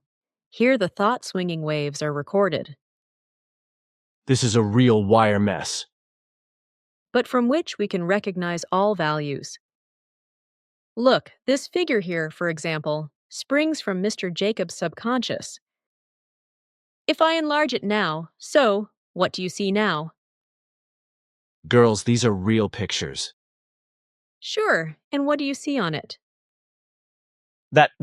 Yes, that is a day. How can I know I am going crazy? How do I know this is a day? Man, girl, this is the next Wednesday, and this is a time. If I decipher it correctly, then the time to be seen is Wednesday, the 22nd of October, 1975, exactly 11:03 hours. Is that right? Sure, what next? Hans Jakob reaches for the phone and sets a number. Man, he's on the phone with me. He wants to come to me around 2 o'clock in the afternoon. However, this time varies somewhat. You decipher and recognize the facts very accurately because exactly your findings are transmitted by the analyzer. Mr. Jacob does not yet know anything about these coming events, for he has not yet become aware of them. But his subconscious already knows what is to come and is now working in this direction. And as you can see, we are able to record these facts through our analyzers and read them. That's the way we oversee and monitor, and so get very accurate data about all the things that matter to us. In the same way, I have also learned that our statements regarding your influence on certain events in your own group are questioned. So I did not look to the future, but only used our analyzers for these things and monitored the subconscious of different persons in your group. Fantastic. With these things here, nothing is hidden from you at all. That would actually be the case if we used them without interruption. But since this is not the case, and we still have a lot to learn, we use these devices only for overseeing and monitoring purposes. Everything else that is necessary is worked out in the normal way that is also given to you, namely in the way of the thought work that corresponds to the normal course of evolution. But since this way requires that mistakes are made in order to gain knowledge, we are also subject to wrong decisions, wrong actions and misjudgments, and mistakes, etc., just like the terrestrial human being. That makes sense to me. But may I see something else on the analyzer because... Sure. You can simply hold your hand on this surface here. Then this globe will rotate here until it reaches the desired place, until it is recorded under this needle here. If you then put your hand on this plate here, you can call up any desired life form on this map enlargement, according to your thoughts, which are transmitted through this receiver here into the apparatus. So you know exactly where this life form is at the moment. If you then touch this button here, then the life form you want appears in this screen, and next to it, the analyses that you now know and are even able to decipher. Maybe sometimes I let myself be guided suddenly by my feelings in certain things. That must be the case, because I have made various factors of your own, Billy's myself. But somehow I feel quite comfortable with it, and now I know that emotions don't always have to be switched off and are very valuable for certain decisions. Perhaps my people have put too much emphasis on controlling their emotions and thereby expropriated themselves of something. Contact Report 037. For quite some time so far, unknown to us, intelligences have been visiting the Earth. It was not until 1961 that we became aware of them when they seized 2 Earth humans for study purposes, brought them into their spaceship, and subjected them to a physical-chemical analysis. Note: see Betty and Barney Hill. This is not just one method, but a variety of them, by which mixtures of substances can be separated at will quantitatively and qualitatively, whereafter the chemical compounds can be determined quantitatively and qualitatively in their structure and composition according to their characteristics. Very refined and ingenious methods, combined with an equally ingenious technology, allow these analyses to also be carried out with living life forms, without them being harmed in any manner. To our knowledge, this is still unknown on the Earth, but widely used and widespread among certain space-traveling races. However, they use this method only in connection with telenautics, that is hypnosis, whereby the test or examination objects have no conscious recognition of such tests or examinations. That means that they lack all memory for this time period, by which I refer to the time of the examination or test. The recollection is only establishing itself deep in the subconscious, which is why it can also only be released from there. That, however, is not feasible through the consciousness, but only through a strong hypnotic counterblock, which we call a refractive block. Our examinations in the year 1961 revealed that there was nothing to fear from these space-traveling intelligences. They are humanoid in form and in fact only did research. Their forms are absolutely human, though their body dimensions are somewhat different from ours. Their size varies between 126 and 163 centimeters. They originate from the planetary and star system Zeta Reticuli, as I already explained to you. Their spacecrafts are similar to our beam ships and are extremely well equipped and very suitable for space travel. The atmosphere of their homeworld is very similar to the earthly atmosphere, so that they can breathe it without great difficulties. However, they are provided with close-fitting filter suits, which offer them protection in a number of respects. To the human beings of Earth, I would say that they are similar to the suits given to the fantasy figures Batman and Superman in the comics, except that in this case the face and the whole head are completely wrapped in the suit, whereby the area around the eyes is secured by viewing and protective glasses built into and integrated into the suit. No doubt you are familiar with the fantasy films of French production about a criminal named Fantomas. If you look at this fantasy figure and replace its eye area with dark protective lenses, you have a pretty good representation of the Zeta Reticuli intelligences in their suits. Yes, I know that figure from television, but how do you have cognizance of it? Occasionally, I have fun watching such programs, which after all you broadcast through your television equipment. They are peaceful humanoids. Of course, they differ from us only in their anatomy, as well as in their size and skin color. With which life forms do you have contact?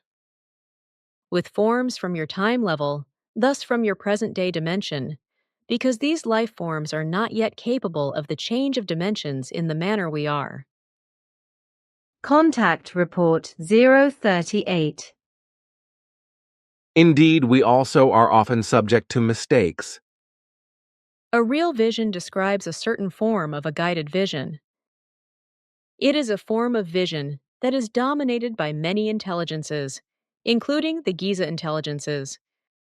By these arbitrarily provocable and steerable visions, different extraterrestrials, and also we, influence life forms in order to obtain certain impressions for them in this way, which are instructive to them and which they are to make accessible by spreading also to others, in order to also purposefully affect the surroundings. These steerable visions are so massively realistic that the influenced life form becomes convinced that it has experienced the vision as reality. That's exactly why we call it real vision, because it seems so real. Every experience experienced through this real vision lasts as long as it would take in reality. Such real visions do not only last seconds or minutes, but they last as long, in time, as the real experiences would take. That's fantastic. This means that a human being can have an experience that is in reality not an experience at all, but arises only from a fictitious vision, but that he or she is not able to distinguish this vision from reality, and thus regards the illusory experience as the truth of an experience. Certainly, that's the exact description. But now you said that these real visions last exactly as long as the real experience takes in time. So a lot of time could flow by and many hours could pass? Sure, even days, weeks, or months. Contact Report 039. You Earth humans still have certain characteristics that are no longer peculiar to our race. What characteristics do you mean with that? You call it sense of adventure. Sorry, I needlessly excited myself. I felt as though you had not considered the facts regarding the speed. I will probably never understand your kind, but you Earth humans are all a bit strange in this manner. You mean because of the sense of adventure and such? Sure, it is something completely foreign to me. Maybe I do actually let myself be guided too much by reason in certain things, without considering, at the same time, the intellectual concerns in a proper measure. It may well be because of our high level of development that we have a different nature in such concerns. With certainty, our somewhat finer dimension also exerts a certain influence on it. Sometime, I will have to talk with my people about it, because I think that a different forming in these things would be of use for us.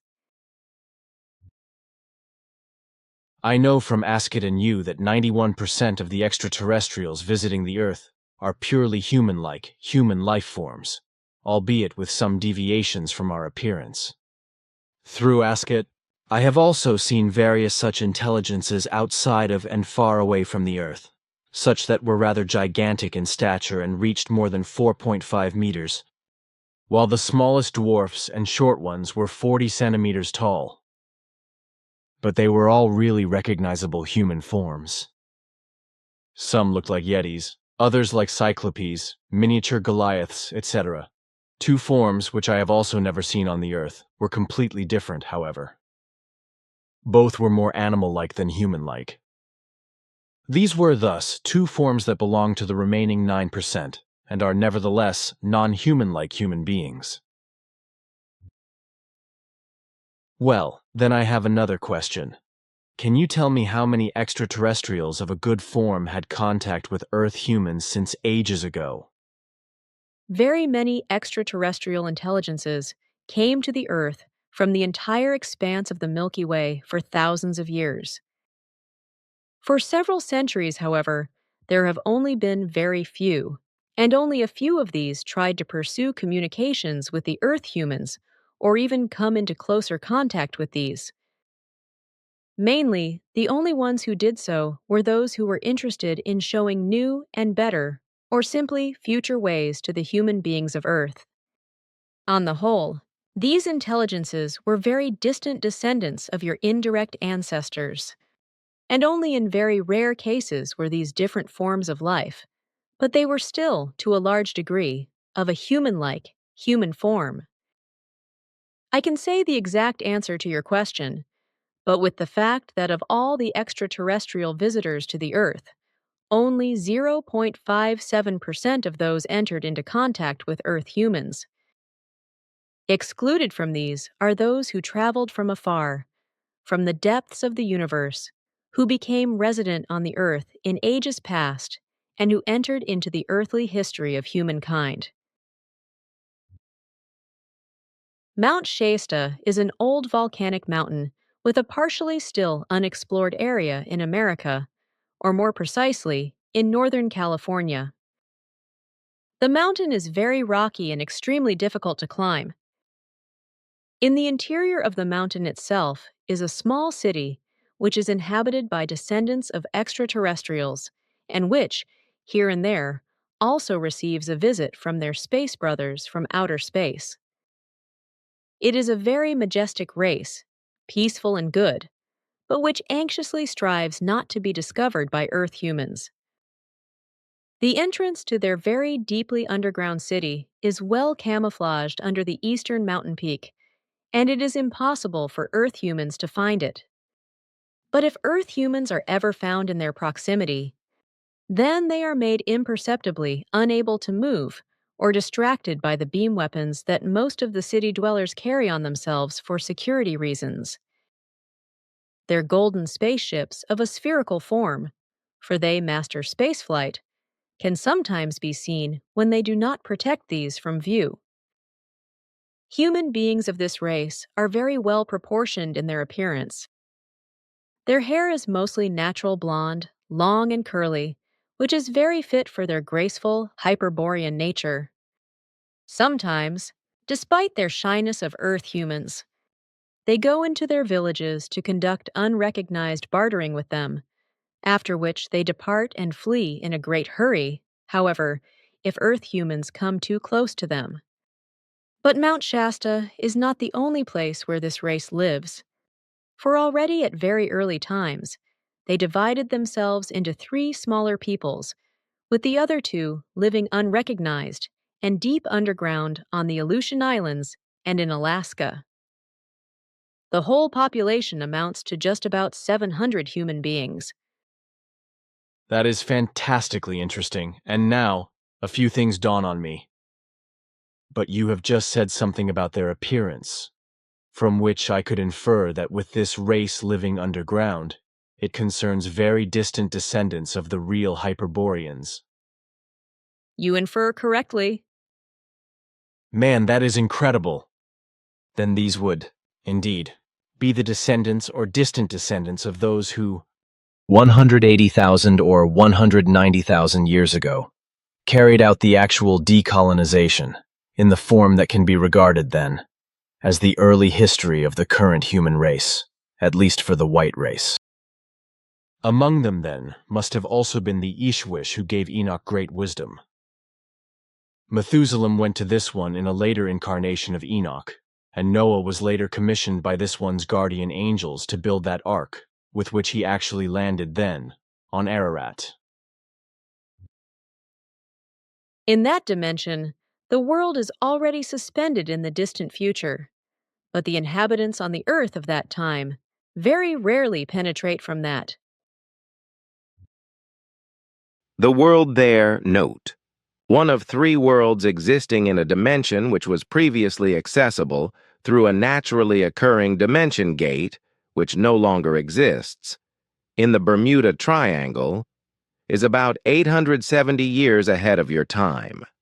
Thus, the human beings are also accordingly developed in their technology and have their own beam ships, with which they arrive at your Earth every now and then. The Earth human is a descendant of a human form from the depths of the universe that is very highly developed in every manner. Accordingly, he or she is also highly developed in his or her proportional form. In this connection, he or she is on an equal footing with our own race, which is already approximately 30 million years further developed. It is strange, but I feel aching emotions in me for you, Billy. It is very painful to me. I am very sorry. I was wrong with my comments. I am very sorry. My own comments were very inconsiderate. You make me seriously agitated. Soon, we glide out of the airlock into free space and rush onto the moon of the third world. where the human beings of the future have already built their stations and live there.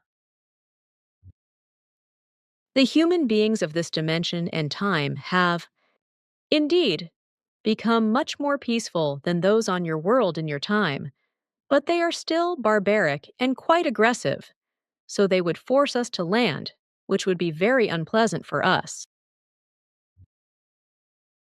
Beamships? Girl, then these elves already master space travel. Sure, they also have about 500 years more development behind themselves than the Earth humans of your time, which I already said. There is now the possibility that, on occasion, I will have to walk on the Earth, protected by a vibration device. Contact Report 040. You were very sad, and inside you cried bitter tears. It makes me feel pain inside. I could not find peace, and I tried. I feel embedded in what you call happiness. I feel great joy in me. Contact Report 041. The first question concerns your offspring. How do you do that if you want offspring? Wait a minute. Simya say, you have to bear in mind that human beings are very misguided about these things. This is especially due to sectarians who work especially on UFOs and stamp the extraterrestrials as sent by God and angels, thereby glorifying them. In their boundless fantasy, they then ascribe to them a spiritual almost perfection or total perfection, through which they are to bypass the normal path of procreation and procreate the offspring in a spiritual way. This idiocy rests on the one hand in the religious assertion that Emmanuel was conceived in a spiritual way by the dear God. On the other hand, it rests in the fact that the normal and natural act of procreation is an unclean and even animal concern, for which the explanation is again to be found in the assertion of the spiritual procreation of Emmanuel. We procreate our descendants in the same natural way as is that of terrestrial humans and all other material forms of life in all universes. Man and woman, male and female, mate to commit a sexual intercourse. This form of procreation is a completely natural process in all material universes, which is also normally carried out everywhere in this manner. A man sleeps with a woman, mates with her, and fertilizes her, so a procreation takes place. In a normal form, this is done by bringing the bodies together, which means that man and woman snuggle up to each other, unite in love, and the man inserts his procreative organ into the woman's entrance opening, which takes in the semen that begets, is fertilized, and thereby develops new life. Any other natural form of procreation does not exist, apart from exceptions where, in certain circumstances, a different, unnatural form of procreation takes place. But this is a very rare occurrence. This also applies to artificial insemination, which is usually only used in extreme cases to preserve the species. On the whole, however, the procreation of the offspring is oriented towards the normal sexual intercourse, for only this form corresponds to naturalness and the creational laws and recommendations. But then how can a woman have offspring if her spouse is not fertile? Our people, and also many other races in the universe, have two possibilities in such cases. The first possibility is to fertilize the man concerned. But this possibility also exists with a woman.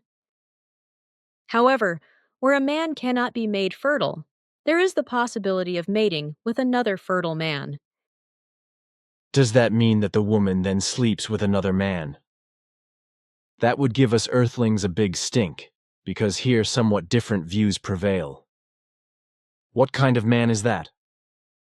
And what about dear jealousy and adultery? Don't the husbands and wives go crazy? You think correctly, the woman will be mated to by a strange man. But he himself must be attached to a woman, that is married, as it is called with you. This is a law of order. According to the laws of order, this form of mating does not constitute adultery because it is an act in the sense of creation. Jealousy cannot therefore already appear because these people are aware of the laws of creation and therefore also obey them. It is also important that all partners reach a decision on such a mating in complete and mutual agreement. I find that a quite ingenious solution. But can any man be consulted for such an act of procreation? No, it is not like that. The man to be chosen for this act must have already conceived the limit of his own offspring. Furthermore, his overall evolution has to correspond to a certain high level. This means, therefore, that not everyone should simply be responsible for this task. Many men would want such a job with us, because sexual satisfaction and degeneration is unfortunately still very important for us. I am aware of that. With our race, and also with many others, however, these forms of thinking have long been forgotten. Today, this is a very honorable and good task. Which probably offers very pleasant aspects, if I imagine it like that. Sure, that is also actually the case. Sure, because you just told me that you find sexual activity pleasant. Are you ashamed of that? The only reason I did not want to talk about it was because I did not think it was important. I am not ashamed to talk about it. But this is important for earthworms, because many believe that extraterrestrials are different in every respect. So it would be good if you would report a bit. If that is so good, these factors are probably described in brief outlines, because they are the same for all human life forms bound to a body. When man and woman sleep together, their thoughts move in quite imaginative paths, which trigger emotions in various forms, whereby physical and mental stimulus zones are set in motion and fill the body, as well as the thoughts and feelings with pleasure. These stimuli are very pleasant to call and fulfill the life form with all sorts of desires and disinhibitions, which every life form needs and thus loosens up in its outermost form. This is the case with any kind of human life form, including ours. It has been a little over 2 centuries since I was married. The marriage with my husband, however, was still childless, because we only wanted to have offspring when he would have returned from a multi-year expedition to a newly discovered galaxy. So he went on an expedition with 7 crew members and 2 small ships. Only one, however, returned after 11 years. But the ship with my husband suffered inexplicable damage and fell into a sun. So I lost my husband, to whom I had only been married for 7 years. On the other hand, it is the case with us that a man or woman is still considered single, as you say, when the spouse leaves life and no offspring has yet been conceived. I would be very interested in how a birth is actually going on with you. After conception, the woman carries the child, which has only just to develop for 9 months in her body. Then the birth takes place in the same manner, as this is also known to the Earth humans. This means that there are no differences in this case. The women have pain and contractions during childbirth, etc., like us? Sure, there is no difference, at least if you ignore the fact that Earth humans often contain their pain at birth, because they are already very effeminate. Then the women will let the pain of childbirth endure all over them? Of course, this is the natural birth, which also influences the mother giving birth and the offspring, and accordingly influences the manner of thinking in a positive and progressive wise. Does that mean a woman should give birth without painkillers? Sure, because only this form is natural and brings great benefits for mother and child. I get it. There are consciousness-based and physical benefits anyway, if I understand correctly? How many years have you matured physically and consciously? If you think of the fertility, then the answer is 12 years, because with this age, every human form is capable of producing offspring. Up to the age of 70, however, marital abstinence is usually practiced in order to make very strong efforts in intellectual and consciousness-based, as well as in activity and training-based matters, in order to be able to educate oneself. This is also the minimum age, usually, that marriage is considered. The pure body maturity is completed at 18 and a half years.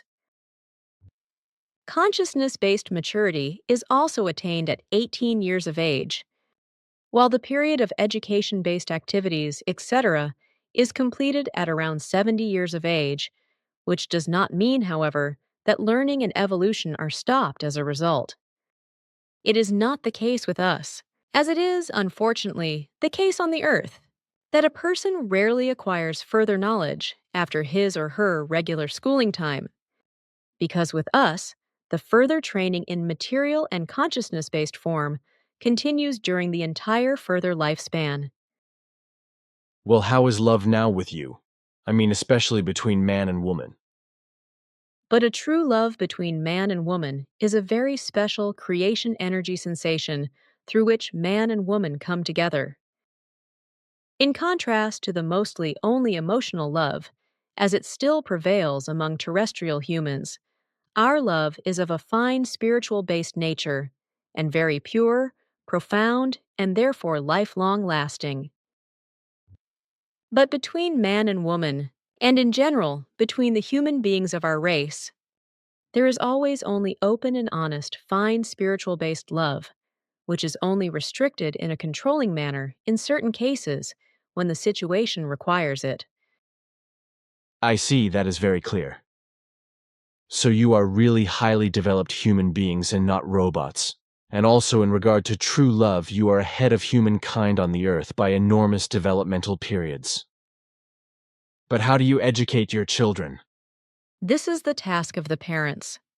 On the other hand, however, there is control by the High Council, according to whose rules, training, and order, etc., also find their correctness through the creation energy teaching. In this form, marriages are also entered into, which is why we do not know divorces, as is, unfortunately, so often the case with you on the earth. Do you not have marital quarrels then? I mean disputes and disagreements? Do you think of us as super life forms? Certainly not. I ask only because this would be interesting for the earthworms of my level, and also otherwise to know. When two life forms live together in an alliance, differences of opinion inevitably arise. However, these do not have to oust Arten into quarrels, as is so often the case with the Earth human beings. So without exception, there are also differences of opinion in our marriages. And it would be very abnormal if it were not so. Also with us, like everywhere else, all life forms are varied in their evolution, so never two exactly alike poles are found together. If it were different, it would mean a flattening and abolition of evolution.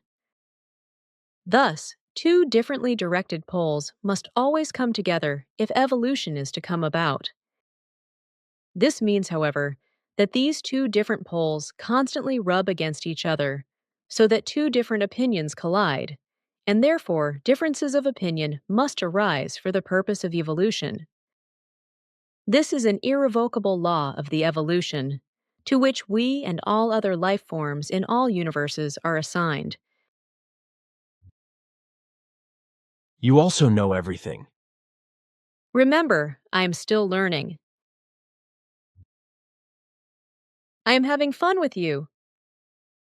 Contact report 042.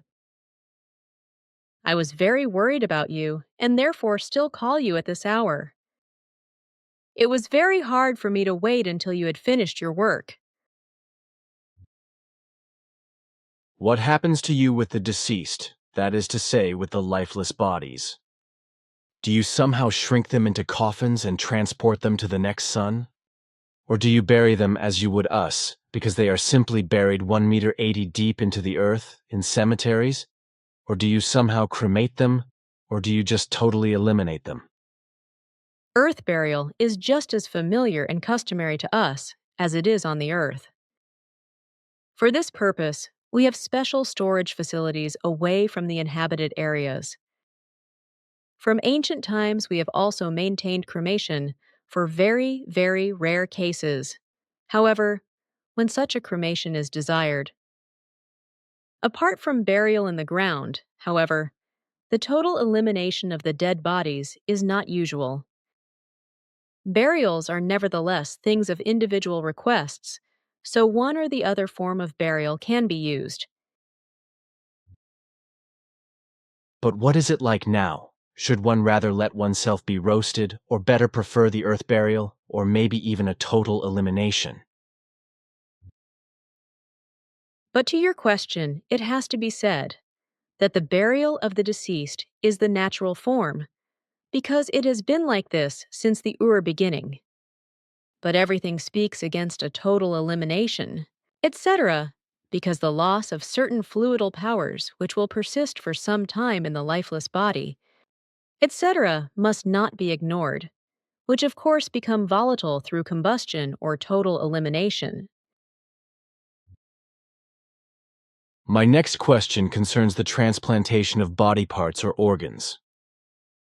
We have been transplanting body parts from the dead to living bodies, that is to say to living people, such as hearts, kidneys, and eyes, etc., for years.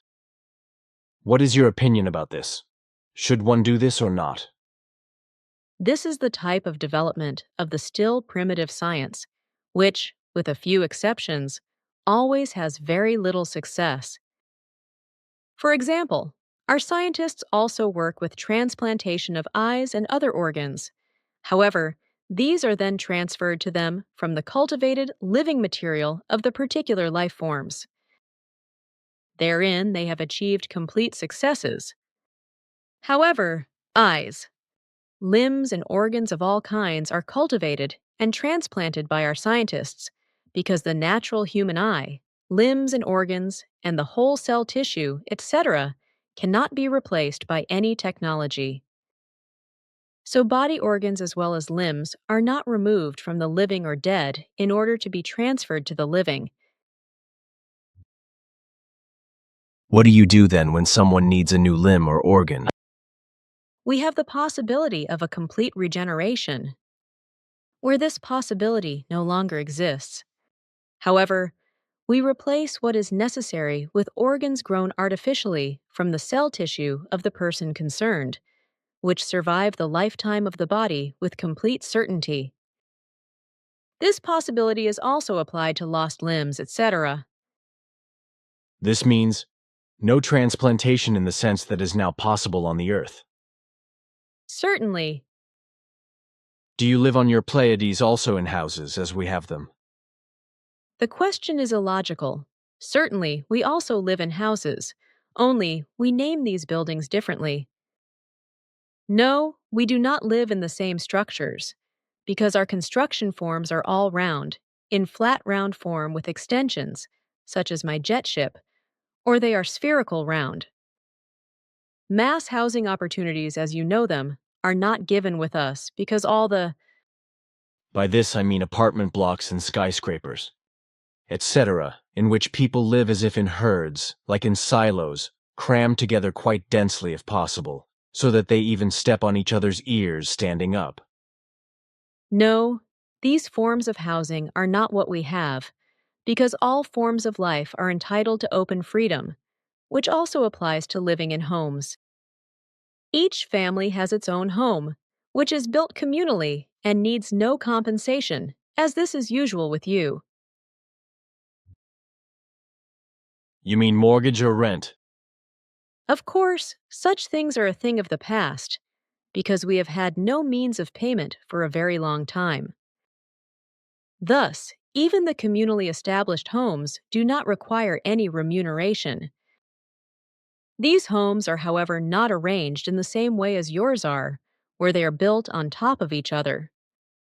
They are all rather single in a large country square of 100 by 100 meters, formed as a garden or meadow or park, etc., with many flowers, shrubs and trees and many other plants, as well as vegetables, etc.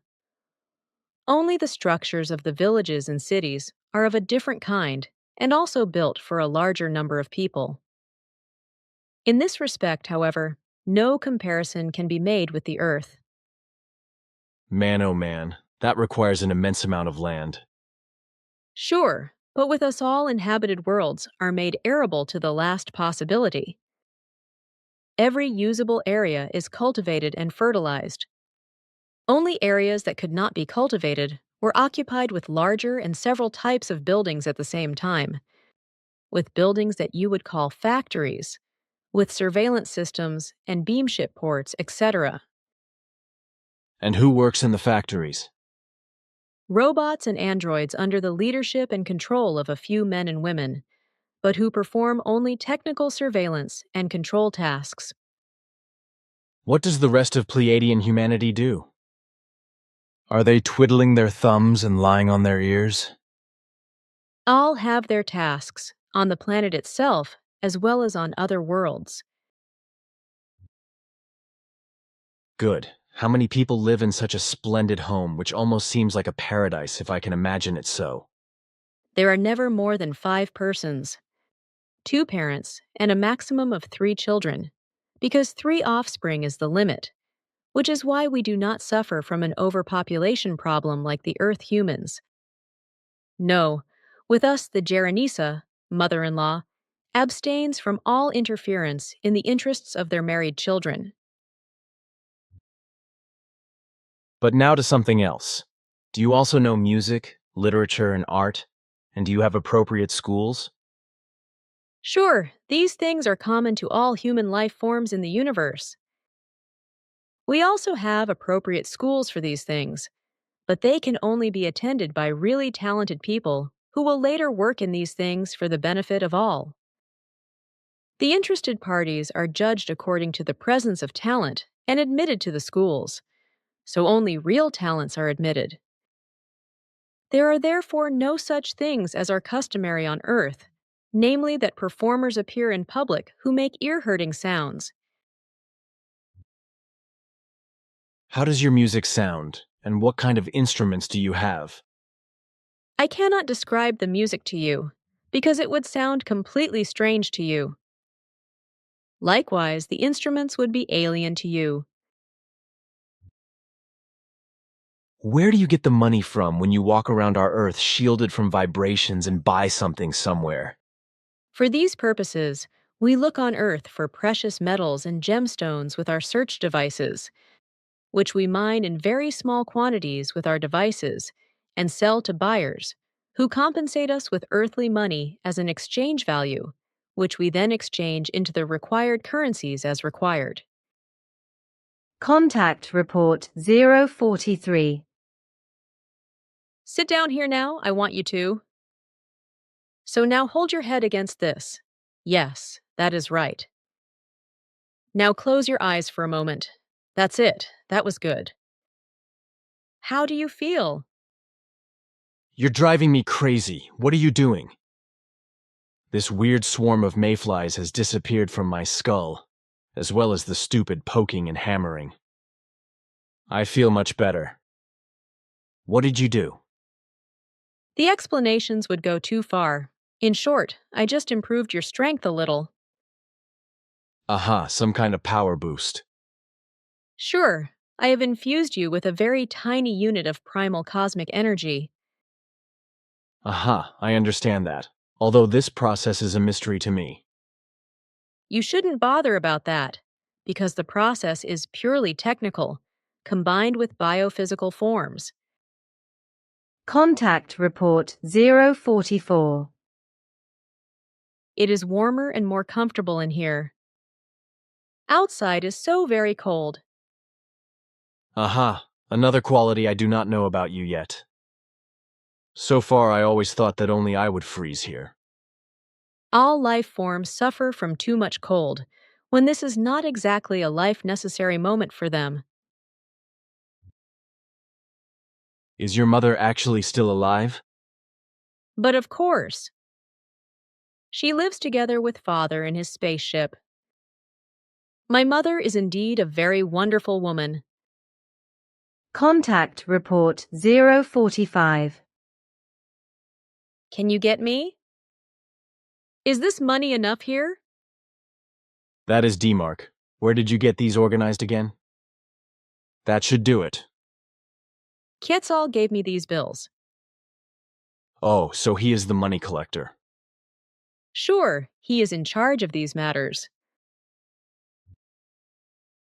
Ore mining or other mineral mining on a planet or on a star is only carried out by us in an extreme emergency because this process is tantamount to the destruction of the star or the planet.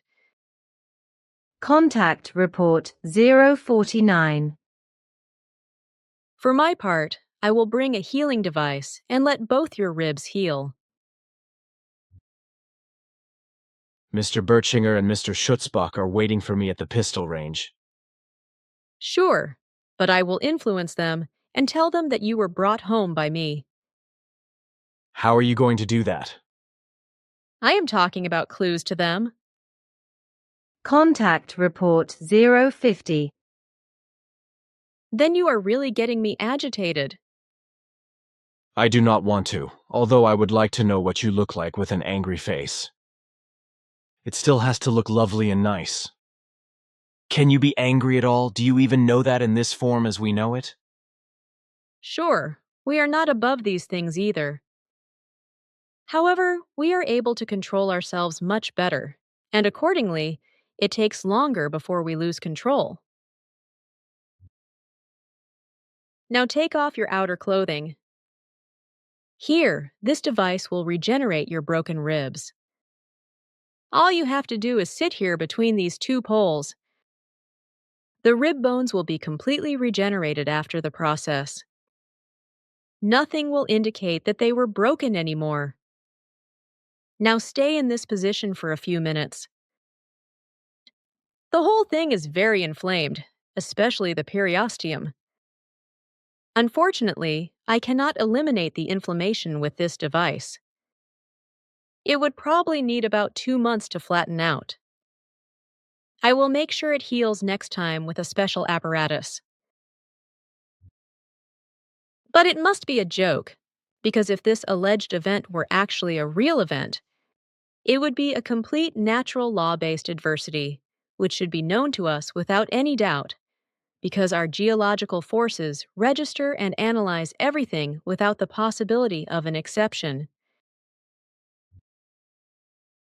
On our part, we have very little accumulation of waste.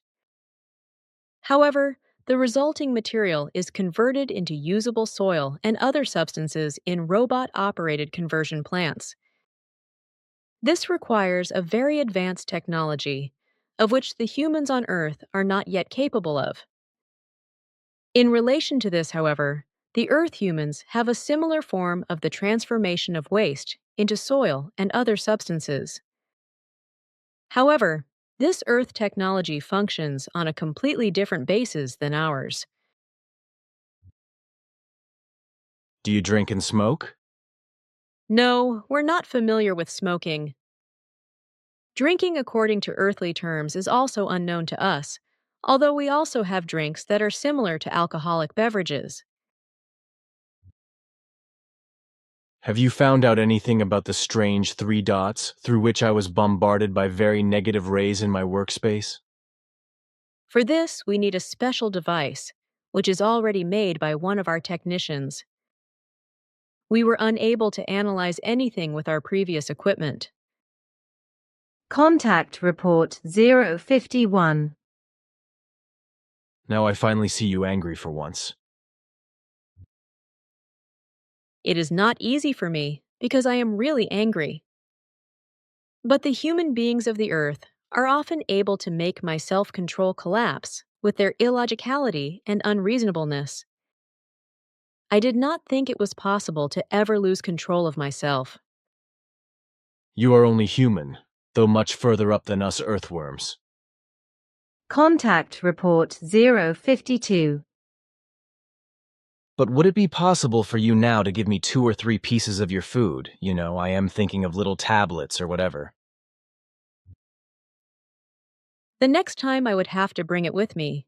The best would be something similar to what is on Earth, something that can also be produced here. Thank you, as you think. Maybe it is better so, because if it is something strange, then there might be difficulties. You know what people are like. Contact Report 053. Slowly, I find my way in the Earth-human manner of conceptualizing and thinking. I also have to learn these things first, and we are not immune to mistakes. Contact Report 054. In Asket's picture, it was found that she has much longer earlobes, which have also grown much further forward than is the case with us earthworms. What is the reason for this? I understand. It is a purely anatomical difference. Does it not have any connection with higher intelligence, etc.? No, So the meaning of the speech is simply that it is a pure race characteristic, a pure anatomical difference without any intelligence evaluation meaning. certainly. But tell me, do you all have blue eyes? Our eye colors are as diverse as they are on the Earth. But yours are a pretty nice blue. They are a really enjoyable sight. You love to compliment. Thank you. This is my natural eye color, but we women also like to color our eyes. We call my homeworld on our Pleiades era, and it belongs to the solar system Taygete, along with 9 other worlds. How long have you been stationed on the Earth? And how long has the station been in Switzerland? I have been entrusted with tasks on the Earth for 72 years. But my fixed time is only 4 Earth years. Our station in this country was built just over 300 years ago. Would you rather tell me how many other alien races are actually still stationed on the Earth? There are 7 more of them. Do you have all the stations here, and are you in contact with them? Certainly, they all have stations on Earth, as well as we all have connections and collaborations with them, because they all belong to our Federation's realm.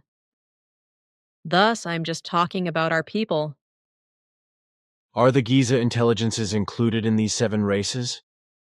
They are not. But may you explain to me how your communication works over great distances? I mean, what technological form do you use?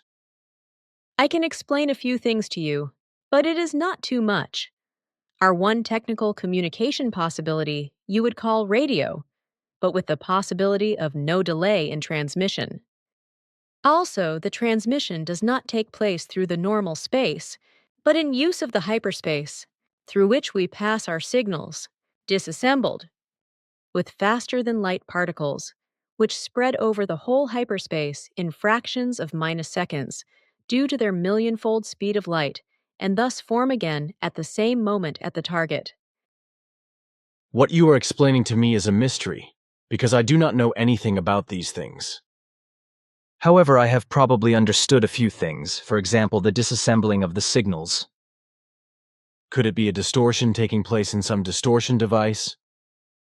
No, the disassembling is a universal expansion of the signals and impulses in relation to the speed, with just the signals and impulses charged faster than light particles, which you call tachyons. Sim-Ya-Se deals with a device and then obviously talks to Quetzal in her mother tongue, which I unfortunately do not understand.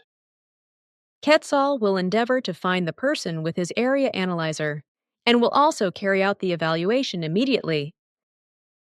We should be expecting his result in about 20 minutes. You said you called your home planet Era. How many human beings live there? 500 million. Approximately. Fine. You will not have mass pileups because of overpopulation. But now, in connection with this question, I would be interested to know how many planets are inhabited in the Taygete system. You were talking about your home planet and 9 more. Sure, in addition to my homeworld, there are 3 other planets that are habitable and inhabited. All others are already subject to die-off or are only beginning to form. But something else. You know we do astrology on Earth, right? Of course, it is a science that can be traced back to our ancestors, and which we still cultivate today.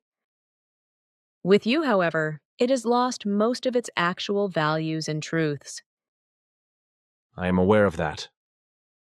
But how does astrology work for you? In the same forms as on Earth, of course, but with different planets and different overall perspectives. Unfortunately, I do not know too much about these things. But what about your birthday? If you convert it to our time, when were you born? To answer that question, I need to explain some important facts. For example, when I talk about Taygete or Alcyon, I am always referring to the whole system, not the sun or a planet itself.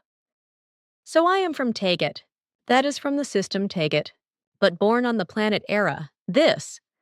My homeworld is very similar to the Earth in all things, which is why it was chosen by our ancestors as a new homeworld at the earliest times, after they had left the Earth. Thus, all data of the planet corresponds approximately to those of Earth, with only small differences. The orbit around the Sun is 365 and 1/4 days according to earthly time calculation, while 1 day according to your time is 23 hours, 59 minutes, and 14 seconds. This results in almost exactly the same orbit and time of day as Earth has.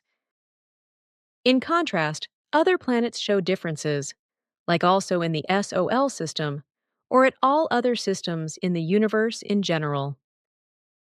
All our time units are named differently, with us than with you, but with only small differences, they coincide with the earthly time units.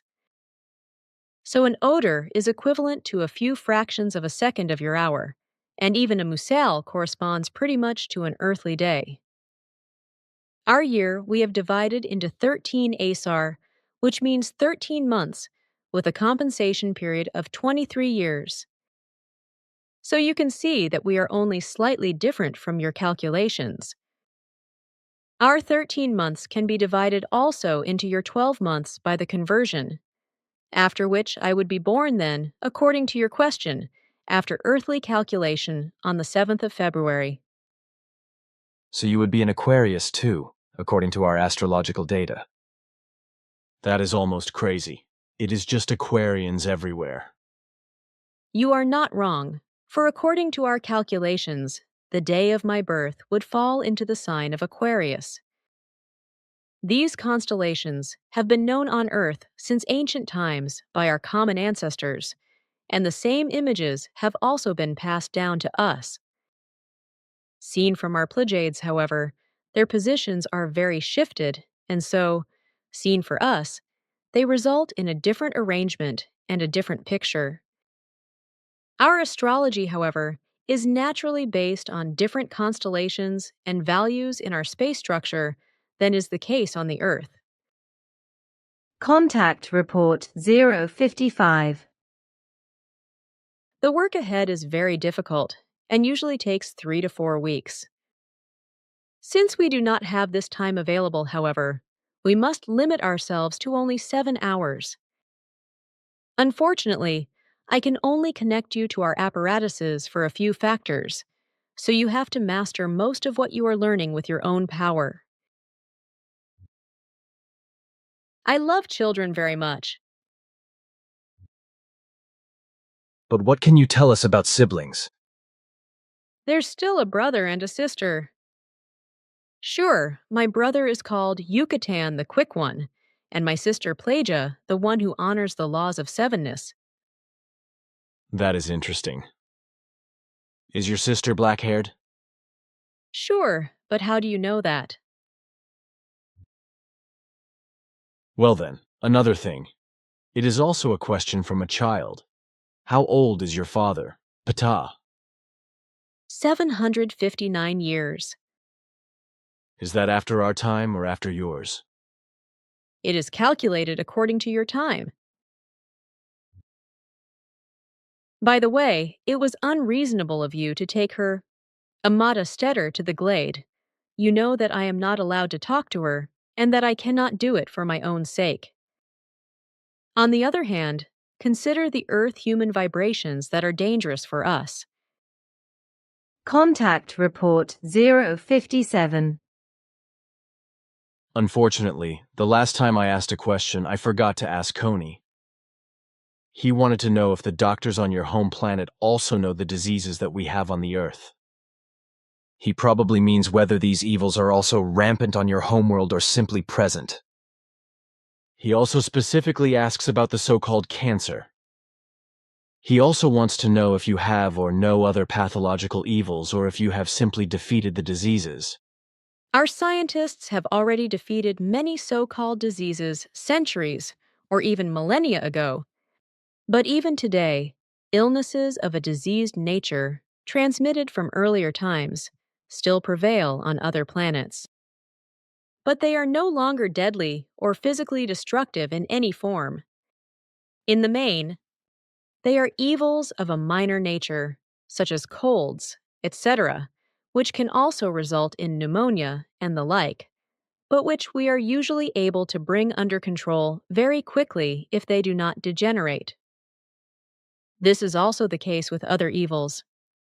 We are only human life forms like the inhabitants of the earth. So we are also susceptible to certain things of a diseased nature, but are usually able to control and heal them very quickly before they really break out. There are also certain evils with us which are unknown on the earth, but to which our science has also become master. In the case of the cancer, etc., you mentioned, which is embodied in a parasitic, malfunctioning life, it has to be said that fortunately we have long since banished and conquered these diseases. This, however, was only possible when our humanity and our scientists abandoned certain negating and negative attitudes and actions, etc., and began to think and act in new forms. So that means you cannot tell us how we can fight these nasty diseases? With this, you unfortunately speak the truth, because the Earth human must acquire the necessary knowledge himself or herself in this regard, because they grow in themselves through it, and will understand many things only through it and learn the right manner of acting. We do not have the right to influence and advance a human evolution more than is possible according to all creational natural laws and recommendations, and according to the respective level of evolution of a life form. How many humans of your race currently live on the Earth? Overall, there are 114. This is a quick one. What do you call your son Taget in your own language? Similar to yours, namely Taget. Aha, and what is the diameter of your home planet Era in your Pleiades system? It is very much like Earth's, as I explained earlier. All right, then a question that you have already answered sufficiently and which must therefore seem illogical to you. Have some of you incarnated on the Earth?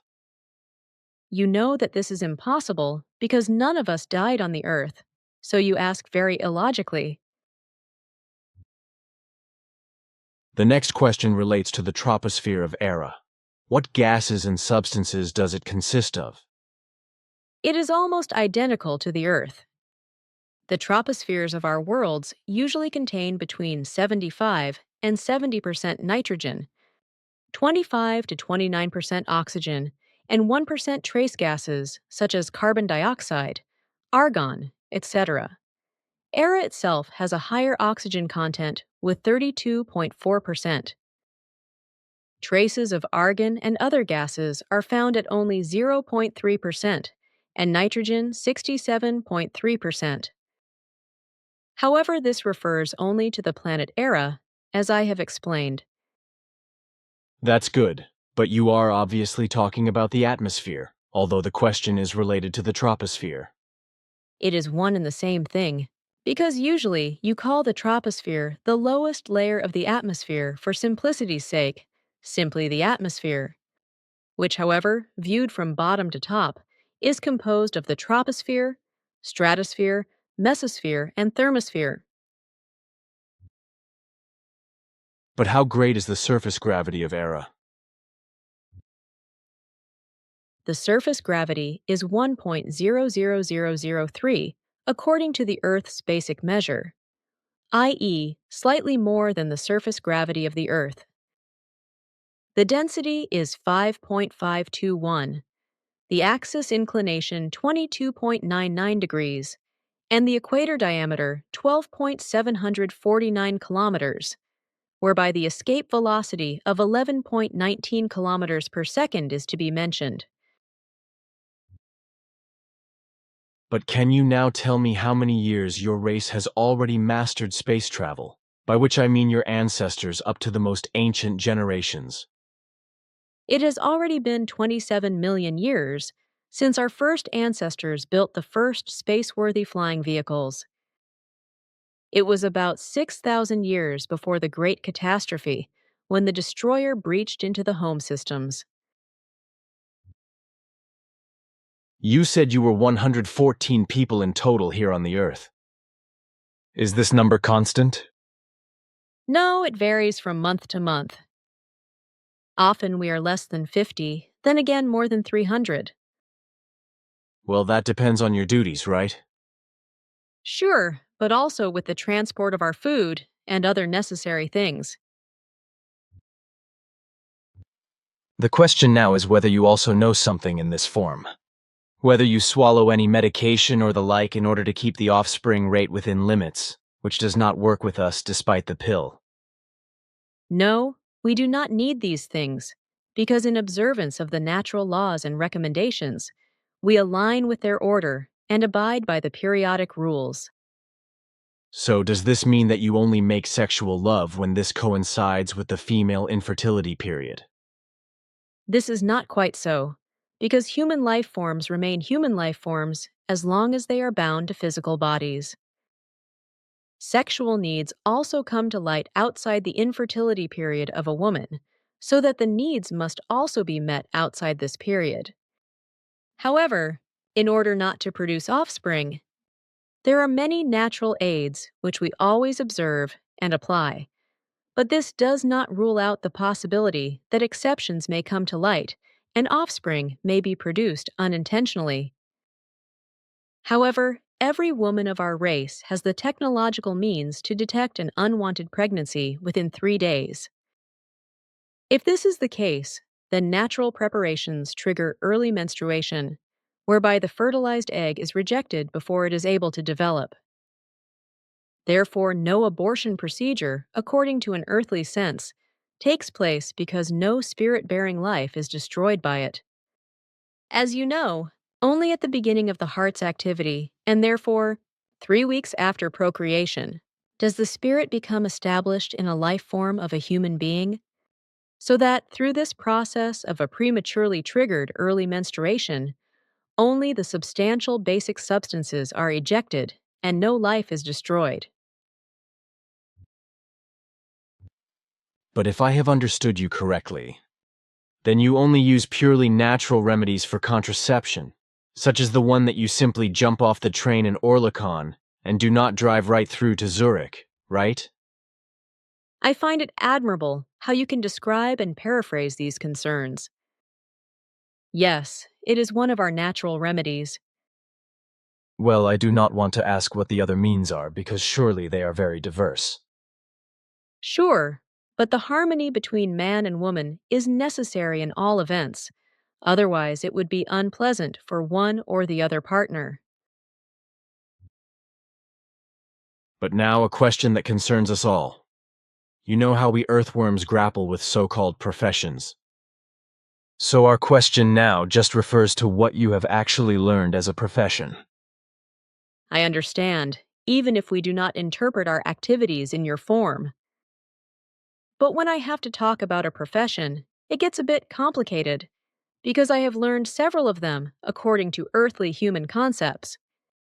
My tasks are closely connected with my learned knowledge, which relates to spiritual education, coordination, technology, archaeology research through time travel into the past, earthly religion, politics and economics, earthly history of humankind and various other things, for which I am taught and trained in every single value. It is not the same with us as with you, because you learn only one or two professions or fields of knowledge, because with us, we usually master 12 to 30 and more fields of knowledge. Our earliest ancestors also moved through the air with extremely primitive combustion motor devices. But today, it seems to us to be very adventurous, barbaric, and outrageous. This phenomenon is a teleprojection on our part, for the purpose of triggering memory. The beings wrapped in white clothes embody our ancestors from a period of approximately 70,000 years ago, who came to Earth at that time, but who did not live in fixed houses, but in their free-floating beam ships, which they had stationed mainly over forests. The man dressed in the wonderful robe with the adorning stars was the YHWH of this emigration group, whose most distant descendants still live somewhere on the earth as their own smallest group of former extraterrestrials, but whom we have not yet been able to find by any means imaginable. In the meantime, we could only find out with certainty that Amata, from her old personalities, must today be a very distant descendant of the brother of the former YHWH, which means that this group of extraterrestrials, who as mentioned were a part of our ancestors, must have mixed with terrestrial people here on Earth and forgot their actual origin. And to find out how these connections extend now and how and where today's descendants of these ancestors live is one of our tasks, and that is why we also are making an effort for Amata. Our ancestors and us in former times were called sons of heaven by the earth humans.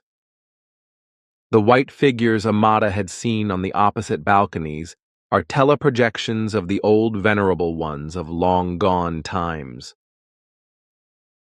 These are the beings who begat and ruled the white earthly human races. But there are also their descendants among them who, in peaceful form, pushed forward and determined, up to a certain value, the later earthly development of humankind. So they are the true ancestors of the white earthly human race, while the people in gray working clothes, the folk, as Amata calls them, represent earthly mankind in all its colors and races of today, standing next to a large platform. The venerables, dressed in white mentioned above, are and were the origin of all human life existing on the earth today in their known form. Everything was determined and directed and partly pre-programmed by them, but this never elevates them to hierarchical forces or powers, because such values do not exist. Contact Report 058. The first refers again to the pill. You once told me that you were going to put some contraceptives in your food to keep the birth rate under control. The last time you made contact, however, you said completely different things. Then you ask the questions very imprecisely. It is true that we add natural herbal contraceptives to our food. However, this only refers to the fact that this form of contraception is used when there is an excess birth rate, that is to say, when overpopulation problems occur. This method is usually used when a race has reached the point where it recognizes that a planet can only carry and feed a certain number of human life forms without artificial intervention. So this is related to the evolution of mind and consciousness. Otherwise, however, it is also the case that all human life forms in our worlds can voluntarily obtain the foods containing contraceptives in order to be able to regulate the number of births. Not everyone does. However, because human beings prefer to use other methods of contraception, although the active ingredients are not harmful in any way, which unfortunately cannot always be said of your contraceptives. In general, the ingesting of these foods interspersed with active substances does not therefore occur, so everything can be taken purely voluntarily. A general mandatory taking of birth control has to be reintroduced in order to bring about a normal birth rate adapted to the respective world. Explain to him, Billy's colleague Kobe, that even we cannot avoid doing our daily work, albeit not to the extent that is customary with you. On our home worlds, all people work their daily workload, but so do we, who have our tasks here on the earth, although our hours of employment are much higher than our home worlds and your working hours. Our hours of occupation are usually 16 of the earthly hours per day, often even more. You should also go now and bring Amata here. Here, take this. Let her chew it and eat it. Contact report 060. But now another question. The next sun system seen from us belongs to the Centauri group. To my knowledge is the first Proxima Centauri, then Alpha Centauri and Beta Centauri, which by us, though, is being called something else, namely the Barnard star or similar, which is at a distance of a little bit more than 6 light-years away from us. Now, are you informed about whether any humans live in those sun systems who come to Earth? Certainly, I myself know, there, in other space-time structures. Several dear friends in all 3 systems, although only in the Barnard system, meaning Beta Centauri, can it be discovered from Earth that small planets are circling around the sun there. But why do you ask? It is kind of a weird story. Do you perhaps know a certain Author and Kohun? These are 2 dear friends of mine from the region of Proxima Centauri. But from where have you got their names? You seem to be informed about certain things from which I, so far up to now, have not given you any knowledge about. Perhaps, but nevertheless tell me, since when have these dear Athar and the Kohun been operating on Earth? And do they stay in contact with any humans on the Earth? They come here often. They probably maintain contact, but not, however, in a very extensive form. They had the last important contact more than 50 years ago with a man from Germany, who also had permission to portray them very accurately.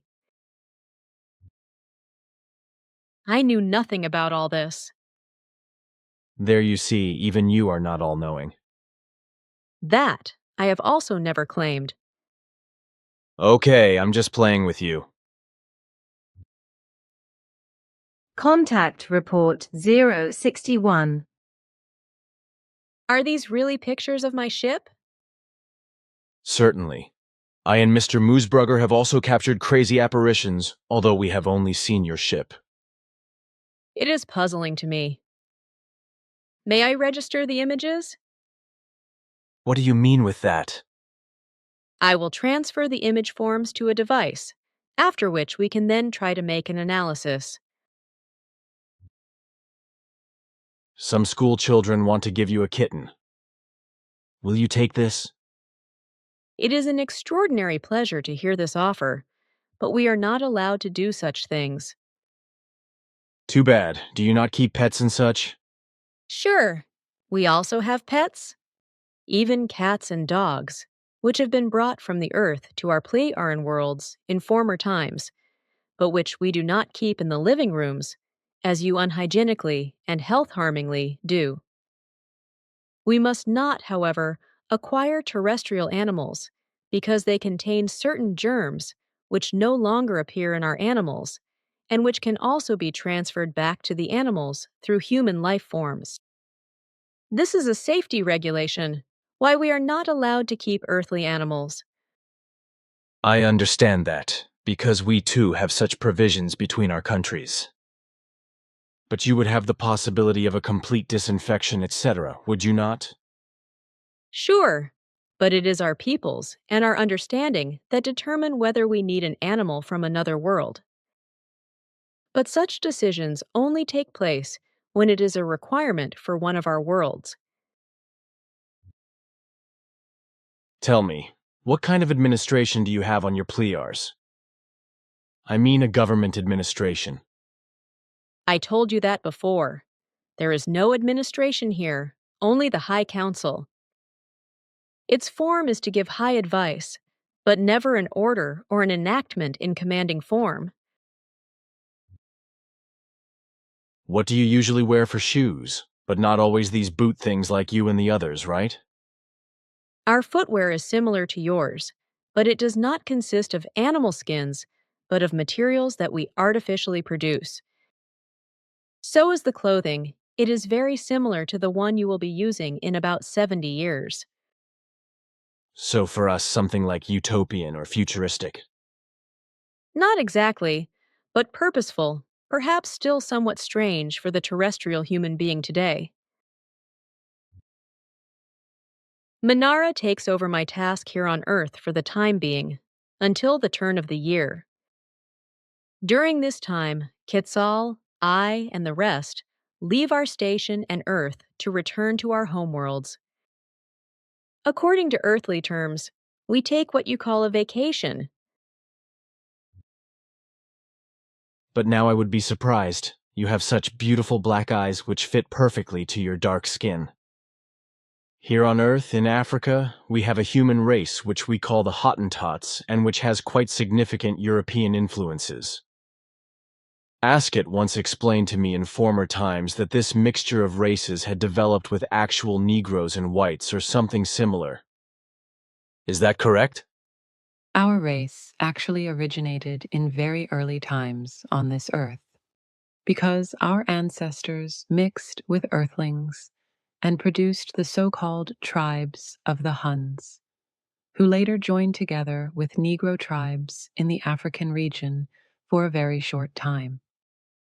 From it, new races developed, so, among other things, over a very long period, lead to the Hottentot. Some of these tribes reconnected with our later ancestors and begat with them our race existing today. By the way, can you tell me what you call your mother tongue? Do you think of our language today or of our original language? The one which you speak today. This is what we call SARAT. A little weird. Is this Saratian a standard language? On our world, yes, but not on all other worlds, for as with you, different languages prevail. But it is the case that all human life forms united with us speak a unified language, which you could call an intercosmos language. This language leads beyond our galaxy, and we call it the KOSAN language. Very nice. How is that with you, Manara?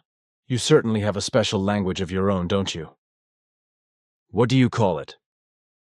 Janan. Contact Report 062.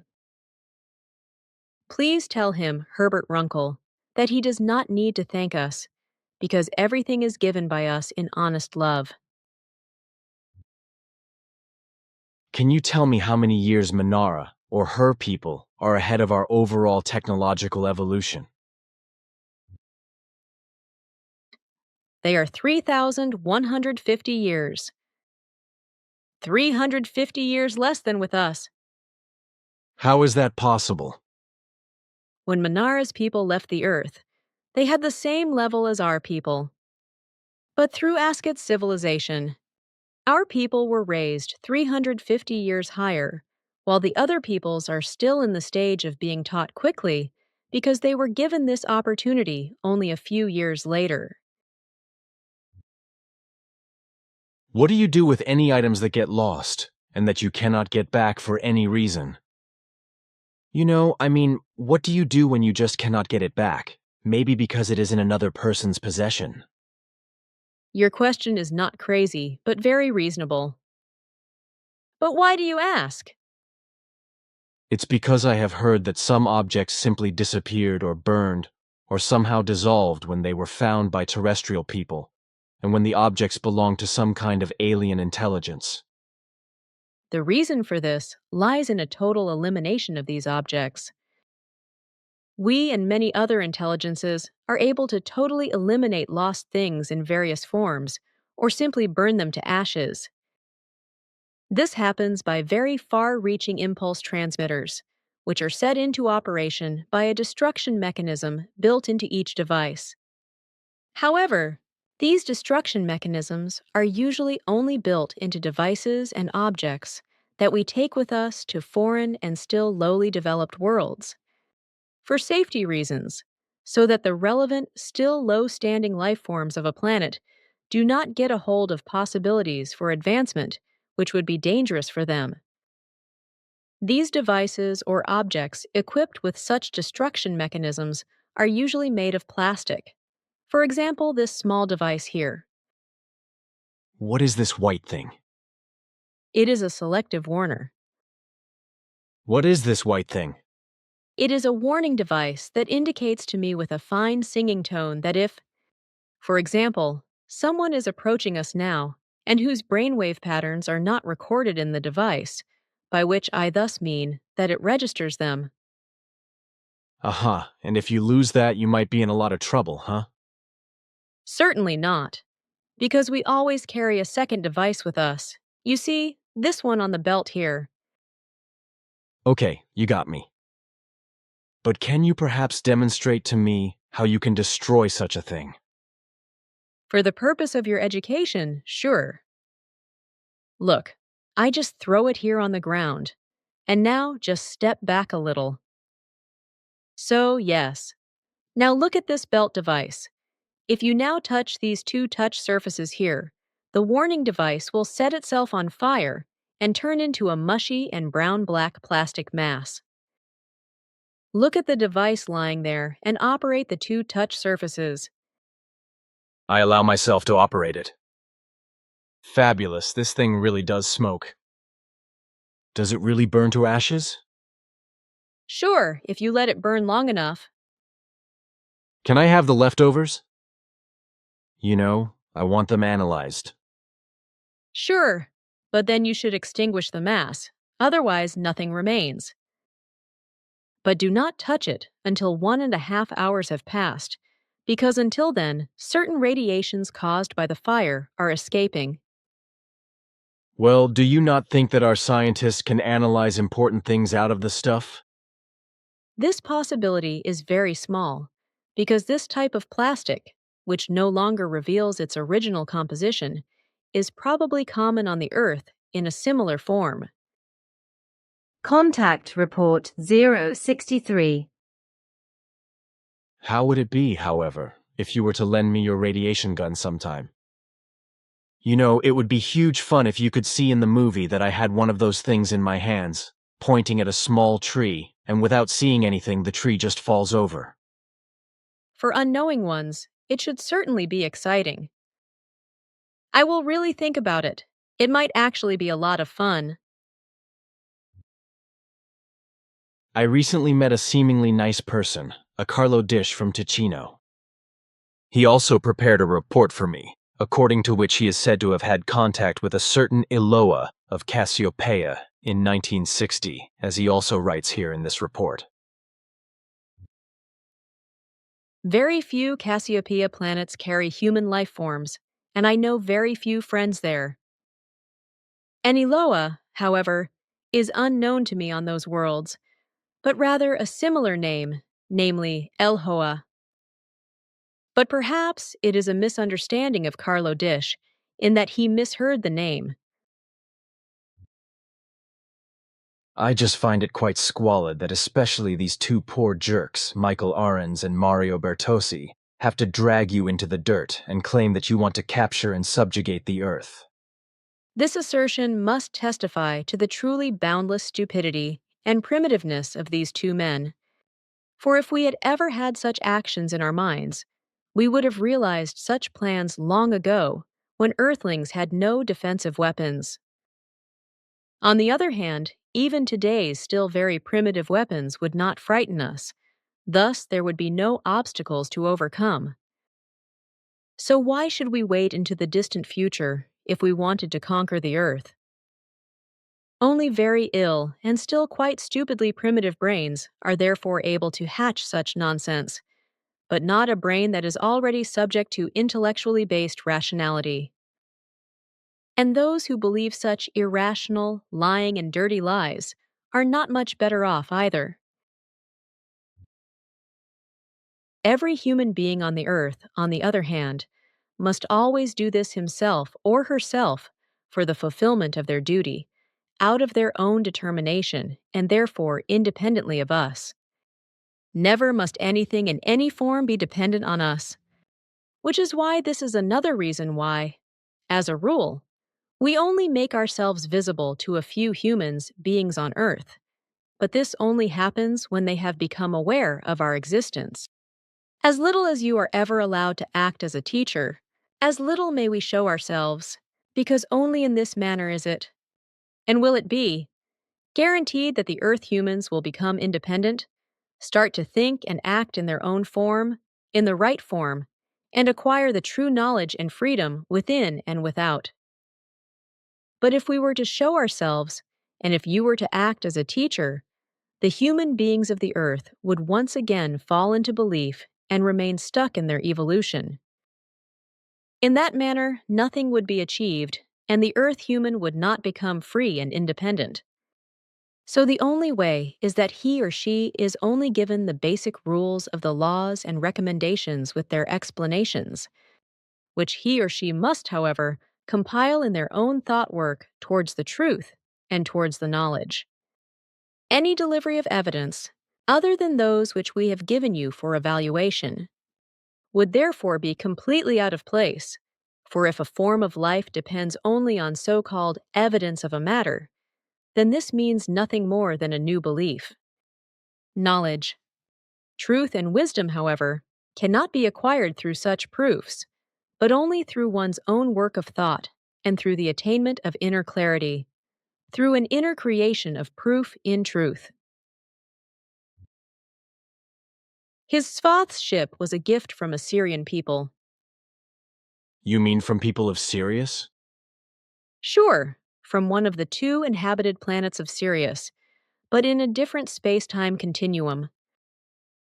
Ah, that is what I have wanted to ask you for a long time, if there are inhabited worlds somewhere.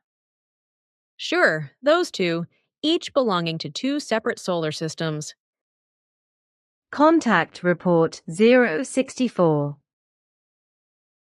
The Earth human today is not yet capable of dedicating himself or herself to our concerns regarding us and our ship's existence in honest, open, and real form.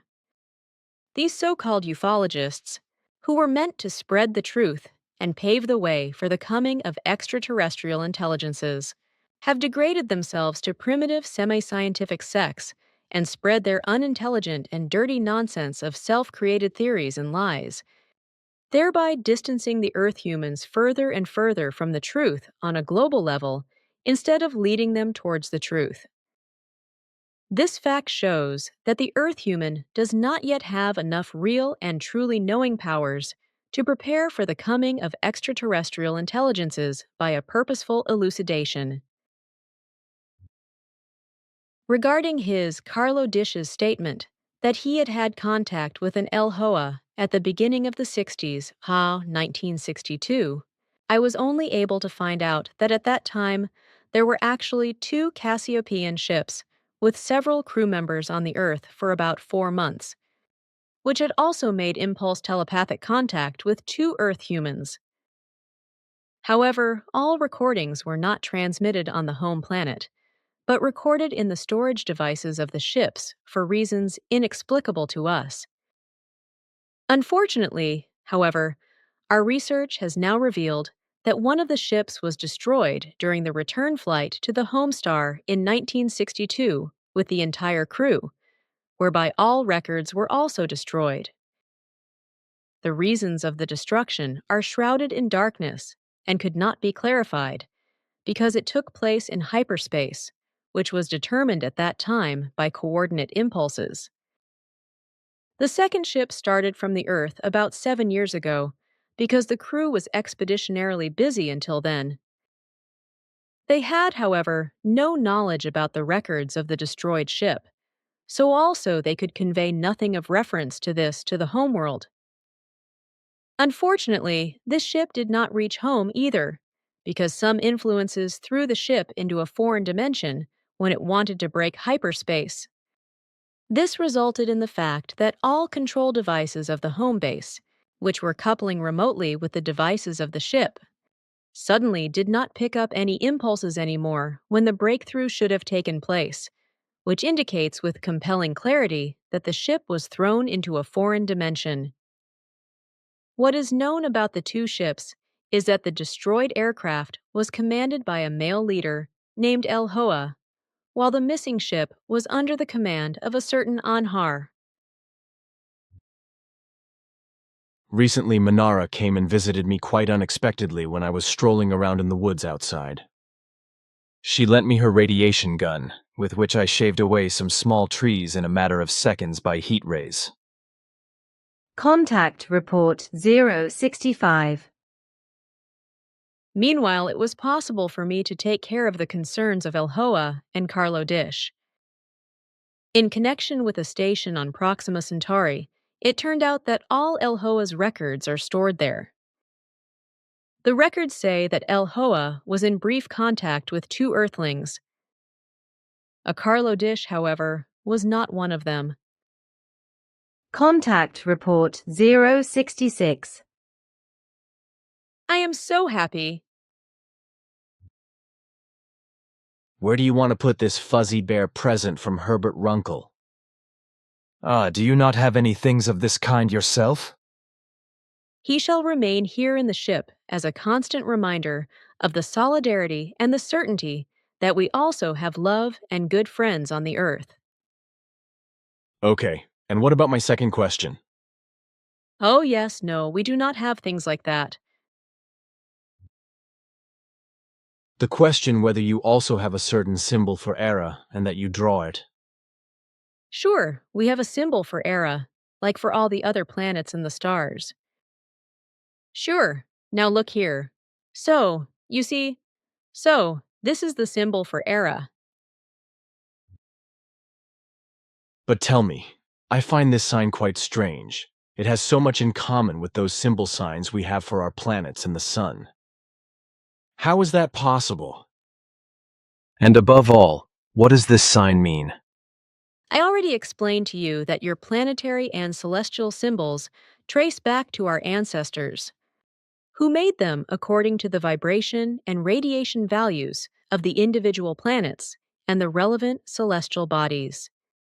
In other words, this means that the signs were made according to the individual celestial and planetary state of evolution, so that each individual sign records the state of evolution or the level of evolution of the respective celestial body and planet. This is also true for Era, my home planet, whose signs are composed of various ancient symbols of our ancestors. That is to say, the same signs that were used for the stars, the galaxy's central sun and your sun, as well as for the planets of the Sol system, and are now common again with you, except for the symbol of the galactic central sun. The lying form of our symbol now represents the middle between above and below, the balanced. Note, a further explanation by Martin Sorgi of the symbol for planet Era can be found in Contact Report 66. See also planet symbols. The generating of jealous possession thinking depends exclusively on the form of the level of consciousness and on the emotions. It is universally uniform and thus not earthbound, whereby I would like to emphasize, however, that on Era these lower levels of consciousness no longer exist and jealousy is no longer known to our people, or, as I better can explain, no longer pertains, because in earlier times our peoples also had to go through these stages. How do you think about marriage? Is there then a right to the partner? If two people join together to form a marriage bond, this does not mean a taking possession of the partner, but simply that they join together in a bond. So there are no rights of ownership, but only love, understanding, and joy in the pleasure of the other. Each partner remains completely free in his or her own actions and in allowing the laws and recommendations to be fulfilled, while in purely conjugal actions and letting things be, as in decisions, etc., one acts in mutual agreement with all interests. In the fulfillment of the laws and recommendations in an evaluative sense, and in every respect concerning this, mutual clarifications and agreements are necessary, which is given by certain rules of order. I, like my people, are human beings like your Earth humans. We also have feelings and fine spiritual perceptions such as love, friendship, sympathies, and antipathies, just as they are also characteristic of you Earth humans. In certain respects, however, they are much finer than with you, more sensitive and more profound. Over the past centuries, this has led us to exercise too much control over them and to learn to encapsulate our feelings. We assumed that we had to do this to protect ourselves from those more advanced. This is because in the course of the evolution, all fine spiritual perceptions and feelings refine and therefore require more intensive control in the higher realms. This intensification expands in the same measure as the entire concomitant material development and proves everything worthy that can be grasped. Thus also the love and the desire to be together with others of equal evolution becomes more and more pronounced. But also the less developed are considered equally because simply the desire for them inexorably occurs. So these feelings are not replaced by knowledge and intellectual activity, but result from them. These feelings can only be created and brought to bear through knowledge and the activity of the intellect. Therefore, it is also not the case that certain tasks cause a change in the feeling realm, because since these are highly developed and controlled, they cannot be classified as changes other than those of further evolution. However, this is different with the Earth human, whose development in these areas is still rather low, and why he or she can be influenced by fields of activity, after which, for example, with a prison guard, aggressive changes of feeling appear. We made the mistake of controlling our feelings too much, which meant that we made analyses according to pure probability values. This was wrong, which we realized very soon after your acquaintance, you, who often lets yourself be guided only by your feelings. This showed that it was wrong to encapsulate our feelings from more profoundly developed intelligences through an all too tight control, which is why this damage was repaired in the course of the last year. It was already clear from this that the blocking of the feelings expanded and began to have an effect in one's own ranks. So we found our way back, through you, in time, and were able to correct the evil in a few months, before an evolutionary blockade of feelings would have certainly appeared, as is the case with other peoples. You mean with those who belong to your cosmic federation? No, that is not the case. These phenomena do not exist among our peoples and races. The people of Era are the most developed in the Federation and are therefore the most advanced in these matters. A comprehensive council decision has averted the evil, whereby attention will be paid in the future also to the fact that still more lower developed peoples and races do not make the same mistake. I therefore speak of alien races and peoples, alien to us, in the vast universe. Aha. And what about the question here about passion, etc.? Depending on the state of evolution of the consciousness, these concerns also change, because as a rule, passions, sobriety, and coolness are based on the consciousness-based level of evolution, since they are special character traits of a certain development. So also among our peoples and races, there are enormous differences in this respect, as it is also the case on the Earth. In this respect, The errands are also ever fundamentally different among themselves, because passions and similar phenomena only diminish with the dissolution of the physical body. Only that exactly these become more and more refined, depending on the higher development of the consciousness realm, as long as it is still present, however, as well as the physical body still exists. With us, however, the passions are no longer to be found in the form in which they are still deeply and wildly anchored in you, Earth humans. That is to be understood. We are still the barbarians after all. But after your statement, I would now like to conclude that on average, you Aryans are still quite the same in your emotions as we barbarians, even if everything is refined and sensitized in you, right? Certainly. What is correct is that through the discussion and explanation of these things, more understanding is created for the fact that we Aryans are human beings, like their terrestrial counterparts. Furthermore, I have to inform you that recently, more and more extraterrestrial intelligences are sending robot and android manned ships to the Earth in order to be expeditionally active here.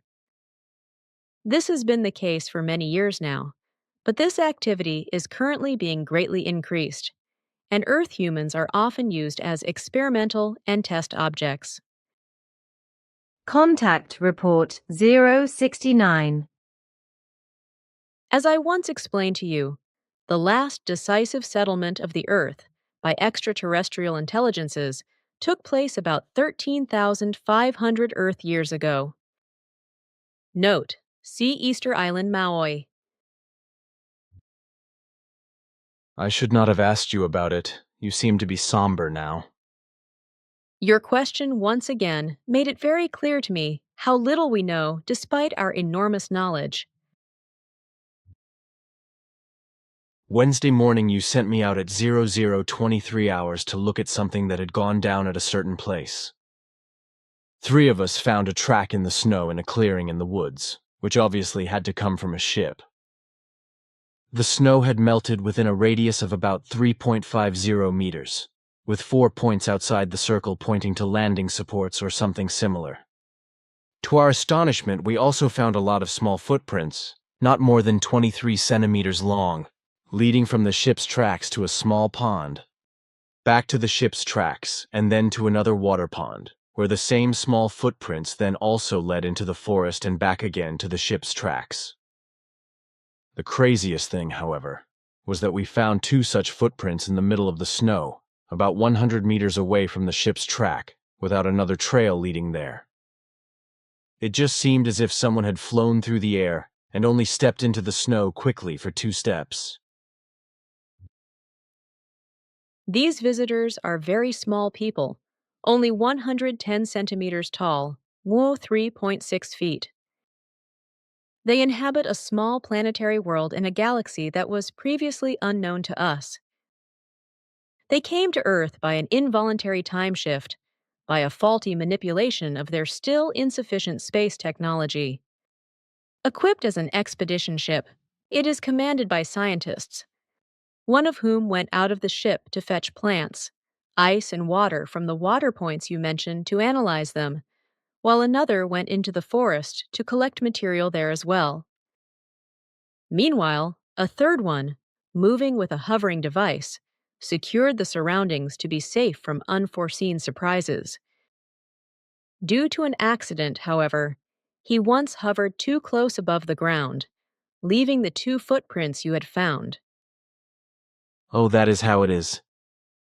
But where are these dwarves now? Can they even go back to their homeland? You said that they came here because of a time difference, just because of an unwanted one. That does mean that they have been thrown out of their own time, right? Sure, but they will find their homeland again, because Father brings them back to their time and to their homeworld through a leap in time. But this still offers some difficulties, because we still have no information about their home galaxy, which is why we first have to work out the coordinates. Then good luck. But tell me, why and at what time did these dwarves land in that forest?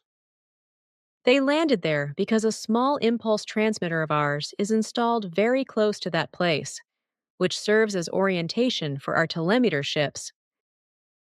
They registered these impulses and subsequently descended there.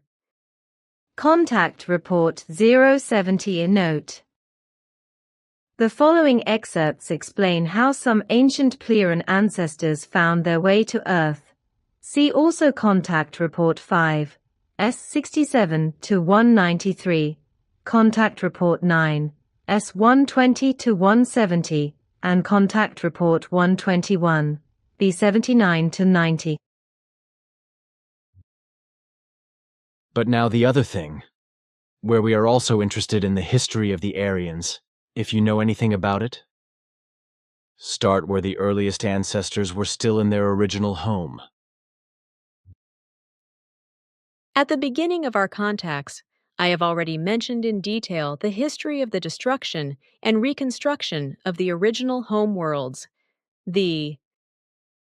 Excuse me, you mean the destruction of worlds, etc. by the Destroyer? Where was that actually? Sure, that is what I am talking about. The later original homeworlds were planets in the constellation known to you as Lyra and near Vega, in a different space-time structure, which is shifted from yours by a fraction of a second. Few of the worlds there are still inhabited today by different races, all belonging to our wide alliance.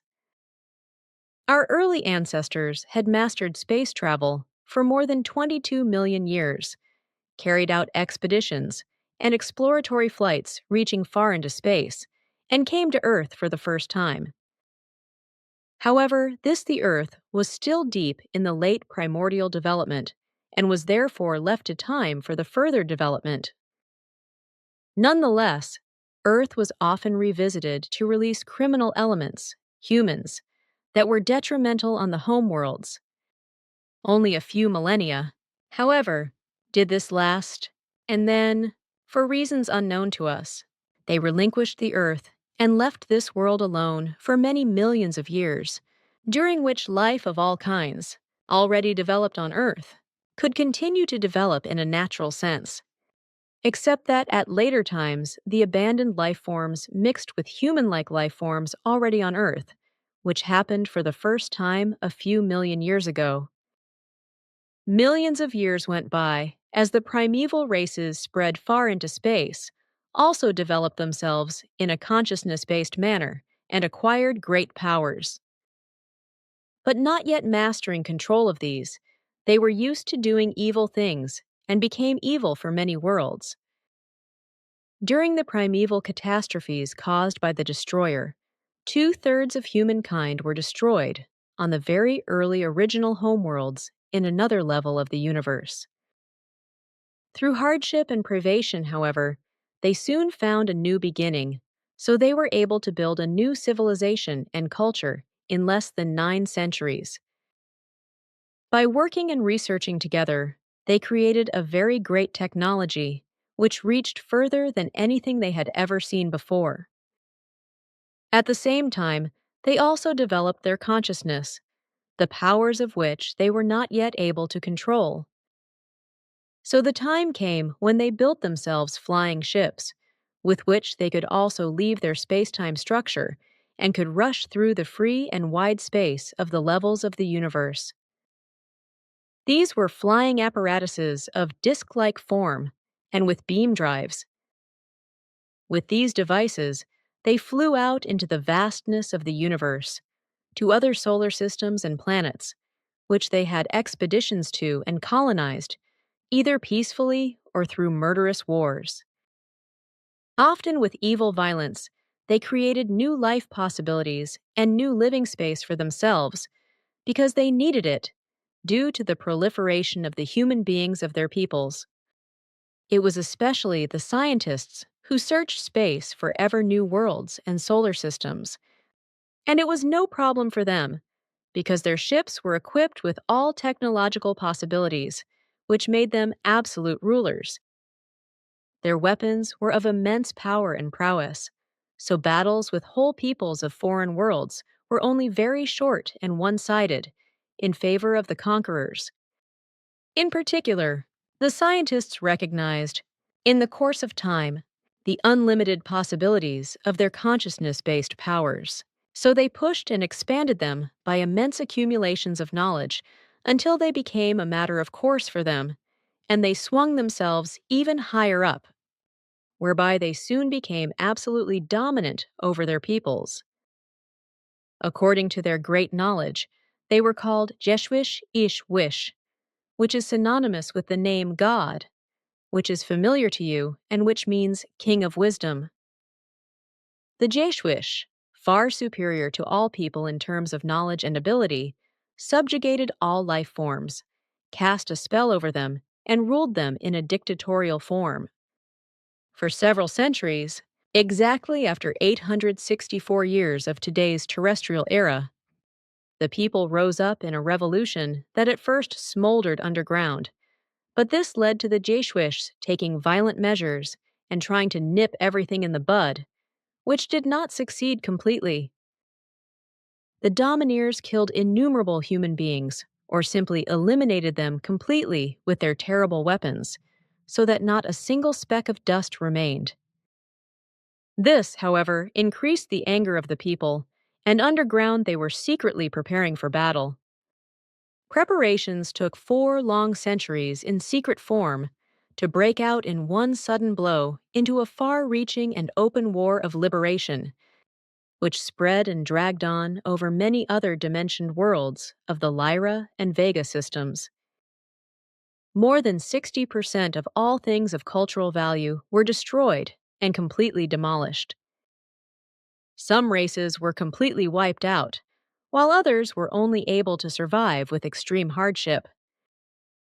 3 worlds of the Lyra systems were simply completely eliminated and dissolved into energy by a novel process that is now also under development on the Earth in its very beginnings.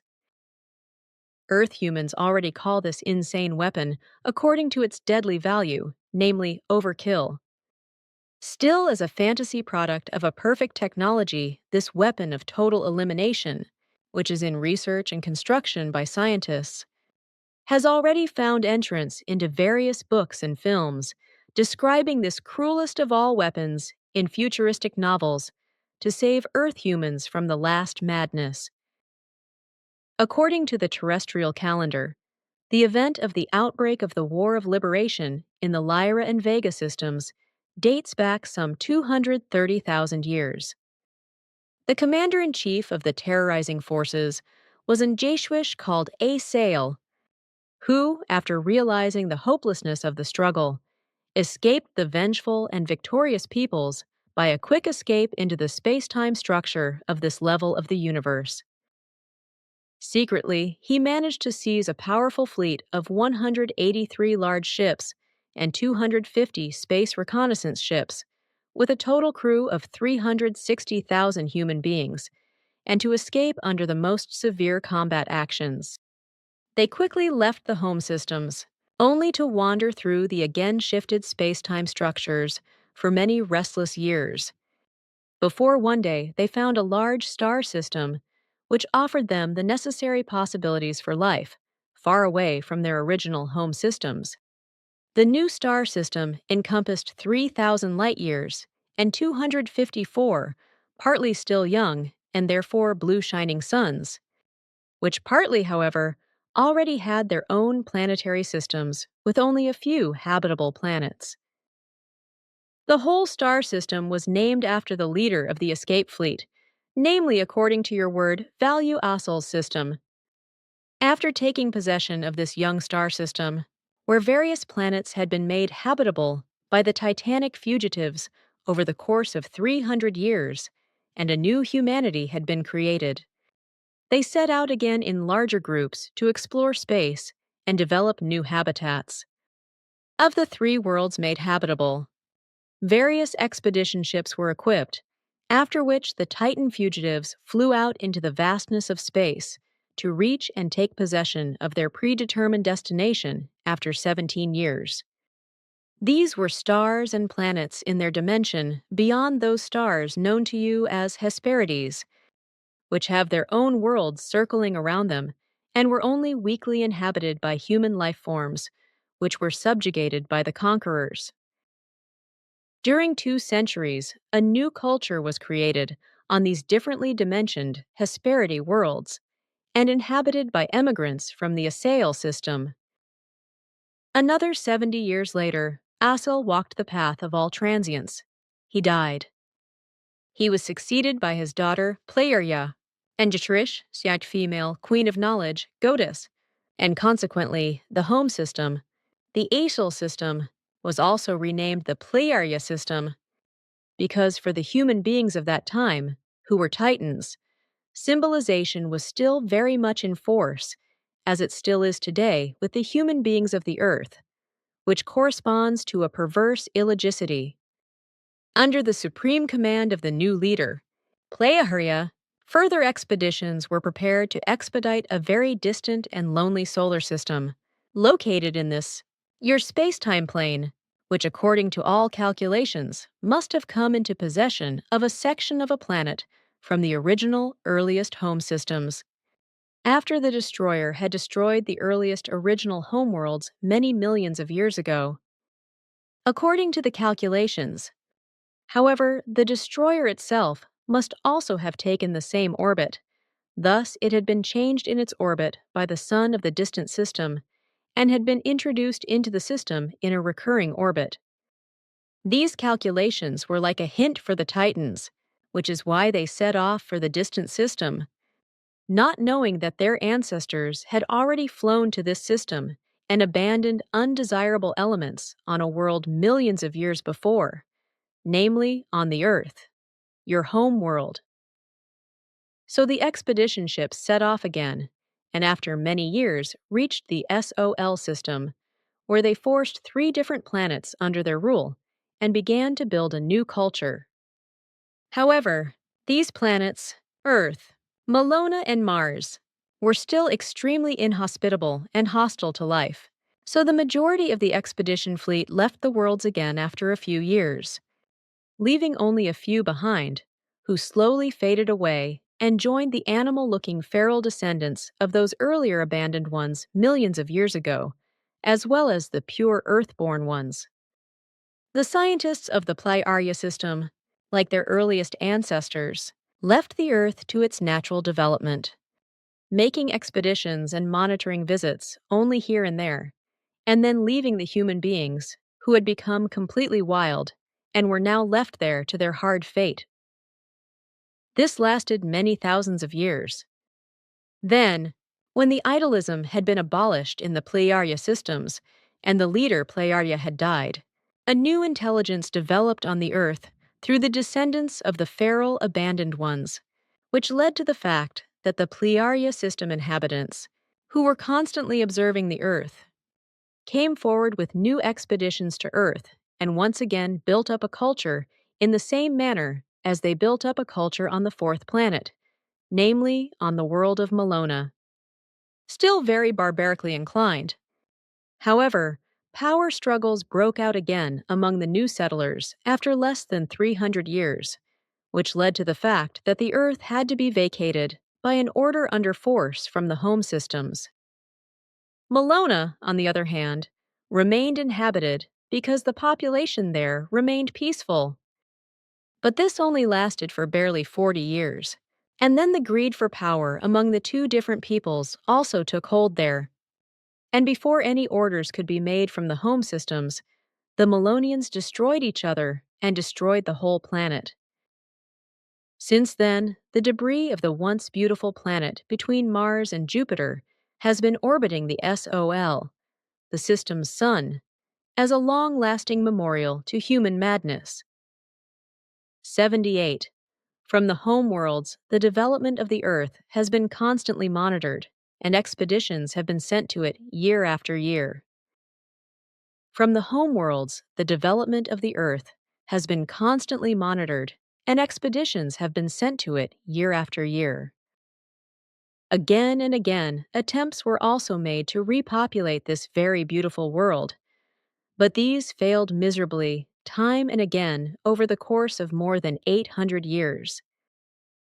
All kinds of life forms were deported to Earth, also those you would call prisoners, to simply abandon them there and leave them to their fate. Robbed of all technology, it was inevitable that they would wither and become overgrown, mixed again with the overgrown descendants of earlier elements and with Earth humans, and became bestial. But then the time finally came when the great enterprise was finally taken up. With several hundred large and small spaceships, the Earth was once again approached and seized. A great culture was built up, which lasted for 600 years before the greed for power among the highly ambitious scientists increased again and led to new terrible acts of war, whereby once again everything was destroyed to the last. The Earth reverted to its old existence, where life forms continued to exist, but quickly became wild. For 400 years, the Earth was completely unnoticed and left to its own devices before it was approached again. This time, however, it was no longer an attempt at an expedition, but once again an escape. On the homeworlds in the Pleiades' star systems, power struggles broke out once again between the ascending scientists and the peoples, who were enslaved by their terrible weapons and other means. Note: sentences 89 to 138 have additional explanations given in Contact 703 by Ptah. But, while on all three homeworlds the vicious battles of annihilation raged, a large group of dissident scientists came together under the leadership of a certain Pelagon, who already had the status of an Ishwish. This was the Titan Pelagon the Imperious, who was a power leader of the Hammud dynasty, which ruled over all the Pleiaren peoples of all the Pleiaren planets until before the creation of peace some 52,000 years ago.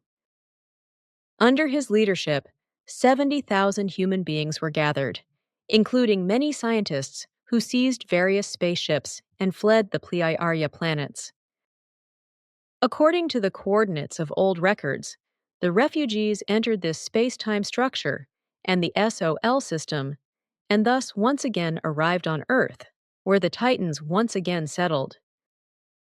According to earthly time calculation, this was about 190,000 years ago, about 194,770 years.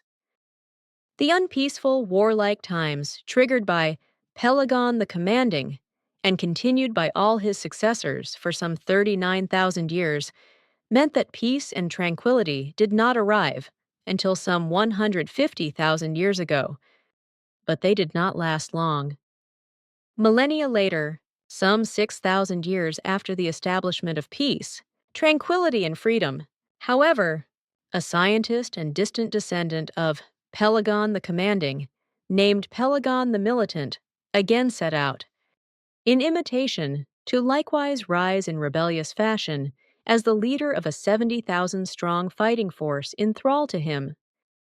These fighting units were a 70,000-strong fighting force out of 7 since time immemorial, permanently mobile for security operations and combat actions, each under the command of a Hammud dynasty leader appointed for the purpose.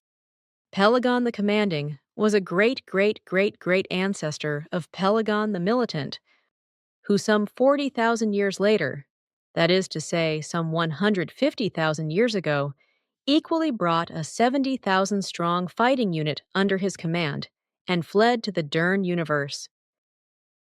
This occurred while his son, Pelagon the Marshal, was seizing power on the home planets at the same time.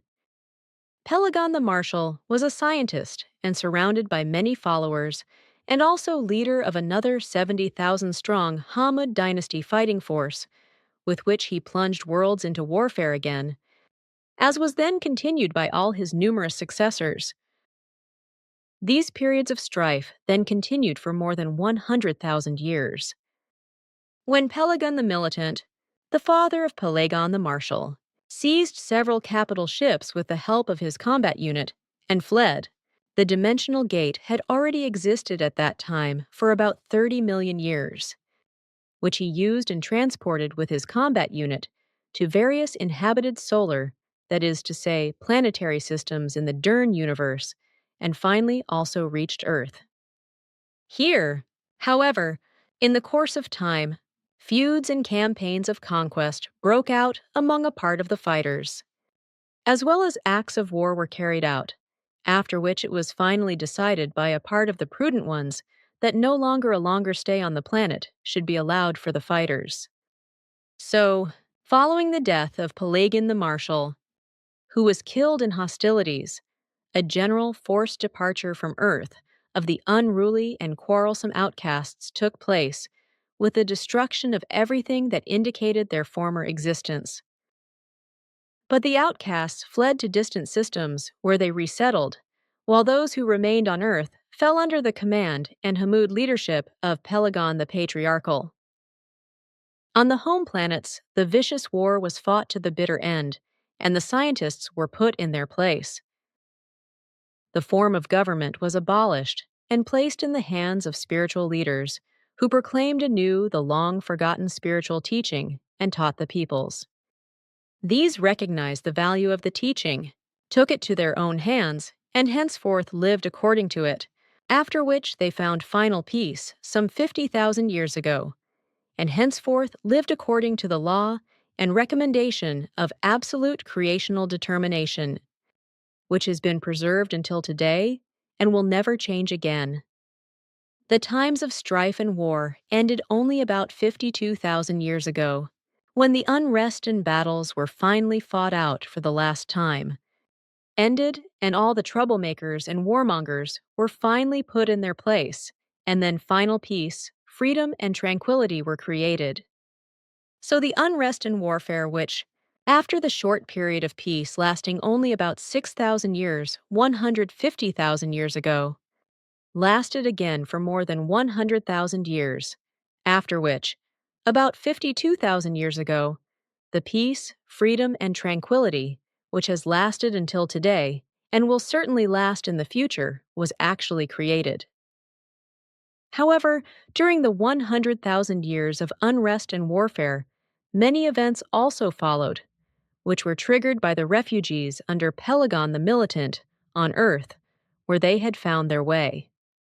After the death of Pelagon the Militant, other Hammud leaders took over his legacy, after which the early refugees and their successors went in and out of Earth from 150,000 years ago until 52,000 years ago, and were also temporarily resident on Earth. In the course of the next 8,000 years, the Plejaren peoples, as they were referred to from then on, developed to a very high spiritual and consciousness-based level. Consequently, they allied themselves with all kinds of foreign and their own peoples in near and far systems, and lived now only in the harmonious evolution. Thus, they developed together into a great alliance, in the course of which they carried out new expeditions and, 51,951 years ago, found in the galaxy of Andromeda a half-spirit world inhabited by half-spirit beings, an already extremely highly developed life form, which existed and exists only half materially, but therefore already half spiritually. In best agreement with these life forms, everything was resolved that they should in future guide the destinies of their peoples and their great covenant with their gigantic knowledge and wisdom, which was joyfully welcomed by all peoples. Consequently, in agreement with the spiritual leaders, who were human life forms and spiritual teachers, it was decided that all destinies of the future should be guided by these half-spiritual forms, which had become best friends. The form of guidance should be that of a counsel from a higher spiritual level, which is why this guidance and advice was referred to as the High Council, which has survived to this day and will never change again.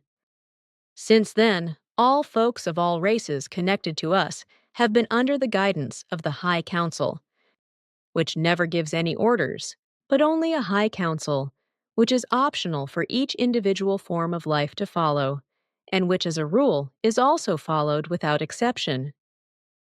Those who fled to the earth knew nothing of the end of the wars for the time being.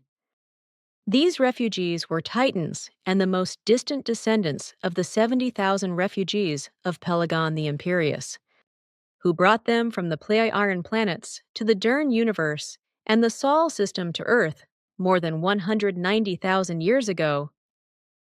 In the joy of their newly won freedom, they gladly submitted to the tight regime of Pelagon, who had chosen 200 scientists as sub-leaders and deployed them according to their fields of knowledge. Pelagon the Patriarchal was the first successor leader to carry on the legacy of Pelagon the Commanding, who was then followed by various other Hammud leaders. Under their leadership emerged large cities with other inhabited areas, and a very high culture developed on all the continents of the Earth, which had resulted from continental shifts over about 300 million years. For about 10,000 years, harmony and peace reigned. But then again, an Joshuish called Jesus came out, who murdered Pelagon's successor and seized power over all the, by then, united different folks and races. 20 years later, however, the folk rose up against Jesus, and a terrible and worldwide war broke out again over the earth by those who had traveled farther. Many hundreds of thousands fled with large and small ships into free space, set down and settled in another space-time structure in Beta Centaurus, which you know in your space-time structure as the Barnard star. This was not in the Dern universe space-time structure, but in the one where the Pleiadian planets also exist. A few million humans remained on the Earth, where everything that had been built by the extraterrestrial humans had been completely destroyed and totally eliminated. Those left behind, deprived of all technical and other cultural possibilities by the complete total destruction, gradually fell into a wicked lethargy, atrophied, and became wild beings in a nasty barbarism. All knowledge of their original origins and highly developed technology was lost, and their former high development of consciousness atrophied almost completely, with the result that in the course of time, the 2.5 million feral titans largely exterminated themselves and became cannibals. For 700 years, the Earth was simply avoided, before the descendants of the fugitives set out again to populate the beautiful blue world again. These new arrivals, or the distant descendants of those who had left the Earth earlier, were on the one hand not titans, but human beings of smaller dimensions, but they too were not exactly of a peaceful nature, but nevertheless no longer as warlike as their ancestors. This was 133,000 Earth years ago, according to your current chronology. The returnees were led by an Jishwish, with the name Atlant, married to an Jishrish named Caryatide. In the latest episode, under the leadership of Atlanti, the continent of Atlantis, which had been headed for again and again, and used for millennia, was expanded and made habitable, while under the command of his wife Caryatide.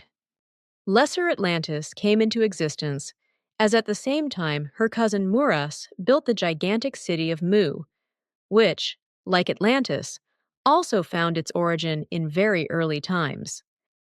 The reason for the construction of these cities so far apart was that the humans had become cleverer through all the wars and hoped for peace as a result of the great distance between the cities, if everyone stayed in their domains. So it went well for many long years, a whole 1,800 years to be precise. Then, however, again some scientists exalted themselves, whipped up by lust for might, and tried to snatch up control for themselves. After the death of Atlant, his wife Caryatide and Muras, various other leaders took over. This time, however, they had not reckoned on the people's memory of war, which had been passed down over the ages.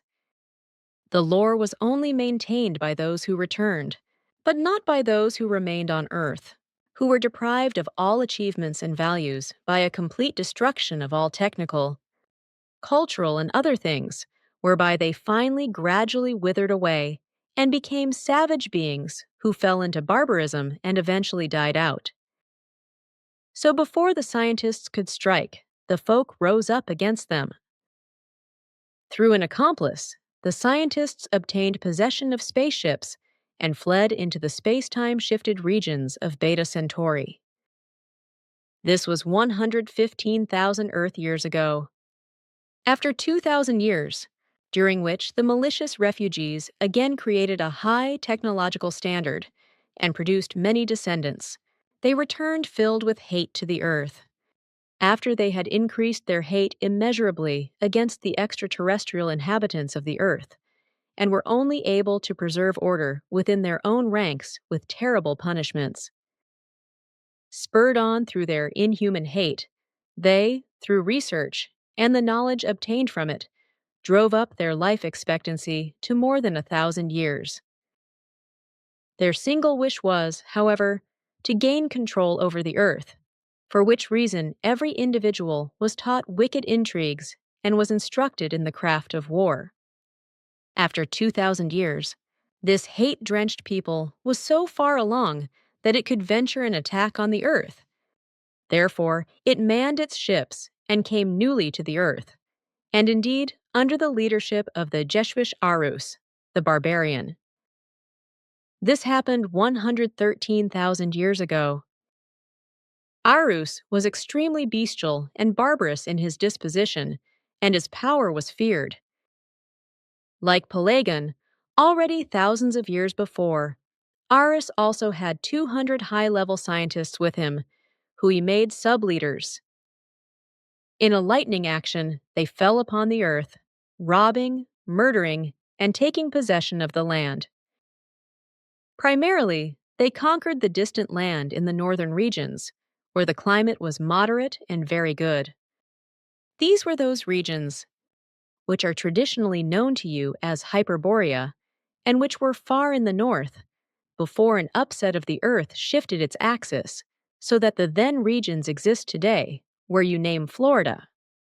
Coming from the north, Eris's son, Eris II, set out and fell upon those lands which today you call India, Pakistan and Persia, and so forth, whereby they struck the earliest forefathers of the Sumerians, who, peace-loving, fled and set down far in the south, folk of dark-colored skin, but by your terms, not Negroid, but like Europeans and of tall growth, risen from a race of former Syrian refugees, who had likewise settled on the earth 133,000 years ago, as did the refugees from the Pleiadian system.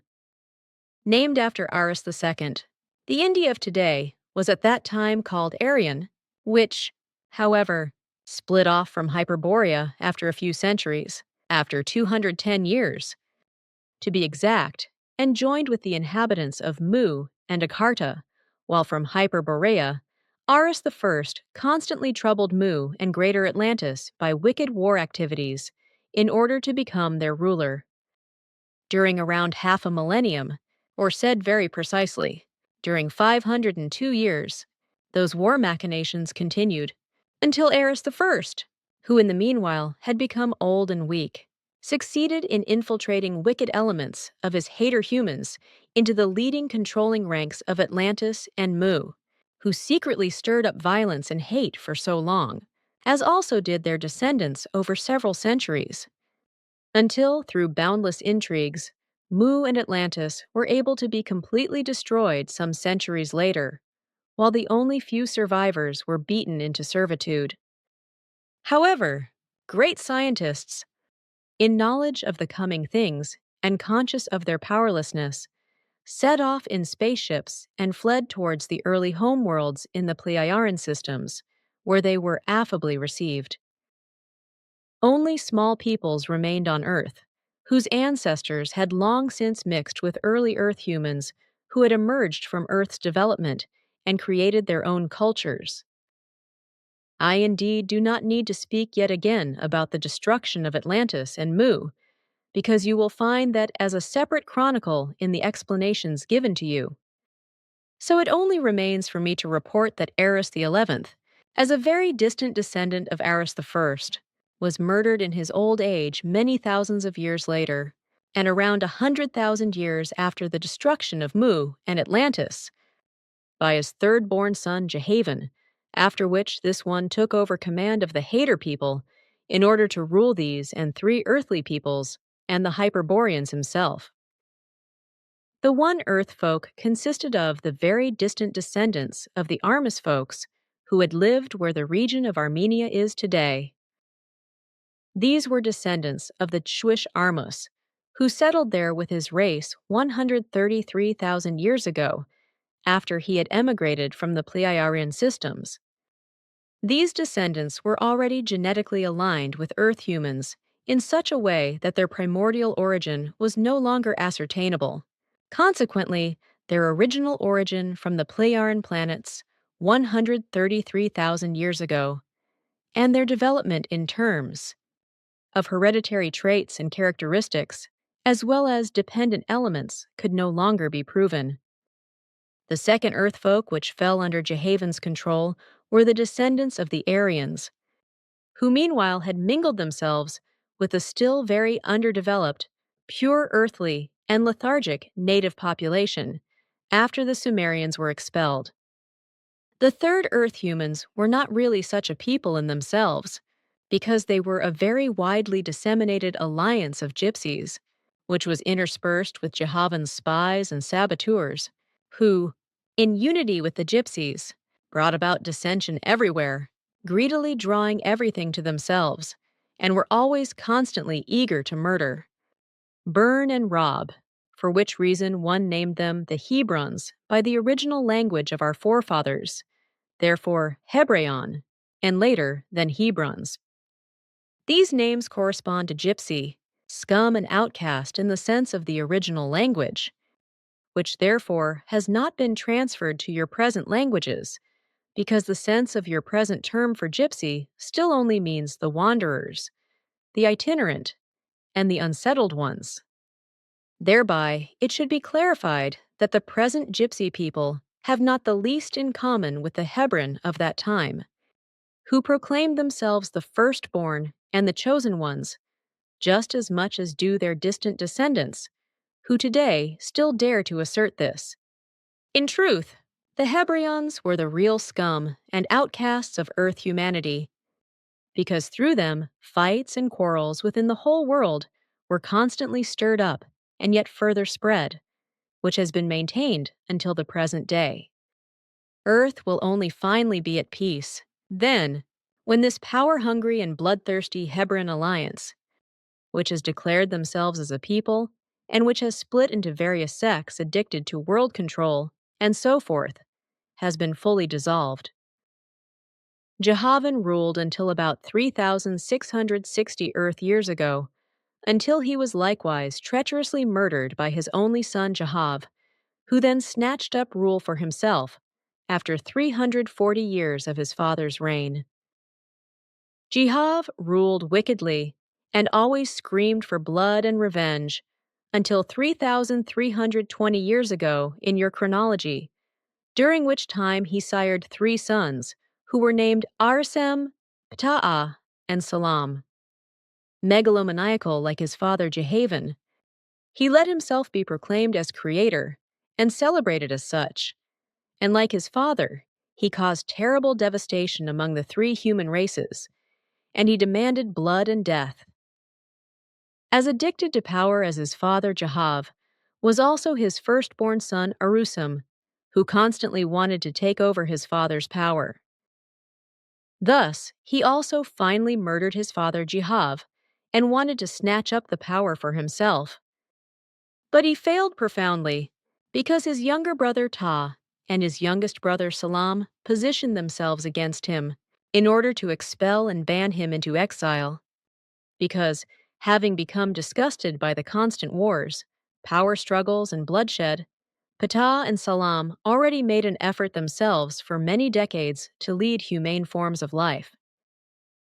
Therefore, already for a long time, they assembled around themselves many like-minded ones, with whose help they gained control of Arusam and his 72,000 followers, and expelled them. But Arisem secretly returned to the earth and settled down with his army in the land of Egypt, in the old cubicle constructions which had existed there, unused for more than 70,000 years. Deep in the interior of the earth and deep below the pyramids, they established themselves securely, whereby they converted the rooms and buildings deep below the present pyramids of Giza as a center for their wicked purposes, from where they and their descendants since then tried to realize their tyrannical plans, but as of now without noteworthy success, although their way of obtaining the goal of deceit, lying and intrigues, was through false teachings and the leading astray of the uncorrupted earth humans through religious teachings of madness and cults, and many kinds of other evil machinations. Due to their expulsion, they, however, forfeited very much, because all possibilities for technological and otherwise scientific further development was prevented for them, as also, however, was all their research, and so forth, which thereby led to the quite rapid reduction in their life expectancy, and today still only amounts to an average of 94 years, which in relation to today's people converts to practically only about 20 years higher than the average in European regions. This means for the renegades, called the Giza intelligences by us, that they are slowly dying out, and today are still only fewer than 2,100 in number. Due to complete isolation from outer space, these remaining ones will also be no more, in fewer than 3 decades, because they are all already old and no longer capable of procreation. But in spite of that, they still maliciously hold firm to their tyrannical plans, and they do not see themselves as beaten. Arusam ruled until about 3010 years before your time reckoning began, 3010 BCE, until a powerful forced departure was secured for him by a mutineer by the name of Hen, who was called Jehovah in the tongue of the Hebrians, and likewise also gradually within his own ranks, whereas the appellation, the Cruel One, was added. In the year 2080 BCE, already old and weak, he was displaced, and his nephew Kamagol I took over the evil command of the Giza intelligences. In order to expand the headquarters below the surface of the Pyramid of Giza to a murderous center of power, which allowed no possibility at all of being destroyed anymore. Like no ruler before, Kamagol I forced all earthly religions under his control and created terrible cults which demanded human blood, which were able to be partially maintained until the present. All efforts from outside were in vain, as his position of power could not be broken. But also Kamagol I was only a human, so one day he met his own fate from out of his own ranks, in the form of his own son, Kamagol II, who overthrew him and deprived him of power, and let him die miserably in a deep dungeon. Kamagol II was in many things even more malicious than his father, which he soon revealed. After taking over power, through the introduction of monstrous mass murdering of earthborn terrestrial human beings, who he slapped under his religious power through many kinds of means. As one of the last really extremely long-lived, Kamagol II attained a great age and died a natural death just a few days ago, which we were able to ascertain just 2 days ago. He departed this world on the 27th of December, 1976, therefore around 10 days ago. The still remaining Giza intelligences, already old and weak in many cases, but still filled with hate and tyrannical plans, do not give up. But indeed their days are numbered, so in 3 decades at the latest, they will be no more. With the heaven's sons, the Hyperboreans, and the emigrants from the Pleiadian system, Ptah and Salam, the sons of the murdered Jehav, led the further rule by common agreement. They governed well and created peace, and only occasionally mixed in the affairs of the earth-born earth humans. After his 93rd year of government, Ptah was stricken by a malicious and unknown disease, from which he succumbed a few days later. Consequently, his brother Salam continued to lead the government alone, until, weak from his great age, he handed over command to his son Pleiose. 2040 Earth years ago, after he had taken up connections to the homeworlds already centuries before, and had placed himself and his people under the home form of government, namely that of the spiritual teachers. His son Pleios was, like his father, a very wise and a kind governor, and as of 1,999 years ago of earthly chronology, the homeworlds, after an interruption of around 240 years, newly positioned themselves under the guidance of the High Council. He too arranged himself and his people therein. Respecting and following the advice of the High Council, he prepared for the long-yearned-for return to the homeworlds, which took place 1,994 years ago, by your chronology, after Emmanuel, at Pleios' direction, begat by the spiritual leader Gabriel, was educated as a prophet and had become right for his mission. Still to mention is that among the very distant descendants of Eris, who had subjugated the lands in the north, there existed elements in great number, who, until in the time of Jehav, preserved themselves as the Arusists. These, a group of 160,000 humans, were named the Great Aryans, because they still advocated the ideas of Eris the First. They even released themselves from the powerful control of Jehav and wandered, plundering, through the land, from northwest to the east, where they penetrated into that land, where in earlier times Aris II had settled with his people and expelled the Sumerians, where, in the meantime, however, the then Aryans mixed themselves with the low native population and forgot their actual origin. Also, in the meantime, the descendants of the Sumerians returned to their old homeland, so also they settled there again. But then came the Great Aryans, who moved between the Caspian Sea and Ararat, and took possession of the clay brick towns of the mixed folks, which had reached a good level of prosperity as a result of the earlier invading Aryans and the returning descendants of the Sumerians. Their work consisted mainly of trade and agriculture, which was well mastered by the Sumerian descendants. So, the appearance of the human beings and all their buildings was very orderly, and a strict discipline ruled. Indeed, even a certain submissiveness towards the highly developed Sumerian descendants, who were superior to the native people in consciousness-based development and worldliness. And exactly this world was attacked and forced into bondage and transformed and pressed into a new state structure by the Aryans, who, deprived of all technology, had been wandering for long years, coming from the far north. Deprived of all technology by Jehovah's Myrmidons, the Aryans settled down in the distant lands, but in time became stunted and mixed with the natives. So, soon all knowledge and ability of a higher level and of their origin disappeared into the darkness of forgetfulness. Ha, good. But now 2 more questions, or 3, regarding our and your Pleiades. So this name comes from en-GB-LibbyNeural. Was it simply retained later on Earth, or was this group of stars referred to differently here? The name was retained, but lost itself in the confusion of languages that appeared on Earth, and then, over time, returned to its original value, mainly due to mythologies. These are probably the ancient Greek as well, right? Sure, but there are also others, as you mentioned through the main one. Well, then I would like to know what form of time calculation you use, at least on era. Do you also calculate in years like we do? Of course, because they are originally from our ancestors, so they are also given on the Earth. Aha, and since when do you calculate?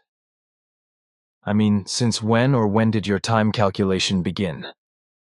Since the beginning of peace on our home systems, so about 50,000 years ago. Aha, can you give me the exact date? Sure. Today we count the year 51,711 because there was once a break. But it was not due to war, but of reconstructive importance. Good, and now the question of how Era got its name and when. This is very simple. The Pleiades stars of your space-time plane are much younger than the Earth. But not so with our stars and planets, which were named only by numerical values until the time when the High Council took control. Since then, however, at the request of the High Council, our homeworlds have been called by melodious names, for example, also Era, while the celestial systems are called Pleiadian, or, in our case, Pleiaren. If I think correctly, this should have happened 51,951 years ago, right? Sure, you think correctly. But I would also like to explain to you that at this point in time, the new era was also introduced. So we have two of them. The year 51,711, which reminds us of the final peacetime, and the year 51,951, which reveals the spiritual alignment with the High Council. Contact Report 074. It is damn easy for you to talk, girl. Because you do not have these idiotic worries about money. Because you do not know such material means anymore. Contact Report 075. Over there in the area where I usually go is unfortunately not possible today, because some of our friends are exploring everything over there. We do not want to disturb them in the process. However, they have been quite careless in the last few days, because they have already been observed twice in their spacesuits, which they have to wear because they are not oxygen breathers in our sense. But your carnival costume-wearing customs have protected them from the attention of the observers, because they were probably of the opinion that they were carnival connoisseurs. That is interesting. What exactly do they do there, and where do they come from? They belong to the other groups working with us here on the Earth. They are also connected to our Federation and investigate radiation phenomena and underground Earth shifts that have come about as a result of various inner terrestrial factors and that will influence the future of that region. Do they belong to you, and how big are they? Their size is 115 centimeters, and of course they belong to us, but they live on a smaller neighboring planet of Era. Ah, look, Bernadette sleeps in Jacoba's car. She does not sleep, she just doses. How do you know that? Look here, this device, these symbols say that. One noticed that Engelbert's cat went crazy. But because of the cat, animals are very sensitive and feel us also when in invisible state. In order to help you, I analyzed Martin Johannes Sorge a little more closely with the technological aids provided by Quetzal. Contact Report 077. In certain respects, we are bound by limitations that do not allow us to penetrate deeper into the thought spheres of a life form. Especially in these matters, we ourselves do not have the necessary knowledge, because many forms of human life on Earth are still foreign or incomprehensible to us, primarily the mental forms. Contact Report 078. I come from the planet Satyr, which is about 1/3 smaller than your home planet. Seen from Earth, Satyr is situated in the constellation of Lyra, 157.3 million kilometers away from the Sun MEL. However, the planets are not recognizable from the Earth with its still very underdeveloped technology, because they are in another space-time level. How tall are you anyway? Certainly no more than 1.5 meters. 148 centimeters, 4 feet 10 inches, and 27.2 inches according to your measurements. The promise made by me regarding the beam pistol is to be kept today. But now see this weapon here. This is similar to the one with which you once irradiated the young trees and the fir trees. Note, see contact reports 63 and 64. This one, however, is much older than that one. Here, the direction finder shows you the target very accurately through this magnifying scope so that you can hit a single needle of a fir tree very accurately over a distance of several kilometers, which you can then test on a tree over there on the hill. The tubular sight scope brings the target as close to you as if it were directly in front of the weapon. In contrast to that, this is a very outdated operating apparatus, which is similar to that of your explosive firearms. To send out the radiation, you must pull back with your index finger, just as it was the case with my weapon.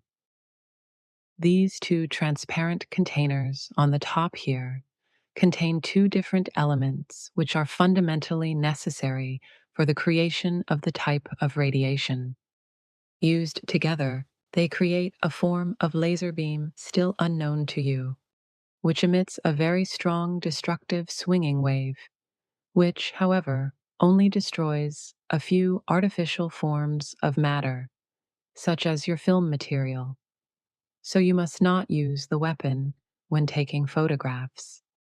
If the front and rear element containers are coupled by a pressure on this point, then a combustion radiation builds up, which within fractions of a second and up to a distance of 37.2 kilometers dissolves everything into nothing without leaving any traces of ash.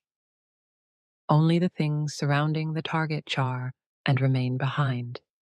If the front container alone is activated by further pressure on this point, then only a tranquilizing effect occurs, which is used exclusively for self-defense purposes, while the combustion radiation usually serves only for work purposes or total elimination purposes, but in extreme cases, if necessary, can also be used, for example, to damage an enemy vehicle or flying object so that it becomes unable to maneuver and thus ineffective.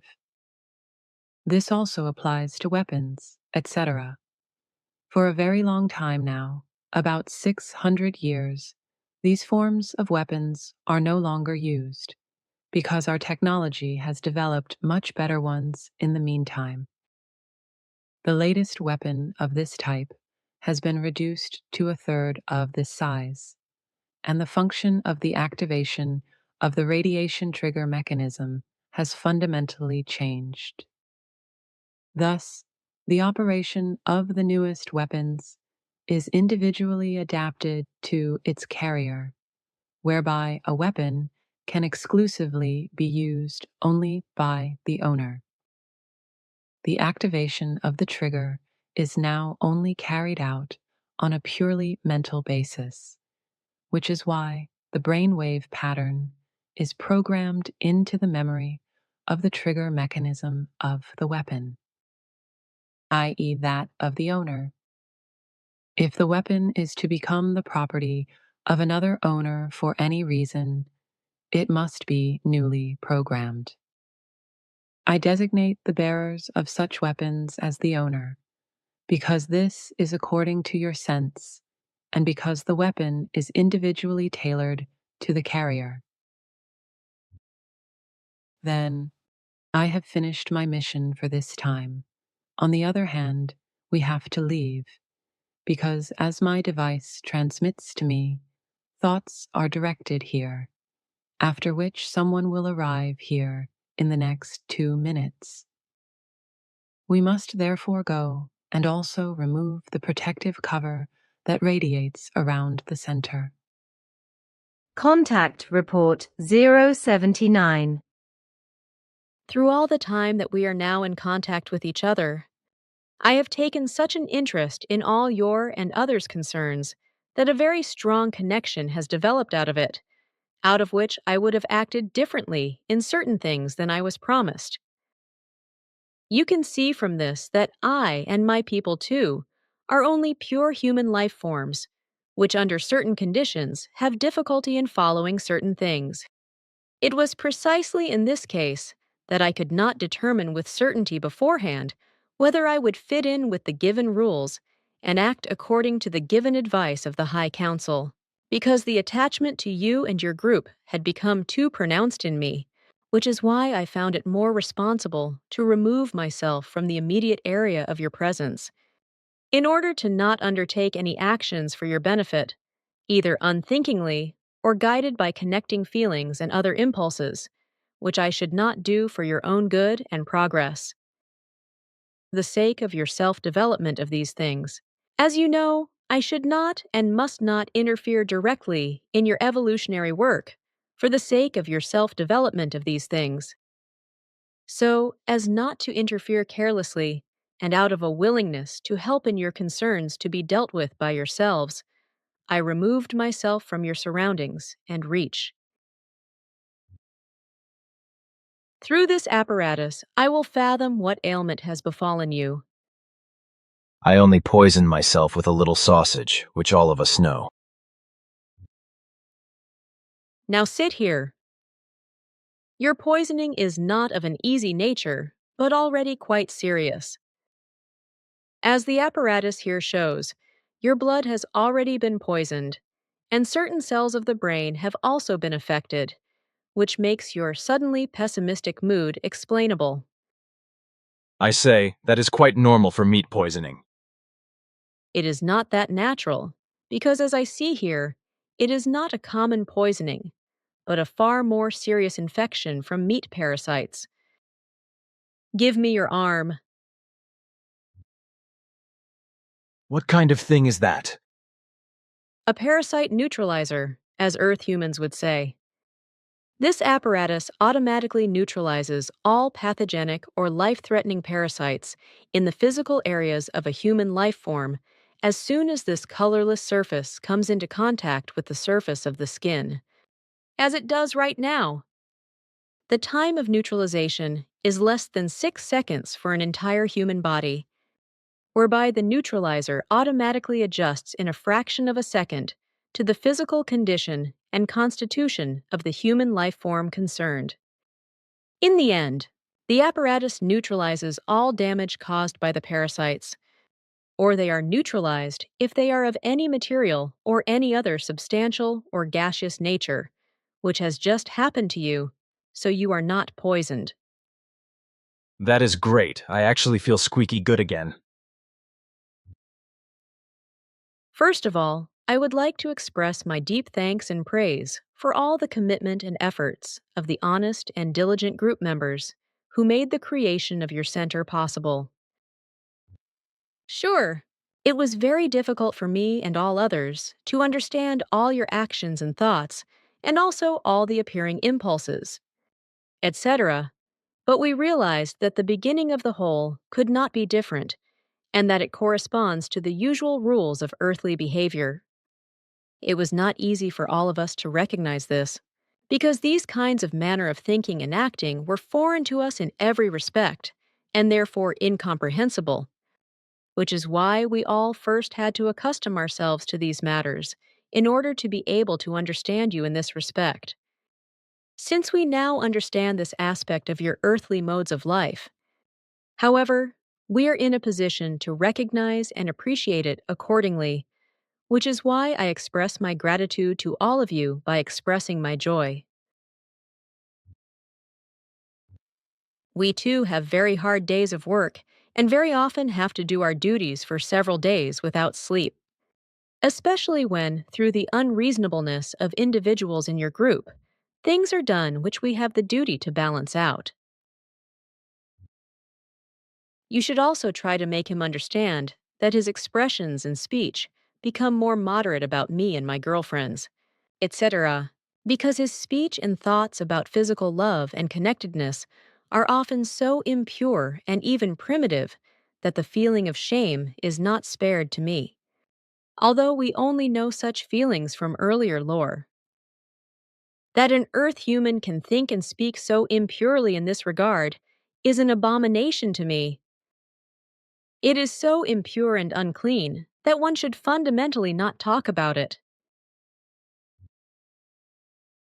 That damn jerk. I will have to read him the riot act again when the time comes.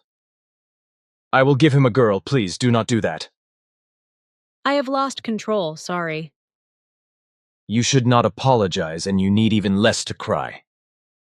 It hurts me very much that Jacobus does not care about the true things and values. Little child. Girl, come on, do not be sad now. This lousy jerk may one day understand. Contact report 080. I was just hovering above the top of the tree when I registered such strong pain impulses from you that I was frightened and depressed the ship's steering mechanism in a reflex movement, with the result that I destroyed and flattened the entire top of the tree with the lower part of the ship. What is certain so far is that the Giza intelligences have joined forces with a group of fleeing and malignant intelligences from space, see next entry, who are involved in the concerns of the Giza intelligences and are helpful to them. Their outer forms correspond to your observation that they have oversized eyes and some other special things about them. Contact report 081. It is a work by the Giza intelligences in collaboration with the refugees from the Pegasus area. They were located by and brought to the attention of the group in Brazil about 6 weeks ago, after which a connection was established between them. The merger with the Giza intelligences was then only a matter of time. So they took advantage of the knowledge of the Pegasus refugees and of their equipment.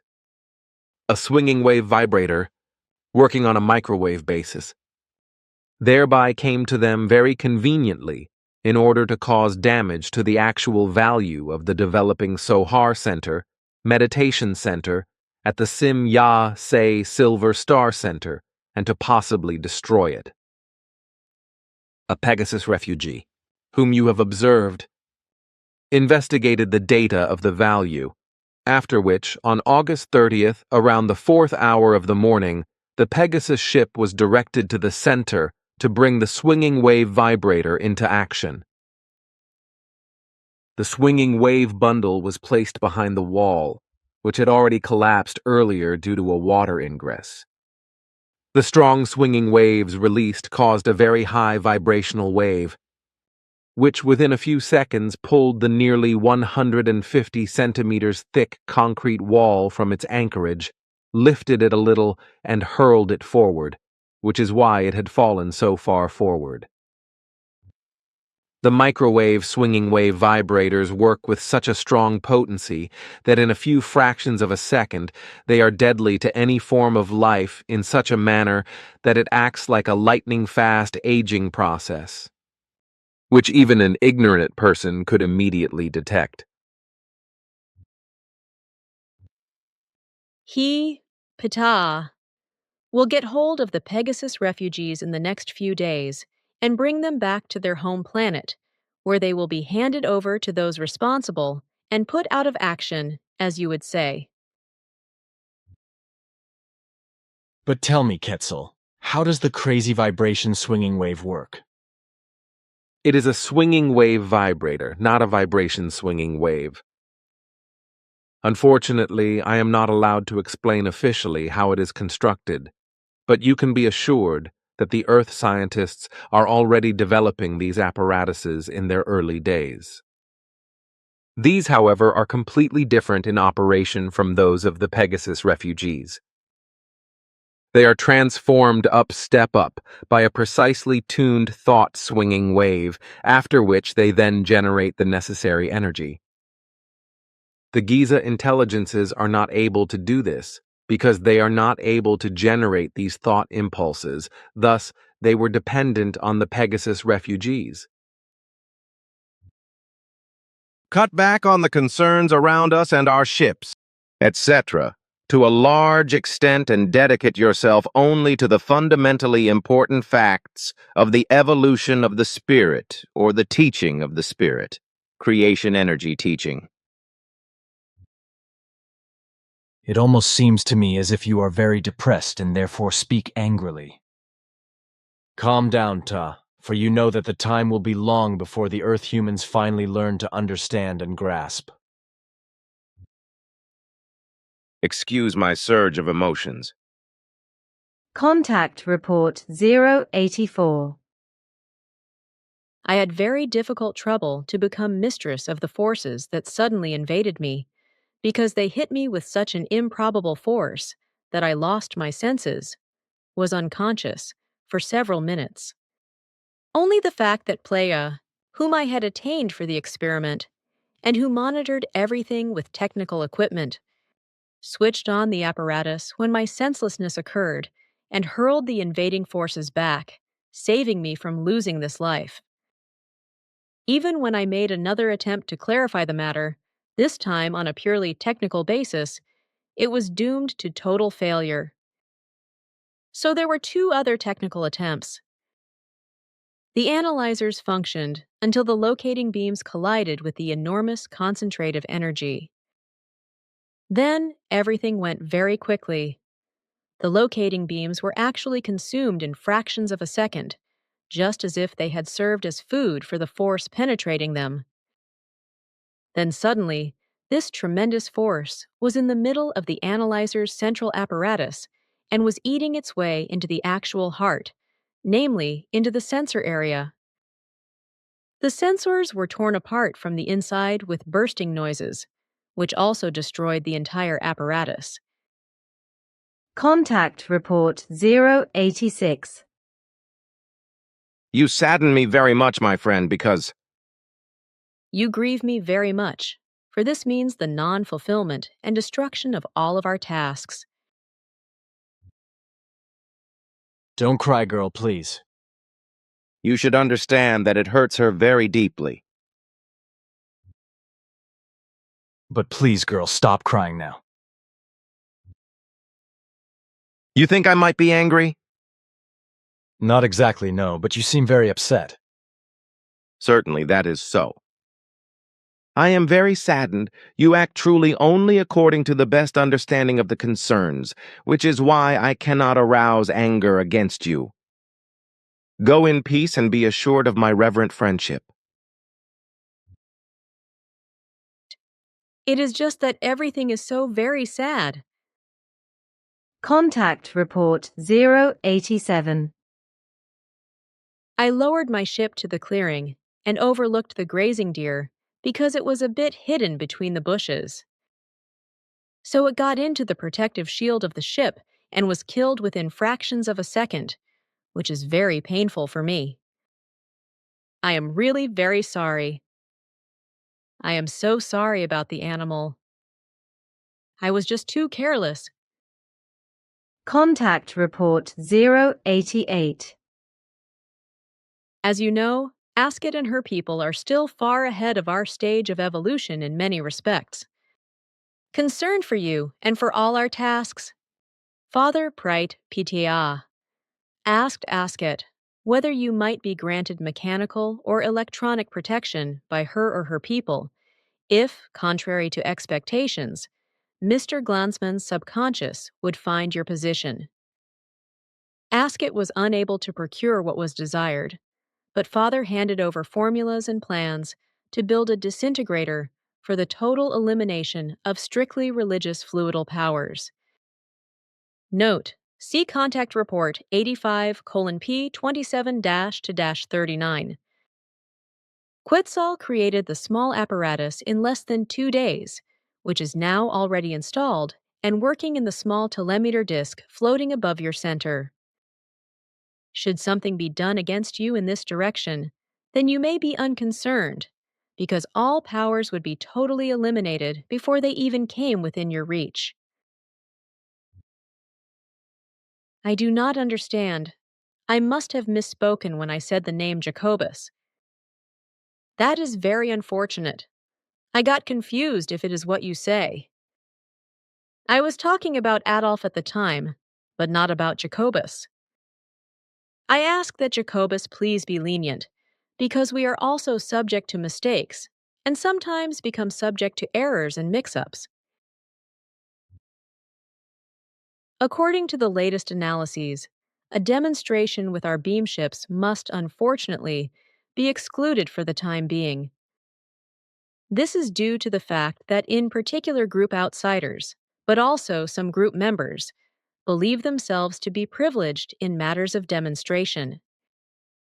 Also, the erroneous opinion has arisen from the mission leaving and betraying members that we must make not only our ships, but also ourselves noticeable or visible as proof of our existence. We cannot meet these unreasonable wishes in any form, because they run counter to the meaning of all our tasks. We have no reason to show ourselves to Earth humans in any of the desired forms, nor will we do so under any circumstances. Through our actions, by demonstrating our ships to various group members and non-group members, the belief has arisen that we must continue to do this, and even do it in increased measure, on the one hand as an obligation, and on the other hand as thanks and proof of existence on our part. And as explained, some believe they have a privilege, but this cannot be the case at all. These confusing wishes and demands force us not to announce any official demonstration in the future, or even to hold one. Only strictly in the area of the honest internal group are still some few exceptions to be made, here and there. By the way, neither us and our ships, and our existence, are of importance at all, but only the task we all have to fulfill. We cannot allow that by the mentioned wishes and demands new idolizations and idealizations arise, which would inevitably lead to a new religion, as this has already happened many times. Contact Report 089. I am also very sorry, but we have to accept the individual decisions of any life forms as such, and must not coercively change them. Our cause is good, and has no iota of anything negative in it. We all work only in the knowledge of what is truly good, because in loyalty to the laws and recommendations of the creation, we cannot do anything else. Tell me, rather, this is also a question from Guidu, where the first humans in the universe originated. That is unfortunately unknown to us.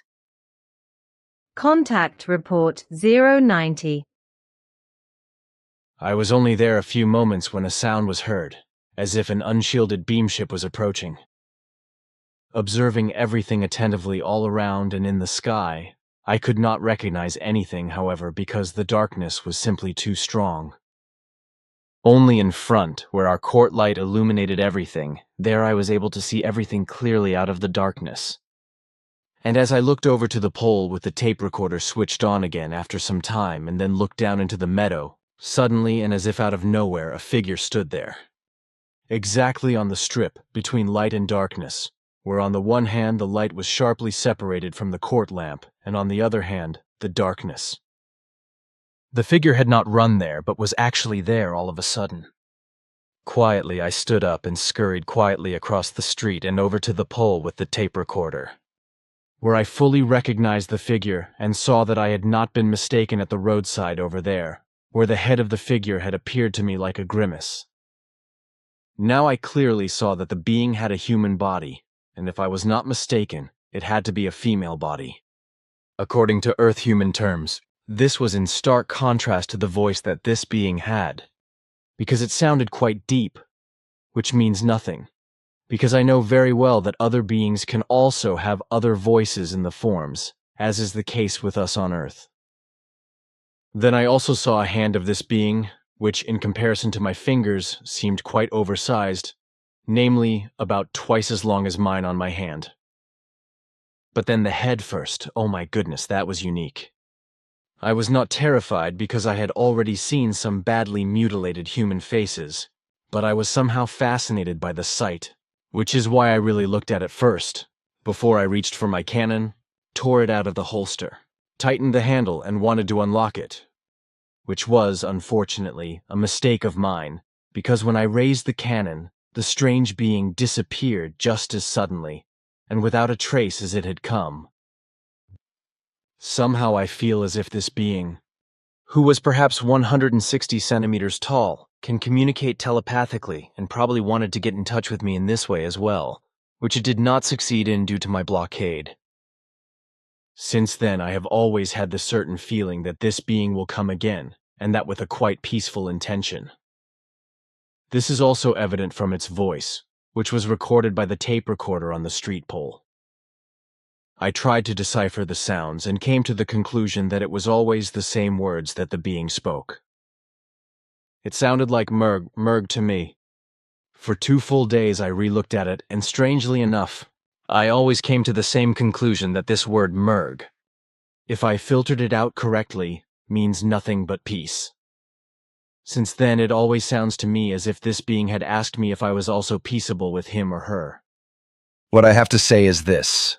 The head of the being had the shape of a human head, but the appearance was quite monster-like, namely a cross between a fish and a frog, with a quite big mouth and a kind of herringbone over the skull, which was as shiny as everything else of this head, which I would like to call somehow beautiful, because even if it looked monster-like in the twilight, it was very well formed and very natural.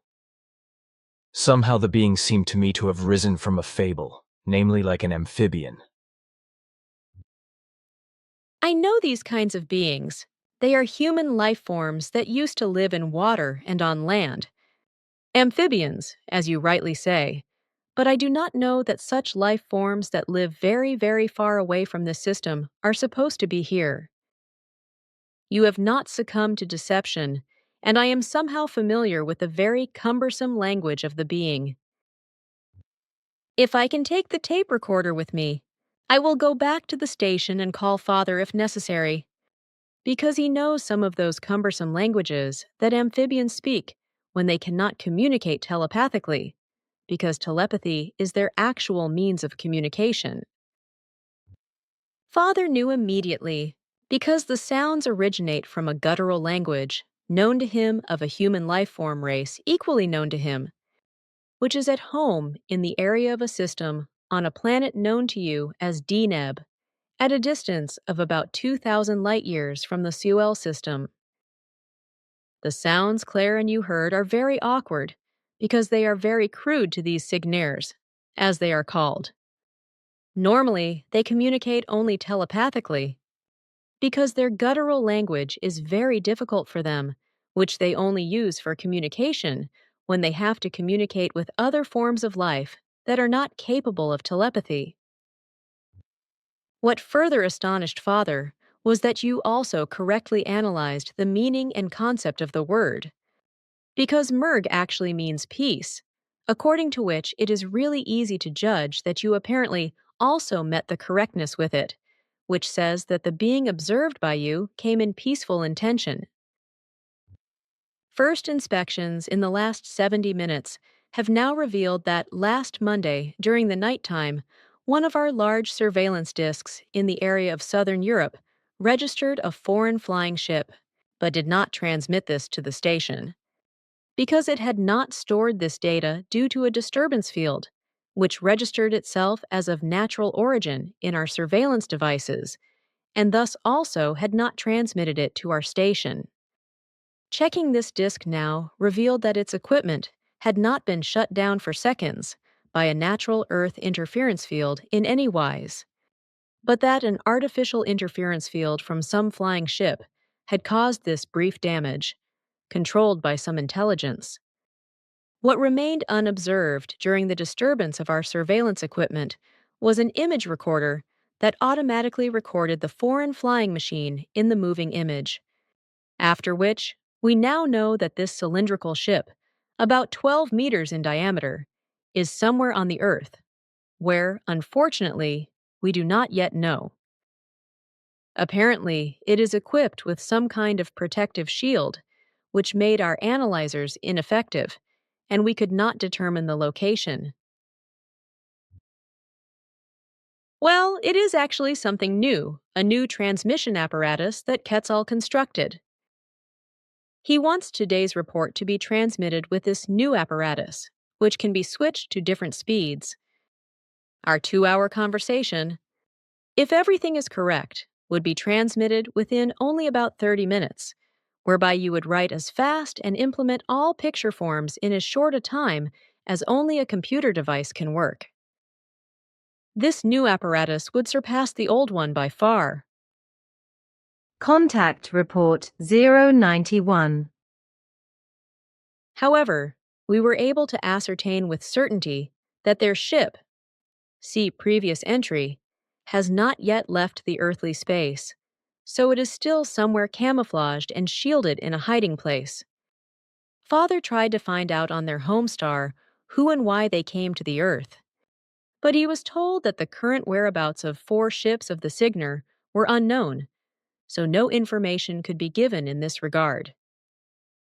That it could only be one of these 4 ships was clear, because exact coordinate messages were recorded from all other units, and none were even close to the SOL system or in the SOL system.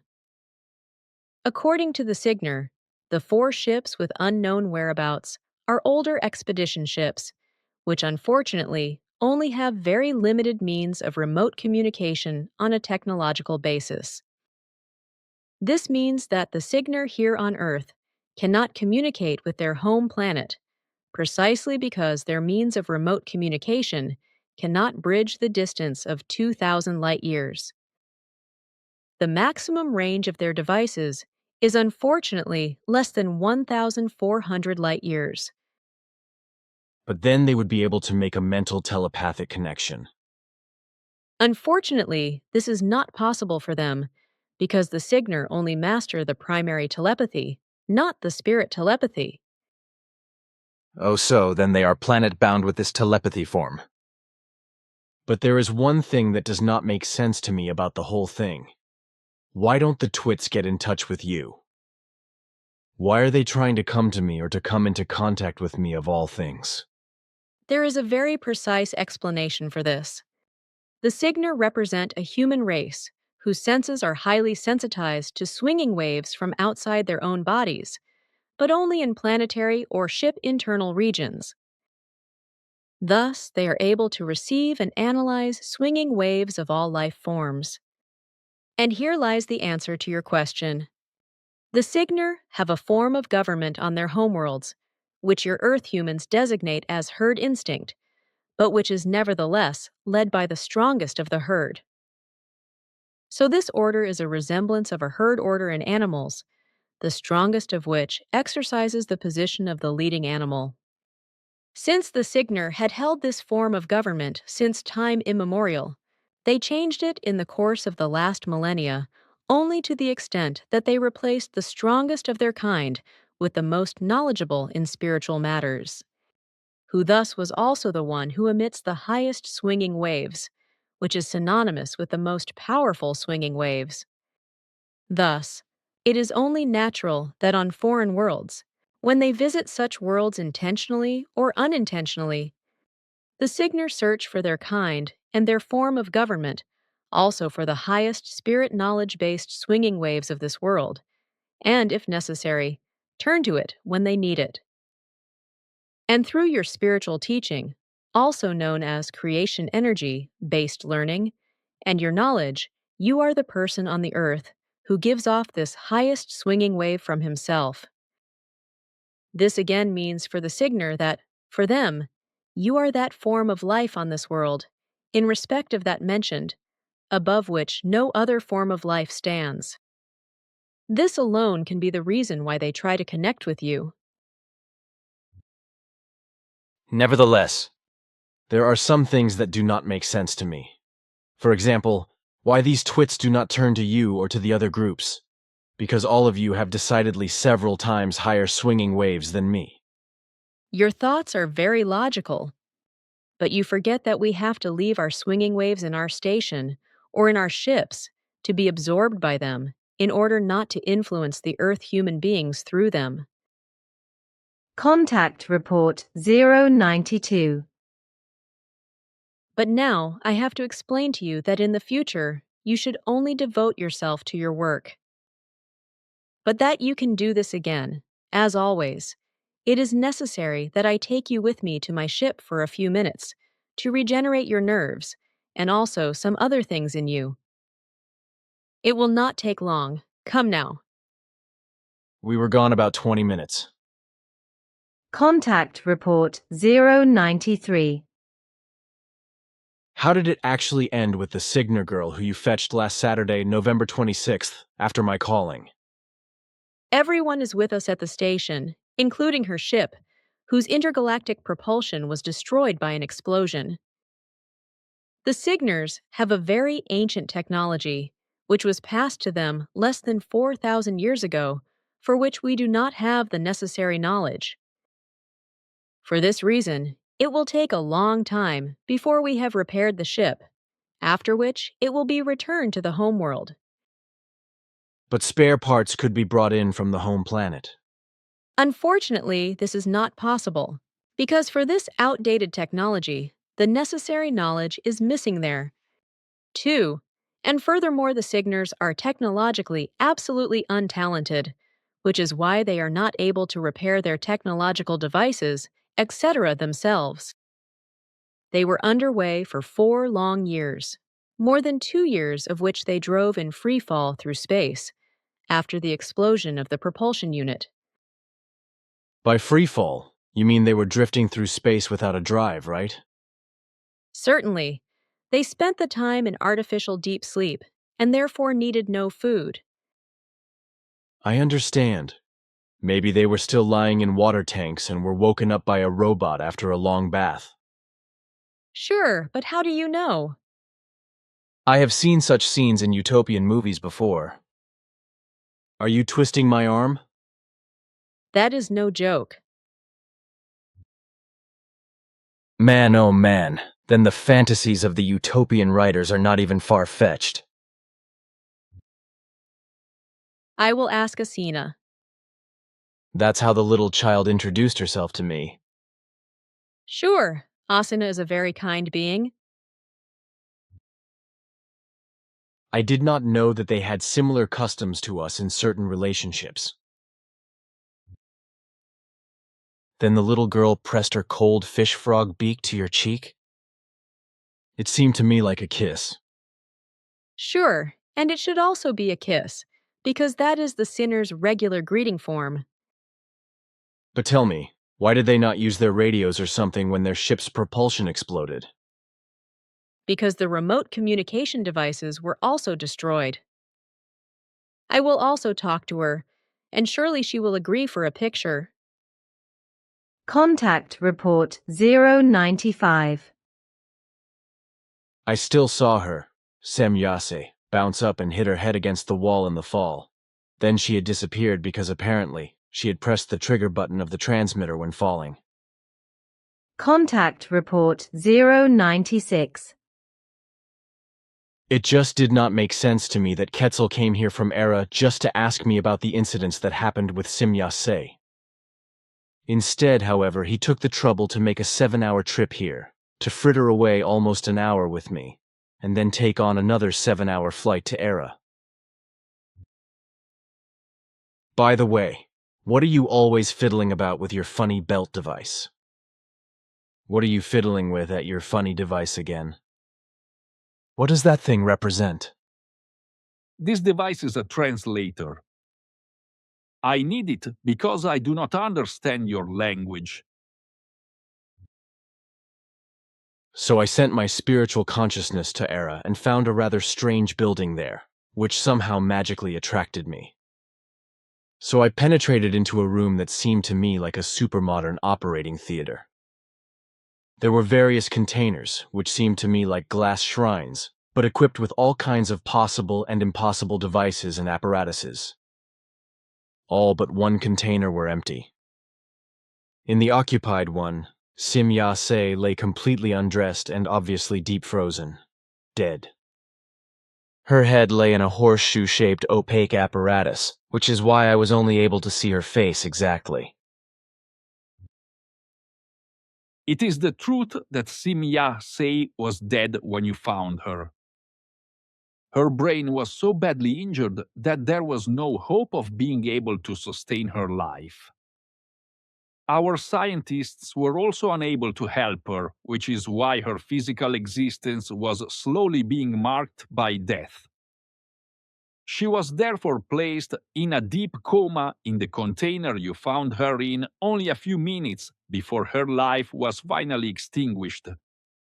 Through the intravenous supply of various substances, her body was put into a rigid and deep frozen state in a few fractions of a second, which immediately extinguished her physical life, but only for a predetermined period of time during which her spiritual form did not escape from her. For in this state of resurrection possibility, the latter clings in a stagnant form to the organic locality assigned to her, namely in the brain area. Only after the resuscitation of the body does it automatically put aside its stagnation and push itself back to activity. While Simya-sei was prepared for a later resuscitation, her father Ptah tried to help her in the dull universe with Asket, whom you should know. But this help was not able to be given by the people in the other universe either, which is why Asket sought help from a human life form race in her universe that was 4,000 years more advanced, which she actually found and received there. From there, several scientists came to Era and took Simya-sei. In a lengthy process, the destroyed brain parts of Simya-sei were removed. The frozen brain acids were inserted into artificially generated new plasma protonal brain parts and directly reconnected to the brain. After which, a rapid healing process allowed the artificial and natural plasmas to grow together and the skull could be closed again, which was then regenerated by a rapid process. This made everything the same as before, and nothing ever again indicates that these events clouded many things. Simya-sei will have no memory of it, not even of the 42-hour duration, since she was dead. Contact Report 097. Even though the sonar were able to save her brain through their very advanced science, the entire process of transforming the artificial protoplasma form of the brain parts takes several years, during which Simya-sei must not suffer any overexertion. See previous entry. The artificial plasma form of the new brain parts has to be transformed into physical plasma, which takes several years, namely 3 to 4 years. You said that these sonar helped Simya-sei. Can you tell me more about them? Only this much I know about them is that they are a human race of the Tao universe, whose average age of 1,360 Earth years is far superior to our life expectancy. Their body size is 175 centimeters, 5 feet 9 inches according to earthly measure, whereby their skull form is much higher and longer than ours, as I could determine. The length of the head is about 25% more than that of us and you. Their race is called Sona, in a language unknown to me, and their overall development in technical and medical terms corresponds to 4,000 years more than ours. But tell me, why do you say that they are 4,000 years ahead of you? Isato said that this was true for Asket's people. That is of correctness, but we have now reached the same level with the help of the Timars. Sorry, I misspoke with 4,000 years in relation to the sonar. Who is that again? These are the people from whom Asket originates. Do you know what these Timars call our universe? They call it Dern Universe. And what do you call it? Our universe is also called Dern Universe. That is how we talk about the Dern universe in the future. But now again, a question regarding the sonar, who are so highly developed. What is their technology? It already corresponds to forms that we ourselves cannot yet understand. They are far superior to us in the control of space and time, but also in all other things. How, for example, do they master time and space to reach Era? And how do they master the passage through the barriers of the universe? They no longer need space-traveling flying apparatuses for this, because their technology is already anchored and deeply embedded in the transmitter area. Sim Ya-se once tried to explain to me weeks ago why you do not just associate with us Earth humans, especially in physical form. Somehow it sounded from her words that a danger is connected with it for you. The reason that we cannot connect with you human beings of the Earth in physical form is this. The levels of swinging waves between the human being on the Earth and us are so fundamentally different and pronounced in the forms of the negative and the positive, as well as the balanced, that this can lead to serious consequences if they touch each other.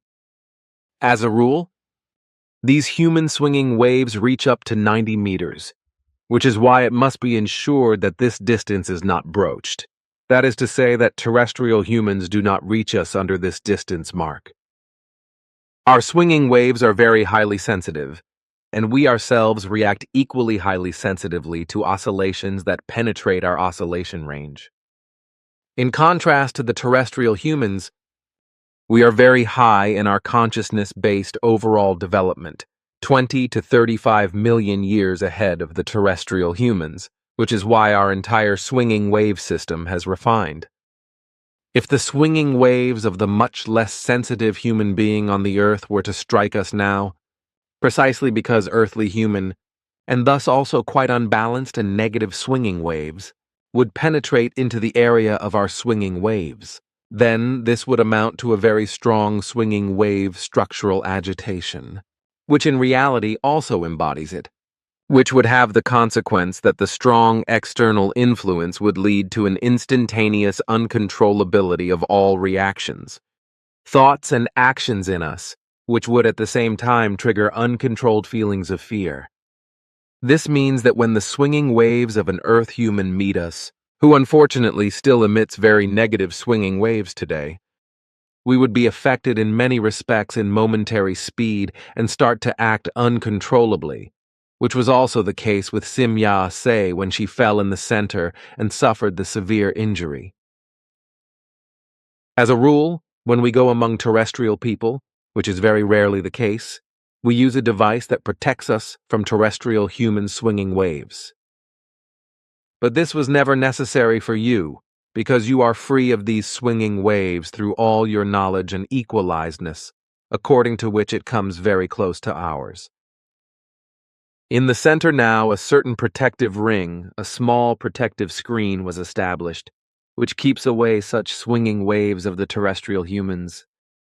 This protective shield, however, is only of limited strength, so only directly for the center itself, but in the lower space, still weak radiation from outside can enter if someone goes directly to the entrance or to the outer wall.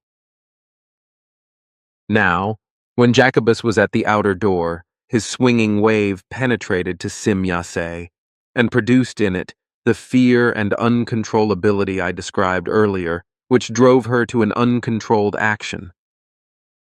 The consequences of this are known to you. These swinging wave structure agitations, which are dangerous for us, together with our strict directives, are the main reason why we are not allowed to engage in physical contact with terrestrial humans. Even with our telepathic or even only inspirational impulse-based contacts, we have to exercise extreme caution because thrown-back impulse-based swinging waves also have similar effects. Then you are quite susceptible. You are speaking a true word.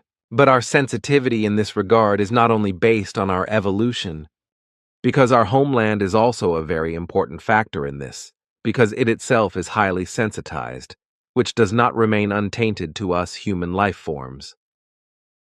I do not quite understand that, Quetzal, but I have been trying to fathom it for a long time.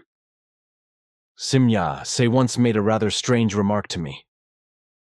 This led me to speculate, which is why I assume that you live on your Pleiades in a differently dimensioned form.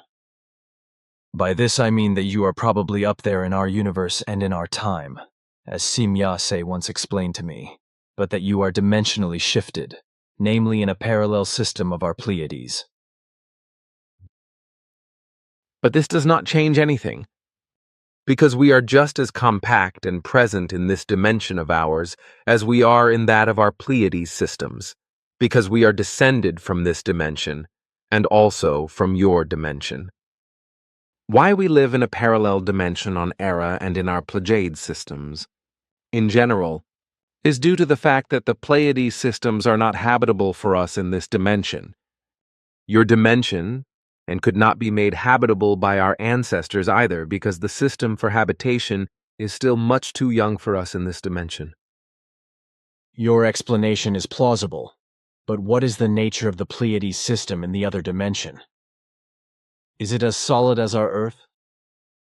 It is a parallel dimension, that is what I said. Therefore, matter is also of the same strength as the Earth's matter. The dimensions are simply different in their structure, but not in time and space. Nevertheless, I would like to hear from you who you call cannibal. Gladly. Yes, just grin. I call my wife that, because I find that this designation for her from my side.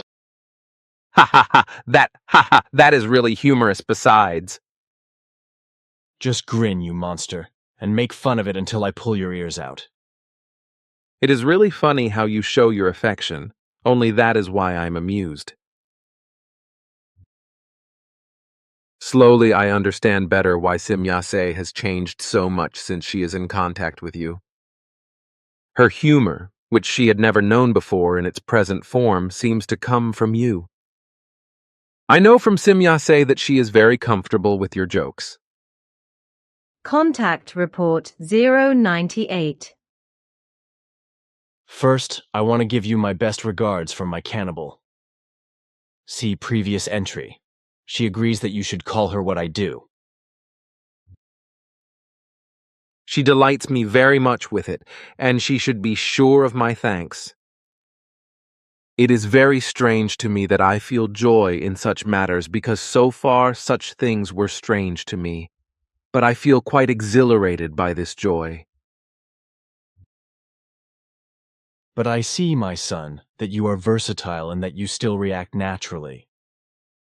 This might also be the reason why you react to certain things, including feeling-based ones, of us Earth humans in such a form that you feel joy in them. My inner life is probably not hidden from you? You were born too late for that. What are you trying to express? It is on a ha, now I understand. I understand, ha. I am some centuries older than you, and yet I was born too late for you. That, ha, that is really good. I understand you very well now. Do you not kiss your sweet ones, your girls, and vice versa? Or is that only left to us Earth humans? But yes, we also have these feeling-based stirrings. Contact Report 099. You really cannot do a shortcut just because everything is not going as you envisioned it would. Remember that we cursed Earth moles are as ignorant and barbaric as the last monkeys from the jungle. Consider for once that the truth has not been fed to us off of spoons and that your fair ancestors were involved in this damned mess. Just remember that you cannot turn an Earth human into a pig, and then give him or her only one short chance to develop into a human being again. Remember, damn it, that your ancestors stole and ruined all our knowledge, raised themselves up before us as gods and god creations, and that they were the ones who rejoiced in our ruination and exploited us through it, absolutely knowing that we had to turn into the most miserable mess in the entire universe. It is therefore damn unfair if, for once, you take a close look at everything from our side, if you just want to leave us lying in the dirt. We are barbarians, unknowing poor and damn pigs, yes, But we became that through your ancestors, my son. Consider that. And if you already know that, and you know that damn well, because otherwise you would not have come to us to help us and to bring back to us what your heroic, damned ancestors have ruined for us. Why do you not feel obliged to help us to the very end, even if we are still quite stupid and primitive in our cursed ignorance, because all our knowledge has been stolen or ruined? Contact Report 100. But take into positive consideration the fact that our task is extremely difficult and that we must acquire new knowledge continuously and mostly by making mistakes, just as you have to make in order to gain knowledge. This is not meant as an excuse, but only a request that you try to understand us and that we still have a lot to learn, especially here on the Earth, in connection with you Earth humans and with your, still in many parts, hidden forms of thinking, feelings, and emotions. We can only ask all of you to understand us, because we are only human beings like you, and we too are far from making any mistakes in the evolution. Contact Report 101. That is not good. But can you at least send the squirts, the energy-clearing dwarfs, into our den and into her old room to remove her vibrations? Contact Report 102. Here on Earth, it is customary to celebrate a birthday. Do you do that also? We always remember the time of our birth. But we do not celebrate, for such action is based on a primitive pagan cult. This is also the case here, as Quetzal explains. Aha, good. I do not mean at the celebration that we celebrate a festivity, at least not in our circles. We just have a little party where we sit together, eat and drink something, and talk. Then I have misunderstood you. In a similar form, we also remember the day of our birth, when we reach the age of 1,000 years, otherwise not. Nice. In other circles, the Earth humans really party, at least among all those humans who are real party types. This does not occur with us. In and of itself, we expected your actions in the knowledge of your complete clarity and reverence in such matters. But nevertheless, we were surprised at the purity and reverence with which you yourself handled everything, whereby not a single unclear or impure thought was in you, as Manara determined through her thought analyzer. Know in this regard, dear friend, that even I could not have done this, because I am not capable of it, not even in spite of my higher state of evolution. Truthfully, I would have acted the same as you, but my thoughts would have played and separated impure thoughts, for I too am only a human being and devoted to these things like any form of life. But you are much further in this respect than I am, which is why I would envy you if I were capable of these feelings. Are you familiar with jokes? Do you know a joke? No. Contact Report 103. I understand that, and it saddens me a lot. Contact Report 104. He often causes me, and also Simya, Se, and Pa serious worries, has been causing us a great deal of worry for some time, and especially at present. It is not acceptable for reproaches to be made against us in relation to our tone and conduct when we are right. Contact Report 106. This is also the reason why various group members increasingly sought mistakes in our actions and thinking, accusing us of incorrectness and flawedness, because in their short-sighted manner of thinking and in their inadequate manner of acting, they are not yet able to understand and grasp the more evolved paths of our state of development. They are still too entangled and bound in their earthly forms of thinking and acting to be able to become acquainted with the higher forms of our evolution, without making constant comparisons with the absolutely inadequate states of evolution of the earthly forms. From this point on, it is no longer very long until we are either worshipped as gods or covered with hatred and rejected. Note: the following conversation refers to a photograph that has been enhanced by painted-in effects that appeared in the September 1977 issue of GEO, Das neue Bild der Erde, ein Magazin vom Stern, Verlag Gruner plus Jahr AG und Co., Hamburg, Germany, pages 36 to 56, Countdown für San Francisco, ein Bericht von Georg Gerster, pages 36 to 37 Foto by Max Scheler, design by Ludek Pesek.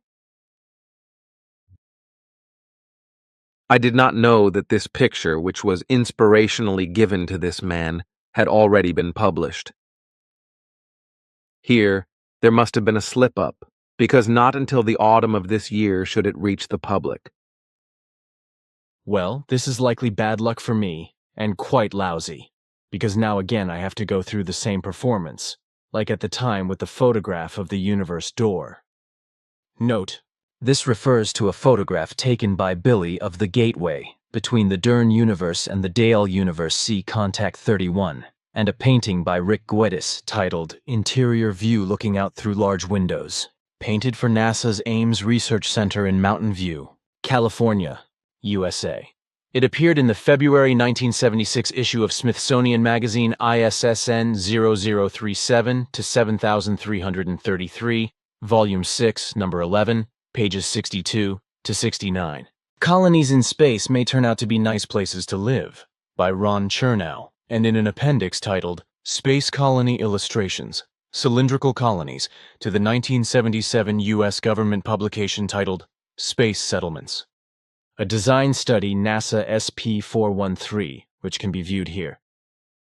For further information regarding this subject, see also a skeptic's review here. However, who did actually transmit this impression to that painter? These were those of the Bowie intelligences, who work together with us here on Earth and who are responsible for many inspirational transmissions. But there must have been a mistake suffered by them in respect to the publication of the picture, because in connection with certain coming events, the picture was not to reach terrestrial publication until the autumn of this year. On my part, I thought, when you had asked me for this journey, that this just very well would connect to your photographs.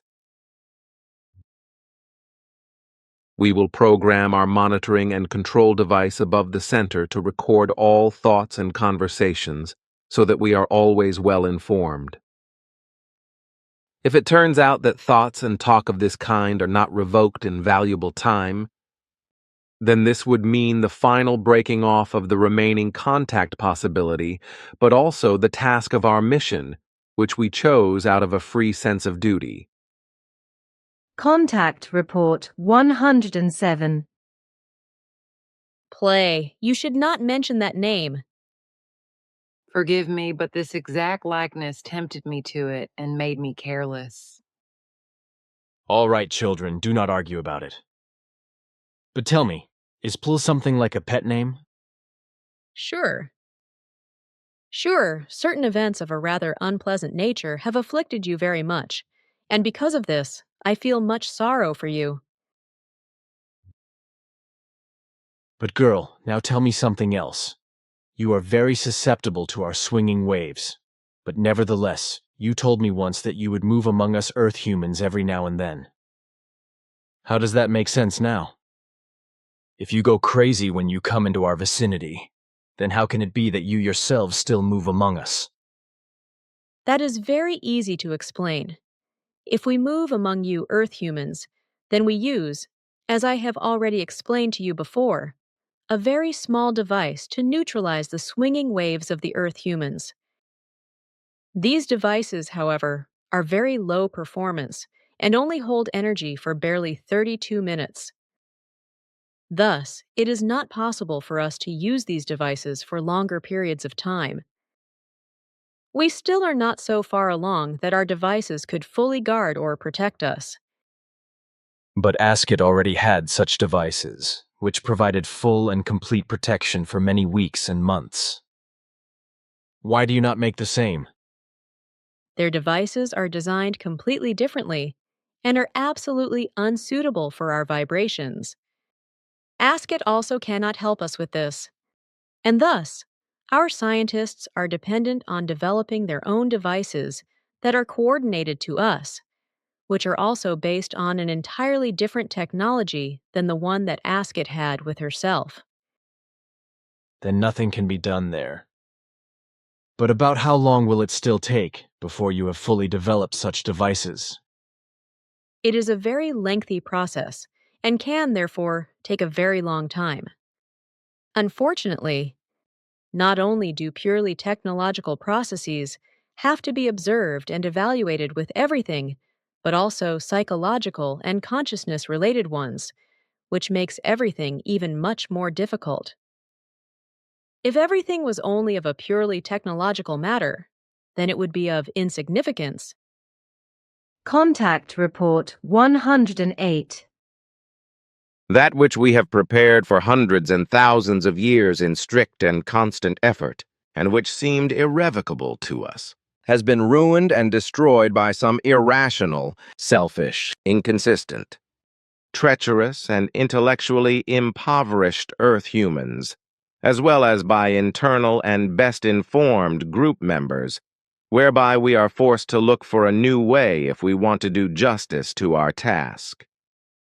How much irrationality, treachery, slander, tyranny, selfishness, lying, deception, intellectual poverty, and rational poverty must still also truly be concealed in those fallible Earth humans who are already moving in somewhat higher consciousness-related courses.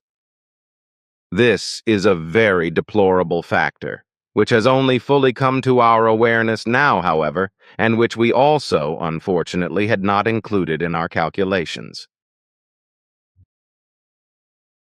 There is just one thing that I do not understand in his Quetzal's explanations, namely that he speaks of a cannibal. That is quite simple, my son. Quetzal and I have our pleasure in calling my wife by this name. Ha ha ha ha ha, you and ha ha ha ha, that is just like the two of you. Ha ha ha ha, that is really amusing, despite the deep seriousness of the situation. Ha ha ha, you are good, really. Cannibal, ha ha ha, that really sounds very good. May I also? Will you ask your wife if I may also call her that in my old age? It also gives me pleasure, cannibal.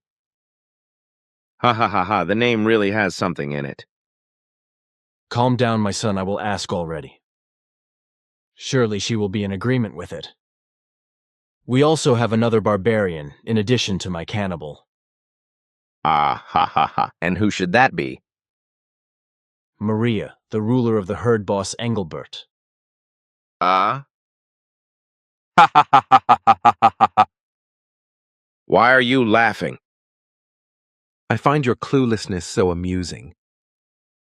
It is probably time for us to go, for apparently, can we no longer find reasonable forms of conversation? You spoil sport, but apparently you do nevertheless understand a joke, my son. We also have a sense of humor and understanding for that, even if yours is often strange. But now, till we meet again, my friend, although I could be several times your father rather than your son. Ptah, you are as good as gold.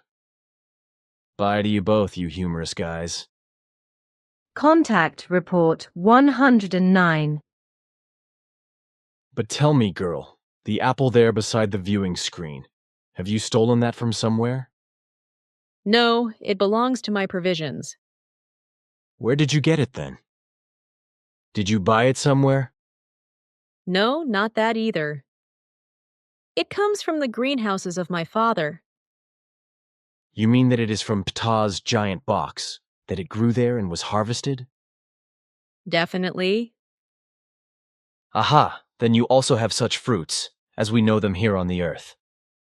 Sure, but they were not originally native fruits of Era. The apple is from a tree, which comes from a progeny of earthly trees. Oh, I see. So you have fruit trees that were taken from the earth, which you simply continue to cultivate, and you also let these bloom and bear fruit in your great spacer. So what kinds of trees do you have then? We possess trees, shrubs, and plants of every kind, as they also exist on the earth. There are even various kinds in our greenhouses, which have already been extinct on the earth for a very long time. But we have preserved them and have made them useful to us. Thus, we have all fruits, as they are also known on the earth with you, and even several more, which you only know through your researchers of antiquity, etc. That is fantastic. And Han, how do these fruits taste today with you? Do they still have the same taste as we know it? You think now of this apple. Sure, the taste has remained the same. It is, perhaps, even somewhat more intense than with your apples of this sort, and certainly much better in its juice. But all the other fruit trees from the earth also bear fruit with the tastes or flavors known to you. It's just that these, as I have already explained, have become somewhat more intense since our robots and androids maintaining the trees work on these very attentively and also have great concern for them, as this happens with all plants cultivated by them. Billy took the large apple and brought it home with him, where he handed it over to Guido Moosbrugger, who then inserted the apple into a glass of alcohol and made it durable in this manner. The apple still exists today and is still in the same glass under the care of Guido. Also, the individual assessments, which are still to be explained to you by Quetzal after my last remarks, are to be treated in such a manner that they do not become known to the entire internal group or to the public after the report transmissions. These assessments solely apply to the group members concerned, who are to be named in particular. Okay, I can arrange that, but it will cost me a great deal of effort if I have to separate everything and arrange it in a list.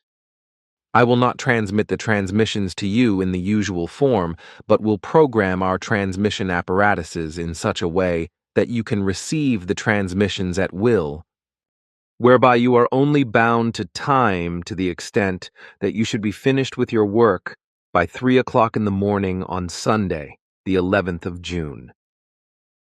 Contact Report 110. We have become tired of constantly having to deal with these kinds of unfruitful and destructive matters. Please do not interrupt me. Contact Report 111. Quetzal brought you into our ship with the porter, teleportation device, examined you very closely, and diagnosed you here via the apparatuses. There are, therefore, no doubts about its findings. It was also the one who connected you to this regeneration device in order to eliminate the most dangerous illness effects. That is why you feel much better now.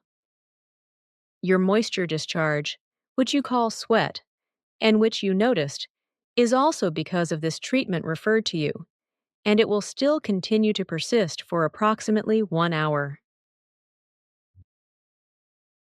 Just bring forth your mockery with us. We have honestly earned it.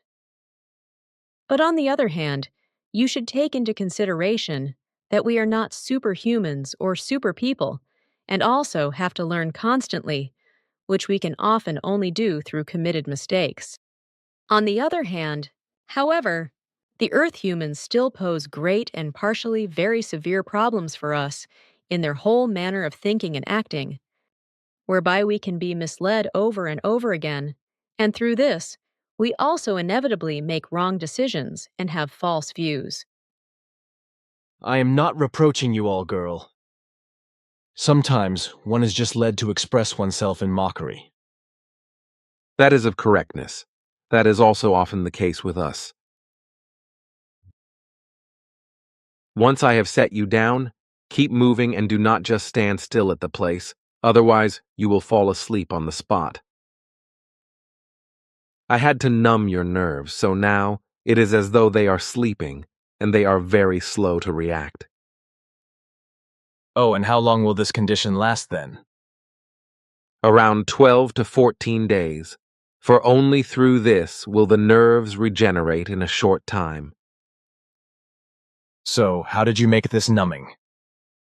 Through electromagnetic influences. So to speak, a bombardment? That is approximately of correctness.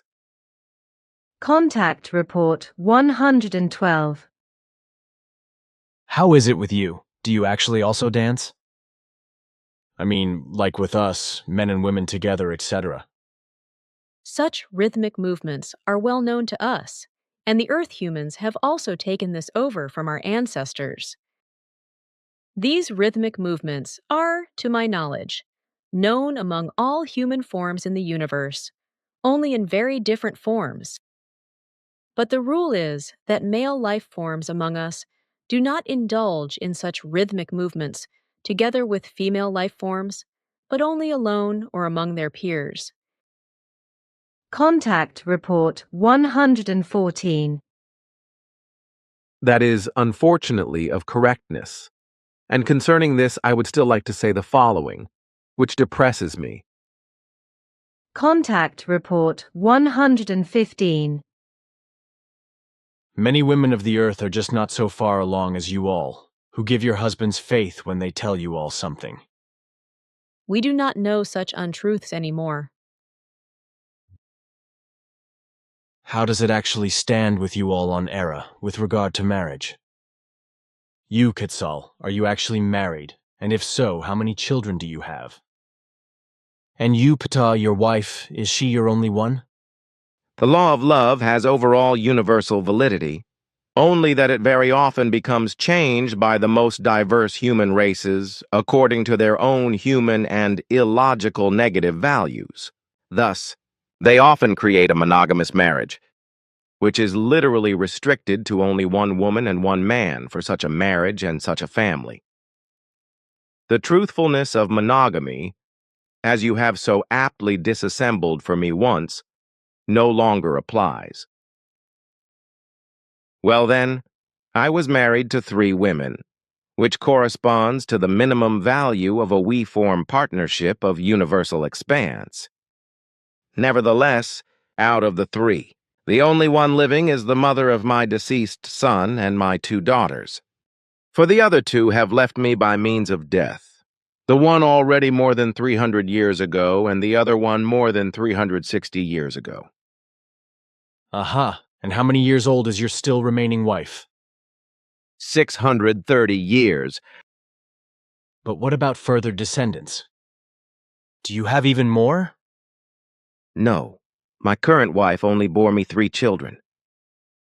Well, thanks for your information. So what about you, Quetzal? He is pampered by 4 very beautiful women and has 6 children with them. You smile so suspiciously, girl. You seem to be really happy about it? Sure, his wives are my best friends, and they always wish that I shall become the 5th in their alliance. And Quetzal, what do you say to that? Simyase and I are of another opinion than my wives. And why, if one may ask? I would not like to marry again. On the one hand, because the loss of a human being by death gives me very much grief, and on the other hand, because I have found a very important task in my activities, which can hardly be reconciled with a marriage. Contact Report 116.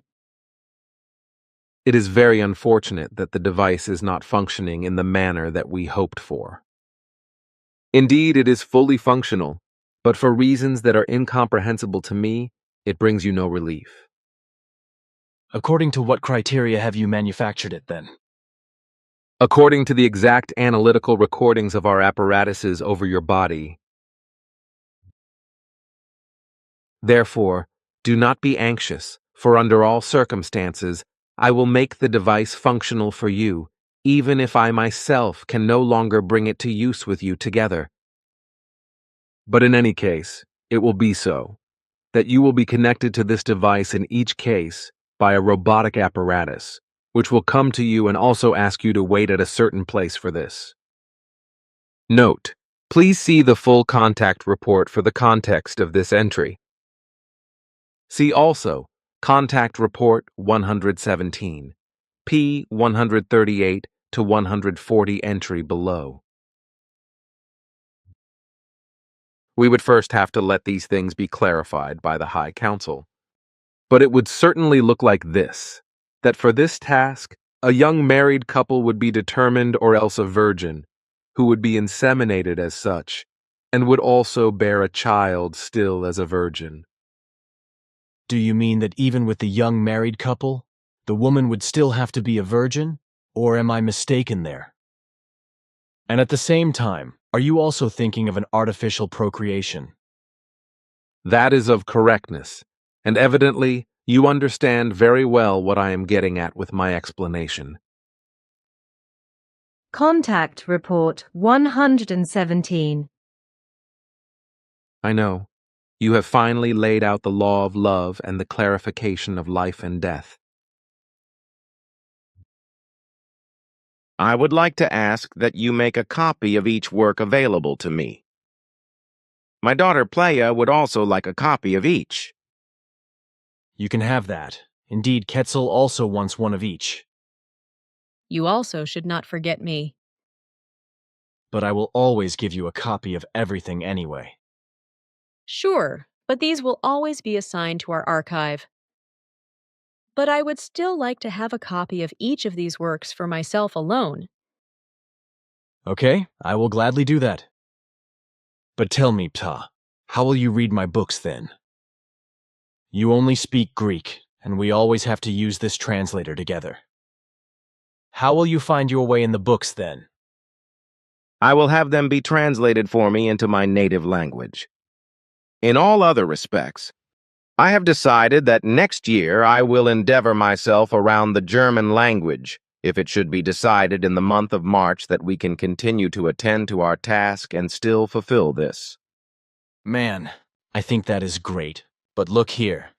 I received these photos a few months ago from abroad, with the note that the pictures were made in a private museum of a man who had stolen some scrolls in an ancient grave somewhere in Egypt. I have also received the film of these pictures. What do you think of it, Ptah?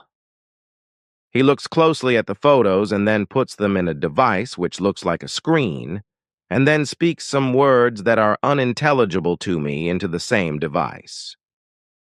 In a few minutes, we will have an analysis that tells us whether the image prints are genuine and whether the photographed material is old or new, and thus whether it concerns a forgery or not. The writing on the prints really should be known to you, my friend. It is indeed known to me, as Bafath and Asket have striven to teach me this language. This concerns the Old Lyran language, which is extremely similar to our German language in very many values. So, for example, in the sentence structure, and in many other things, like, for example, in sentence progression. You still understand the language? Do you also still understand how to speak it? With the speaking, it lacks quite enormously. But with the deciphering, it goes to some extent, although I had quite nasty difficulties with it at the beginning. Then you should practice the language again, for it is still current in certain planetary areas. Maybe you can use it sometime. You are good. I already messed around with it for several months until I only had the alphabet together again and was able to decipher the writing, which has indeed no longer been current for around 8,000 years, and has probably also been completely forgotten by the human beings of the Earth. One moment, my friend, we are getting the analysis. Yes, look here. The prints are genuine and show a photographed material that is 8,000 years old. It concerns a paper-like material that has all the properties of paper, but is far more stable and was used by the old descendants of the Lyrans, who ultimately came to the Earth. This means that the man with whom you have spoken must, therefore, actually be in possession of 8,000-year-old original documents. Note: see the full contact report for the image and its translation. This appears to be the same document described by Wendell Stevens here from 30, 16 to 33, 25, and shown on pages 15 to 18 of Message from the Pleiades. The contact notes of Edward Billy Meier 4, although the document described by Stevens in the video and the book has a different backstory origin. The scrap of text indicates the line of succession of prophets from Enoch to Billy. See also this chart. Note: for the following entry, please refer to Contact Report 116, Q76 to 77 entry above. But tell me, how should such an artificial insemination take place according to your idea? Two possibilities would be possible. The first would, indeed, be quite impractical and even disagreeable to us, namely that an artificially induced fertilization would be carried out, for which we would have to put the appropriate virgin in a hypnopsychic state, through which she would release a self-fertilization. The second possibility would be that earthly physicians would, through a natural expenditure, carry out a transfer of sperm from a suitable man and maneuver this sperm in the normal way of transfer into the body of the virgin, obligating herself to this. What I would still like to say. The last times, Quetzal has given the report transmissions to me slower than usual because I have a new typewriter, with which I am not yet so fast. Would it be possible that you, too, transmit this and the next reports to me a little more slowly, so that I keep up with the typing? Everything is indeed still so incredibly fast. Sure, but Quetzal has now developed a control gear device with which it is now possible to type faster. Look here, this measuring instrument behind your back. You have not even noticed it. It indicates here your physical and psychical power reserves. And as you see here, these are very close to the minus value. This display here, however, which I, Quetzal, and Father have already had our eyes on for a good while and attentively observe, shows us how you generate new powers out of your consciousness realm and constantly drive these values up again from your psyche and physical body. As you yourself see, the display here steadily rises to higher values, and within just a short hour, you will already have more than a third of your power reserves again. In 2 hours, there will already be 2/3, and in 3 hours, your power reserves will be completely normal again, even though they were below the minus value when you came here. Similarly, you will also still further increase your powers afterwards, and will enrich the normal, constant powers of the physical body and the psyche again. But similarly, Quetzal has also done this, which we could also determine with him with this measuring apparatus. But how you bring this to pass, both of you, that is puzzling to us because normally, human beings not of your type often require many months and even years to regenerate these powers fully, while human beings of our sensitivity still require even more time when it comes to such decays of powers. You both are really very puzzling to us, and from this, it arises that our sciences have a new object of research, which was previously unknown to them. Aha! Then in the future, Quetzal will probably play experimental rabbit? It will be necessary for me to be submitted to tests and analyses, etc. That will be unavoidable because the whole thing represents a phenomenon, whose deciphering can be of great importance for many life forms, because perhaps they can acquire, through an exact investigation and solution of the things, the same ability that the two of us possess, and that was previously unknown among us. Contact Report 119. Every contact attempt has been unsuccessful so far, unfortunately. It seems to be absolutely the case that they do not perceive us at all. But you could, nevertheless, simply fly up to these unknown flying objects. That cannot be done, unfortunately, because the objects depart immediately as soon as a flying device that is foreign to them approaches them. I find that crazy. After all, you should have certain possibilities with your highly developed technology. Even our possibilities are limited.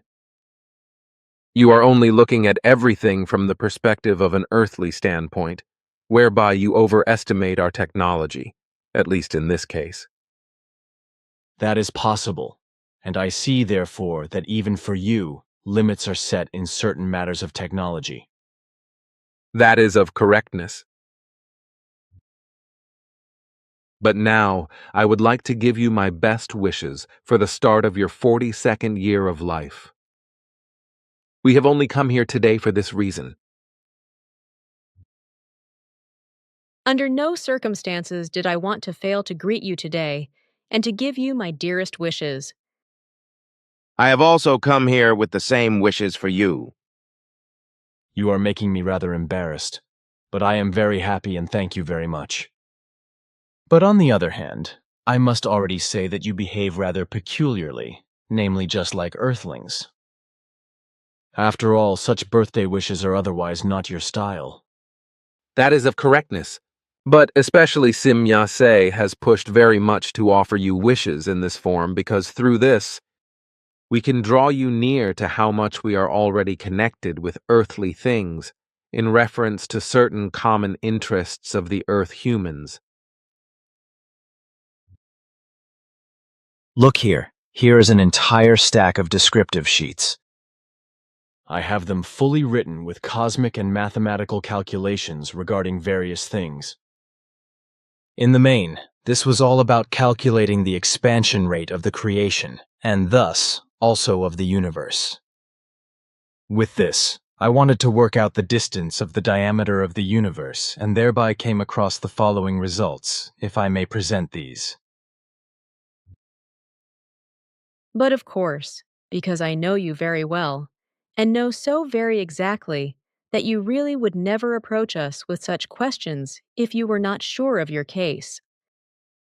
But now in this case, this might be an exaggeration, my child. That is also my view. It would be a pointless endeavor to listen to these questions. That is very intolerant of you both. On the other hand, you should, nevertheless, know our friend better.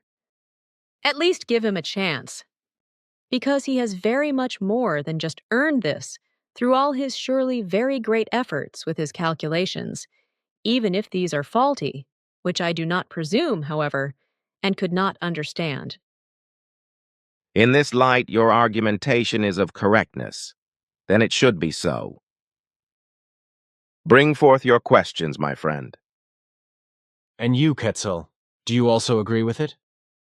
If Ptah gives consent, then I will argue nothing against it, even though everything in this regard seems senseless to me.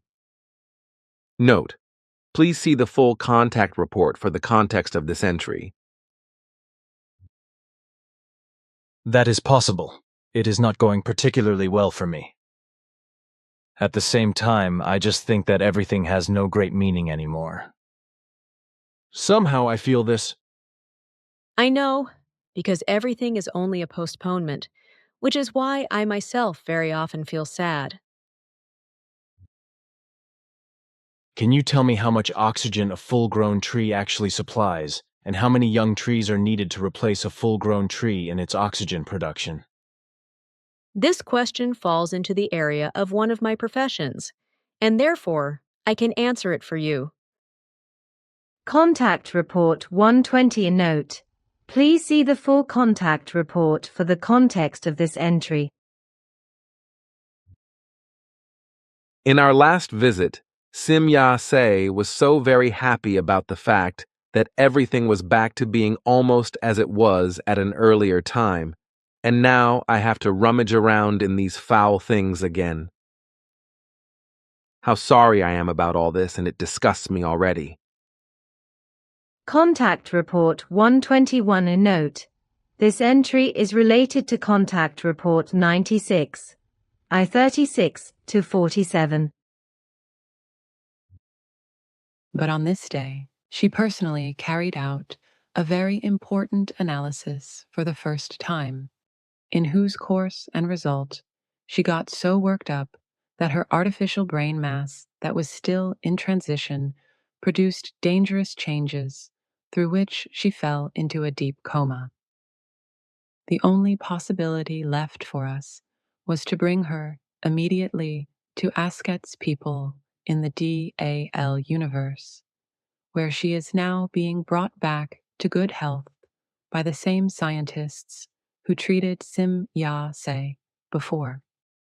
In the meantime, it is already very good with her again, but now it is being tried to transform the artificial brain convolutions in a very short time through certain procedures and innovations, after which such incidents should not appear anymore. The attempts for this plan are still ongoing, but these should be completed and finished in the course of next week, after which, then, the actual transformation treatment will be carried out, which should take about 2 months. Understand that I feel very deep love for you, and that you are like a brother to me, as this also occurs with Sim-Ya-Se and Plagia, as well as Quetzal and Ptah. What are the recordings stored on? They are very small electronic storage disks, the size of a normal female thumbnail. There would only be the possibility that one of the elements would be defective, by which means recordings would be missing. Manara speaks with someone by means of a kind of video device, with a man unknown to me. Yes, you were right with your assumption that something was lost. But it was not a storage element, but rather a microscopically small connecting piece between two tiny storage cells, by which means the recordings were not played. Somehow, I must have damaged the element during a manipulation. Look here. These are her, Elsie's words, if you can decipher the symbols. And these characters here are the recordings of her true thinking and the unconscious. After that, I have to exchange a corresponding element in the control device, which will be programmed according to the data to be submitted to me. This element will then be coupled with an automatic control mechanism, which is programmed on the thought impulses of the individual group members and also on the group member candidates, and which automatically sets a corresponding circuit in function for the elimination of all values in the central piece if an unjustified and illogical absence from an exercise or registration occurs. But this also applies to a storage. This apparatus works in such a manner that it is able, in its half-organic operation, to determine genuine illness symptoms, evasions, and untrue information absolutely, logically, and independently, in order then, accordingly, to set a corresponding circuit into function, which regulates the broad storage or the elimination of all data and powers. So, in the future, if anyone stays away from the Sohar Center, see the last entry here, a meditation area at the Sim-Ya-Se Silver Star Center, without a logical reason. So therefore, not as a result of truthful illness, non-availability for some compelling reason, nausea, or self-unintentional delay, then the individual's entire storage will be eliminated for that person, according to which the further use of the Sohar Center by the same becomes completely unnecessary, because he or she will no longer be able to achieve successes therein, for which the control disk is also programmed. But this also means that all the forces of an incarnation storage would likewise be eliminated in such a case, whereby these then also fall out. What is not functioning properly yet, with regard to the Sohar Center, is that it now also finally has to be understood by the responsible persons that they have to turn off their thoughts during the introduction of persons into the Sohar Center, which is not done, unfortunately. Quetzal has, indeed, invented and installed a suitable safeguard, which absorbs such power, but there is still constantly the risk that through the thoughts of the one introducing, some unpleasant incidents or damage will appear. Note, the following excerpt refers to a detailed history of the Plejaren civilization and their expeditions to Earth and the solar system given in Contact Report 5, S67 to 193, Contact Report 9, S120 to 170, and Contact Report 70 S23 to 181. Then I have a somewhat complicated question. Through various calculations, I have, another time, encountered the fact that something cannot be right with the dimensions of our present. From this to the Centaurus groups, as well as to Lyra and Vega, and even to the Pleiades. According to my calculations, these suns and planets addressed, of which there was already often talk between Simya, Quetzal and me, as well as between Ptah and me, would really have to be in other dimensions, as it was said to me repeatedly. This would, therefore, actually mean that their Lyra and Vega human beings, and still some others, are just as non-existent in our present dimension as also the Pleiadians and the Centaurus human beings. And if my calculations are right, then you all would have to live just a fraction of a second in the future to our space-time configuration, which for us, however, results in a difference of several thousand years, with regard to technological development. But how this is connected, that is a riddle to me, and it could even be very difficult to understand. But Ptah once spoke of the fact that on that or on a planet of the Centaurus groups, a people lives in overpopulation, which comprises about 120 billion, so these, then, would have to live in the future, as seen by us. On the other hand, I also calculated that at that time, around 22 million years ago, when the events took place in the Lyra and Vega area, which eventually led to the visits to our Earth, at that time, through some skillful manipulations, the Lyra and Vega refugees fell into the past and so penetrated into our space-time level.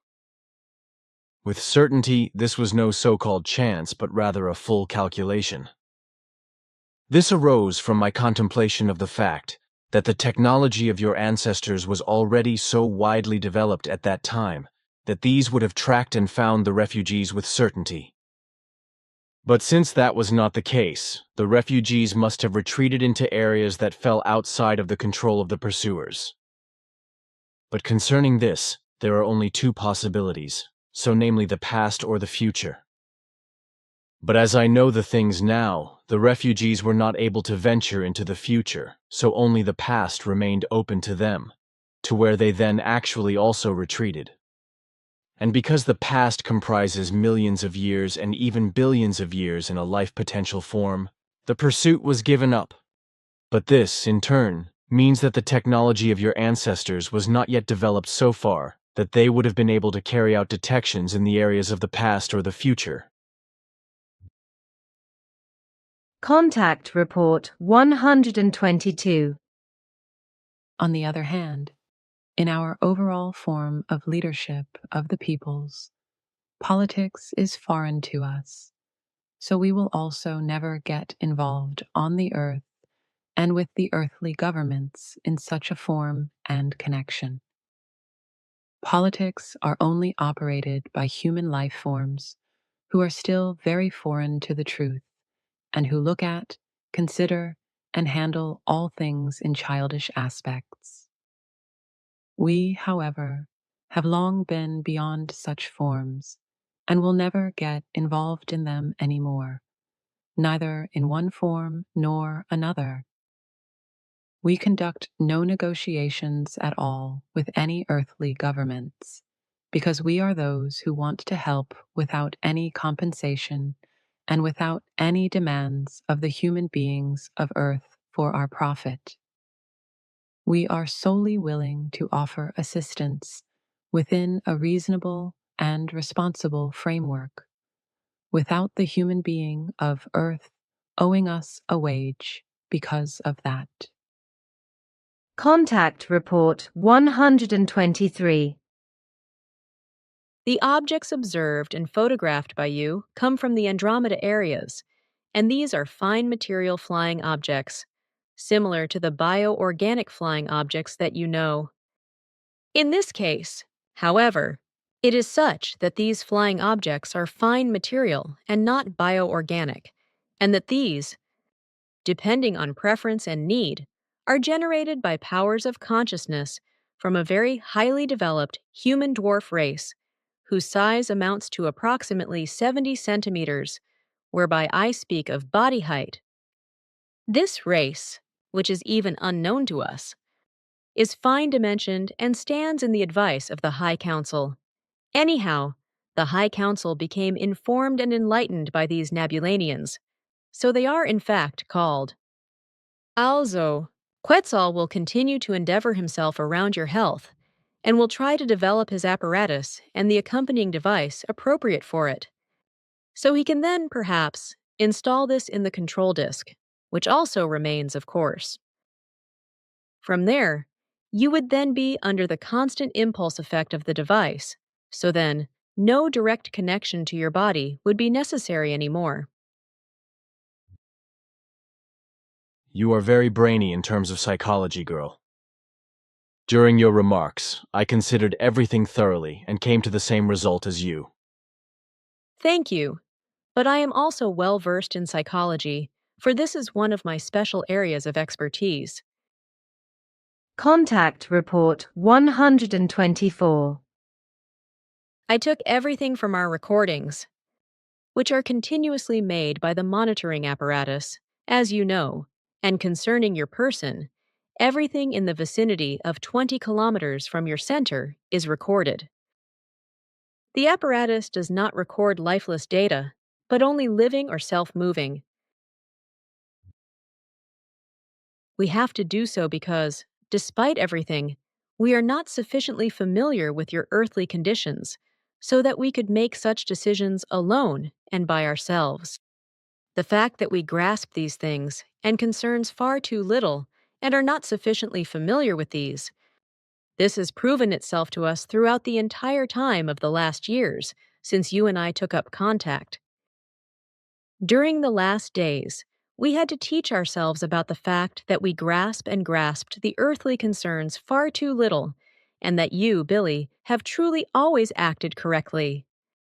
This also applies to all personnel of the human beings and, thus, to all group members, whom you, despite all our better analysis capabilities, were able to and are able to judge better and handle better than is possible for us.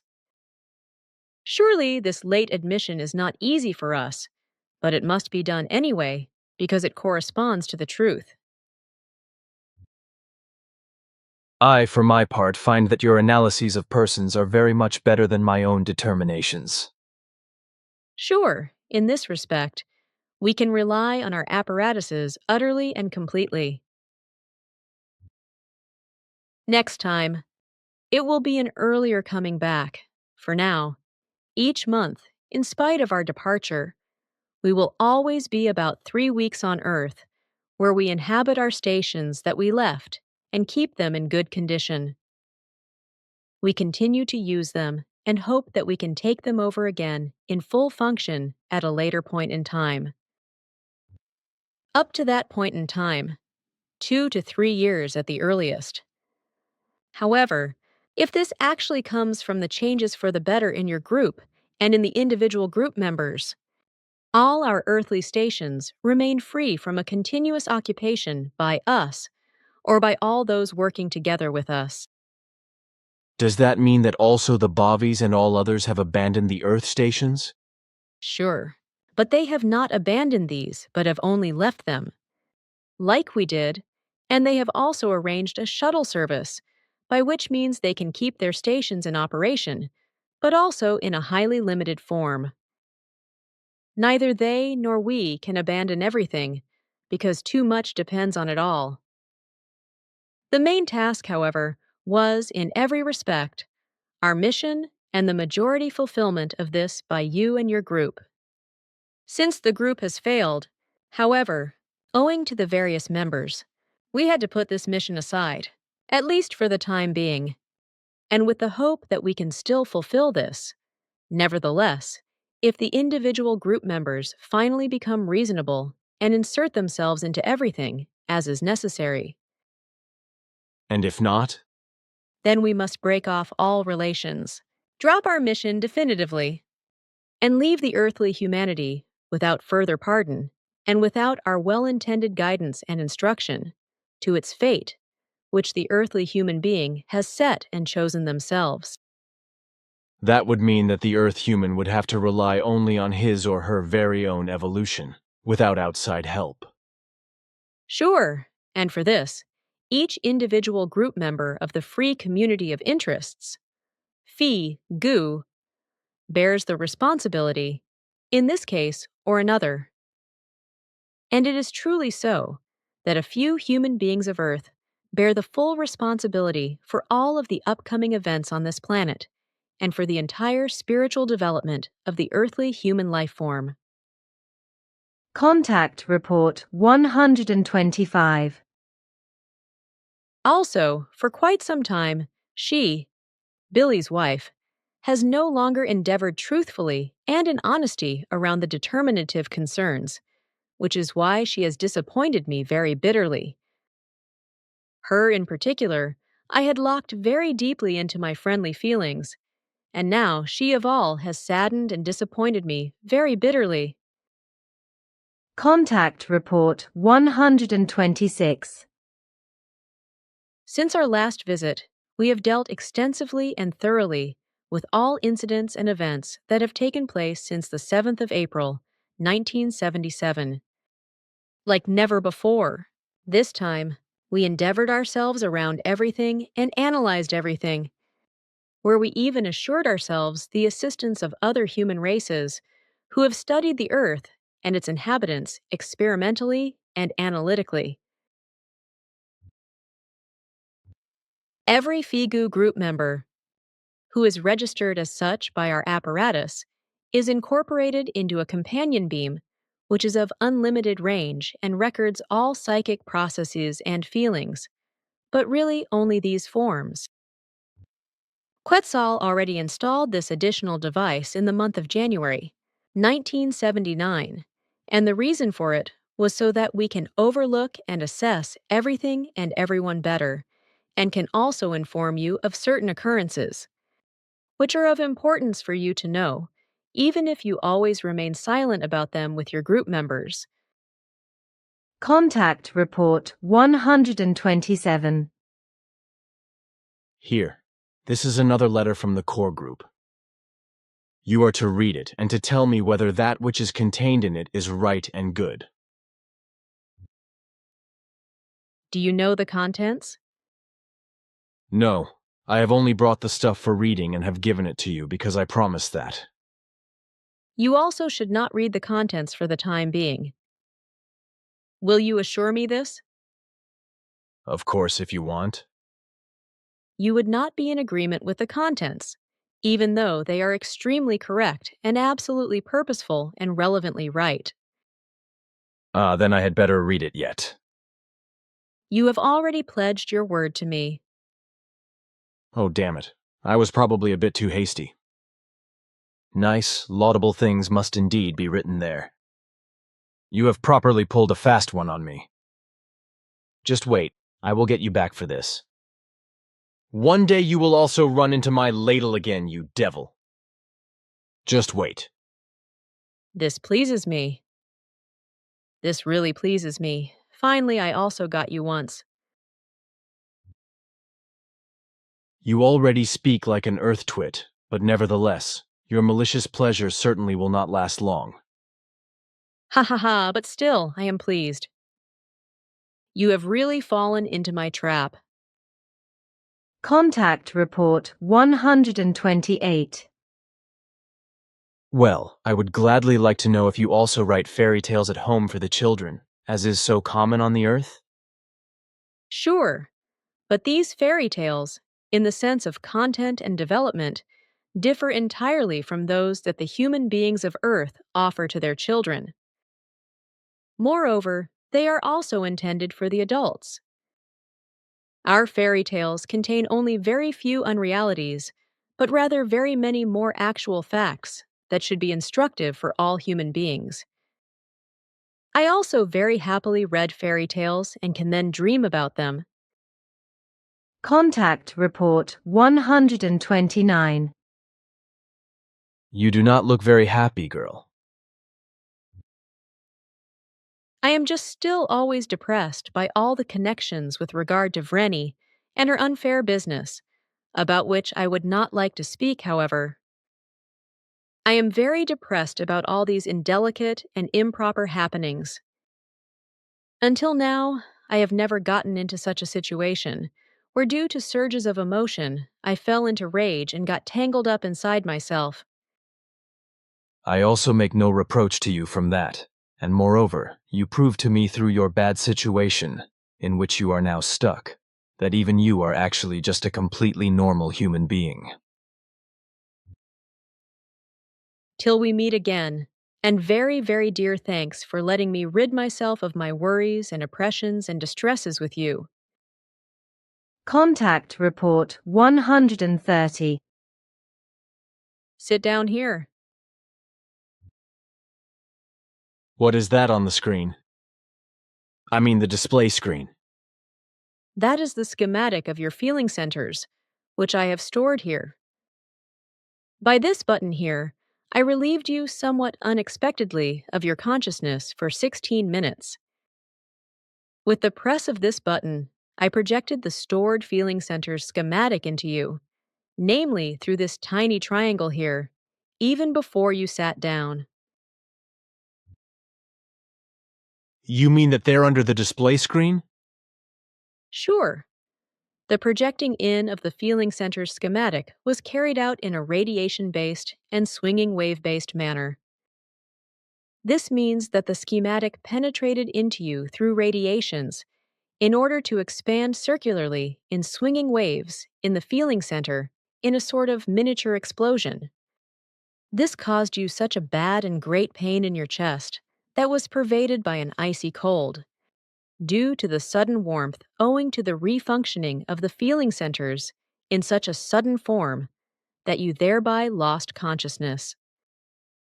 The process for this only lasted less than a second. During your consciousness-related absence, I used the swinging wave shock to put your entire emotional life, which is also stored with me here and which you, in your terms, would probably call a psychogram, into your feeling centers by means of several trillion data impulses of swinging waves. Through this, your completely immobilized emotional life was newly activated and began to work again in the old manner. Why did you no longer come for so long? I called you many times, but I did not receive a response. We were all absent. We had to leave unexpectedly, and there was not enough time to inform you about it. We did not arrive back here until a few hours ago. That is almost what I thought myself. Thus, you probably do not know what all has happened with us in the meantime? No, and I would be grateful to you if you could later tell and explain everything to me. Oh, it was not so much, and you can get the most important things much more quickly and in greater detail from the monitoring disc, I mean from the recording device. I cannot do that, unfortunately, because during our departure, we failed to insert larger recording elements, which is why now only a single month is recorded. And when was this element at the end of its power? At the end of the month of March. Saint note. This contact occurred on 31st May 1980. We have our heavy burden with the Earth humans because we still cannot understand them properly and cannot analyze them precisely. Despite our greatest efforts, we must now recognize, ourselves, that again and again, we make wrong analyses in reference to the evaluation of the human being of Earth or their concerns. This is simply because the human being of this world very often harbors and maintains something else in their mind than what is truly in their subconscious or in their will. The human being of Earth is extremely bewildering and inconsistent in these matters, which is why we will hold ourselves back from these things in the future. So I would then be underway on a tramp voyage, so to speak, as I have done previously. Only then I was without my own vehicle, and therefore slept in strange vehicles or even in forests, meadows, in roadside ditches, cemeteries, on low roofs or under bridges, etc. Something that we ourselves do not know at all in such forms. Contact Report 131. But how is it in this respect on the Pleiades? Do you still have large and open areas? Sure, because firstly, we keep our population at the number of the natural state, and secondly, every inhabitant of our worlds is careful to ensure that kilometer-wide areas remain free of any buildings. We love the freedom and the vastness of the land, which is why everything is arranged in such a manner that a crowding never results. Thus, the large settlements, the cities, are limited to a minimum number, as is also the case with the villages. All the individual residential buildings, however, in which families live with no more than 5 persons, comprise a square of 100 by 100 meters outside the cities and villages. You mean that 5 people at most, and so therefore a family, live in such a square parcel of land, and that also their house stands on this piece of land? Sure, about 1/3 of our population lives in such a manner, while the other 2/3 of our population are concentrated in the few cities and villages, but they are fitted with very large wooded or low-planted parklands underground and above ground. Also, every small or large residential building, in which more or less families live, like with you in the multifamily dwellings, is equipped with a 100 by 100 meter large park garden, which is jointly used, however, by all inhabitants of the city dwelling or village dwelling concerned. I find that fantastic. So thus each high-rise building or apartment building has its own park. Sure.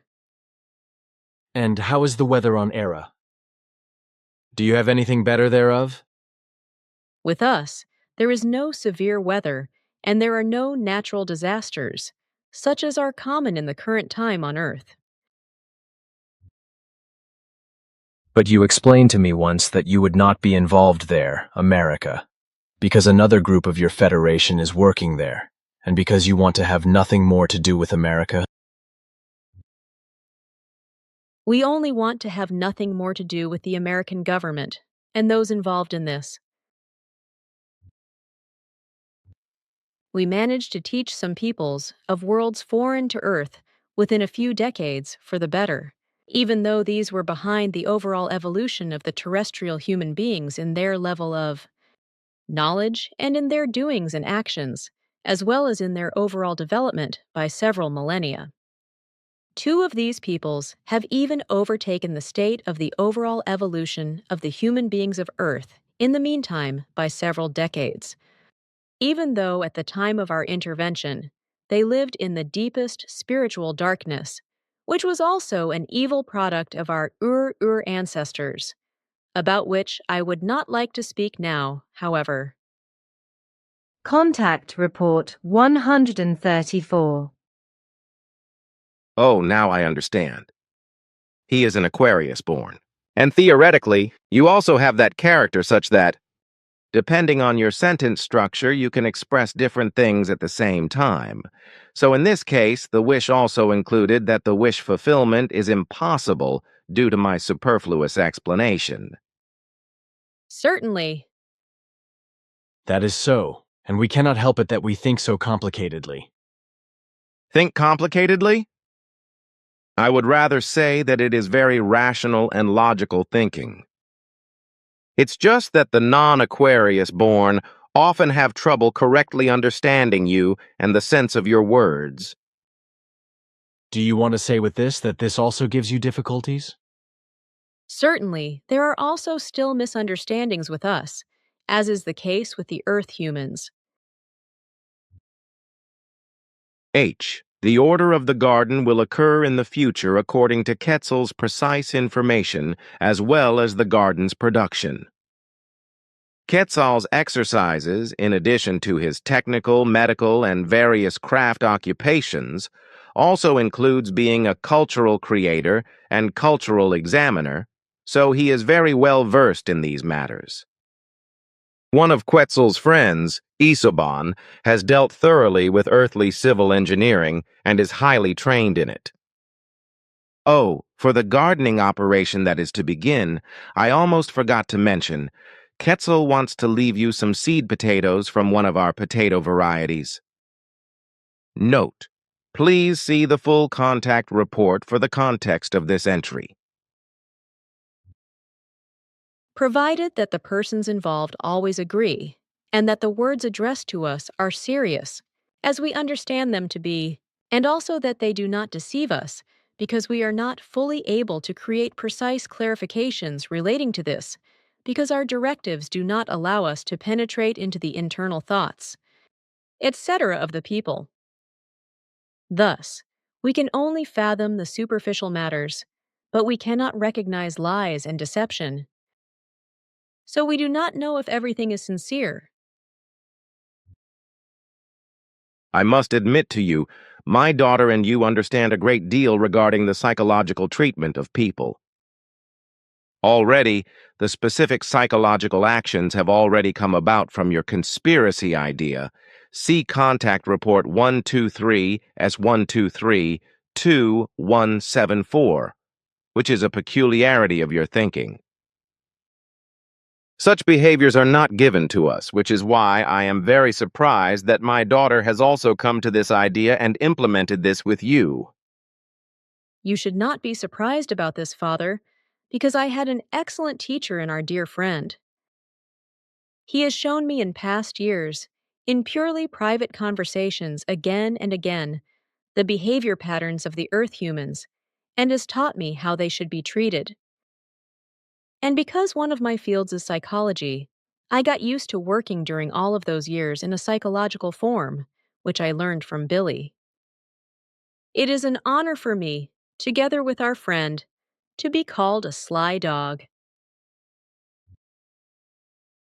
But now quit your joking. Contact Report 135. Manara waits for me a few hundred meters away with a herd of cows. We also have our ship in the vicinity there. Oh, I see. Then you are probably the reason why the cattle are so restless up there on the southeastern slope of the forest. That may very well be because Manara is with the cows, which she is fond of and with which she is gladly occupied. Your silvery rain cloak is not very good either, despite this rainy darkness. Quetzal, did you not pull off your silvery shining cloak? And can anything happen to you from the swinging waves of the earthlings at this distance?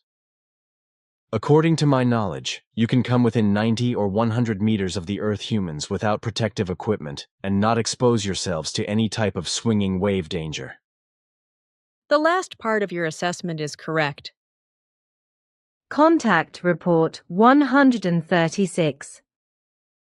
Already in the beginning time, when the papacy and the Vatican were founded and brought to life in Rome, the most negative place existing in Italy was unconsciously selected for the residence of the Pope, the city of Rome, where the Vatican resided, from which, For almost 2,000 years, murder, enslavement, exploitation, deception, and every possible crime spread across the earthly world, and even other worlds in the universe and in distant, foreign galaxies did not remain spared from these vile, murderous, religious, and deadly deeds because innocent extraterrestrial visitors on Earth were confronted with the madness of the religious cult of the Vatican and, therefore, Catholicism, and succumbed to this delusional faith.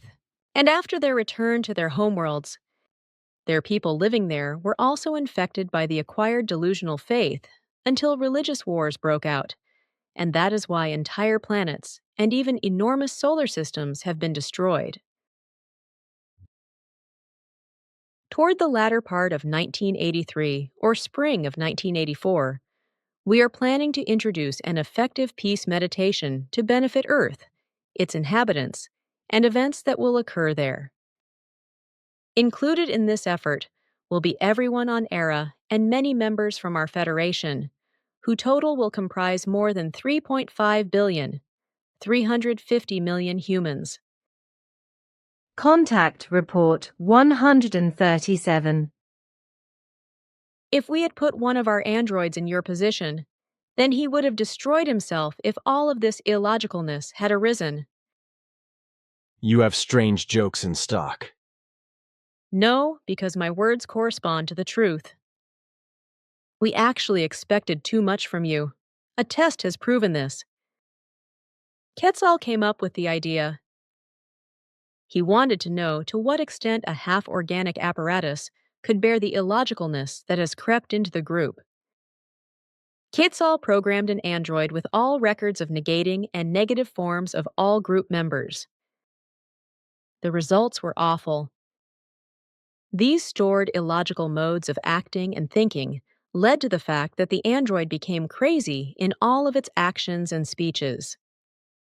Our androids are programmed based on absolute logic in thinking and acting, and these abilities surpass even our own respective abilities and potential. Now, during the transfer of data, Quetzalcoatl also paid close attention to the fact that your own data of your work and all your efforts toward the instruction of the group members and all their interests became programmed into the second android. Thus, the exact situation arose in the two androids, which included everything that happened between you and the group members since the beginning. On the one hand, the overall view of the group members was placed into the first android, and on the other hand, your data was placed into the second android. Expecting something terrible to happen, Quetzalcoatl placed both androids in an old beam ship in the vicinity of the planet Pluto, where he then activated them terrible to happen, and they began to live. Quetzalcoatl placed both androids in an old beam ship in the vicinity of the planet Pluto, where he then activated them, and they began to live. Then, on our view screens, we could watch the terrible sight. Already after a few minutes, the android programmed with your data began to become visibly ill, while our recording devices registered an action of complete helplessness. Soon, completely apathetically, it wanted to destroy itself, but then suddenly, in the very next moment, it senselessly and angrily raised its voice. Meanwhile, the second android spoke absolutely crazy words without thinking, and manipulated all of the ship's apparatuses without sense or purpose. Despite the visible internal difficulty of the android programmed with your data, it tried, again and again, to bring the other android, stored with the illogical data, to its senses, which it apparently managed to do quite often. But truthfully, this was only apparent, for as our recording devices clearly determined, the attempts of reconciliation and reason only worked so far that the logic of the words of the android representing you released reassuring impulses, while the second android did not at all have in mind to make the logical explanations its own. The investigations of the registry devices unambiguously proved that the negatively programmed android had developed a blatant form of self-addiction, egoism, and individualism, as well as a lust for power, and, despite the superficial acknowledgement of the logical explanations offered to it, etc., was unwilling to actually adopt them.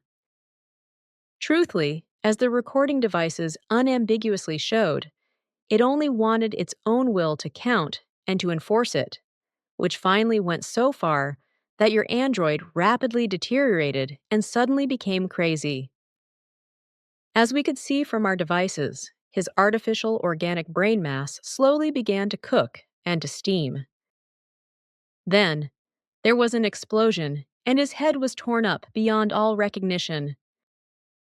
Meanwhile, the other android, who only cared about this briefly, continued to act completely illogically and, moreover, spoke very confused and crazy things. Then the moment came when he wildly and senselessly hit the ship's equipment and created an inferno. When he accidentally touched the automatic self-destruct mechanism of the ship, and it was destroyed in an immense explosion. For us, it was proof that we had expected inhuman traits from you.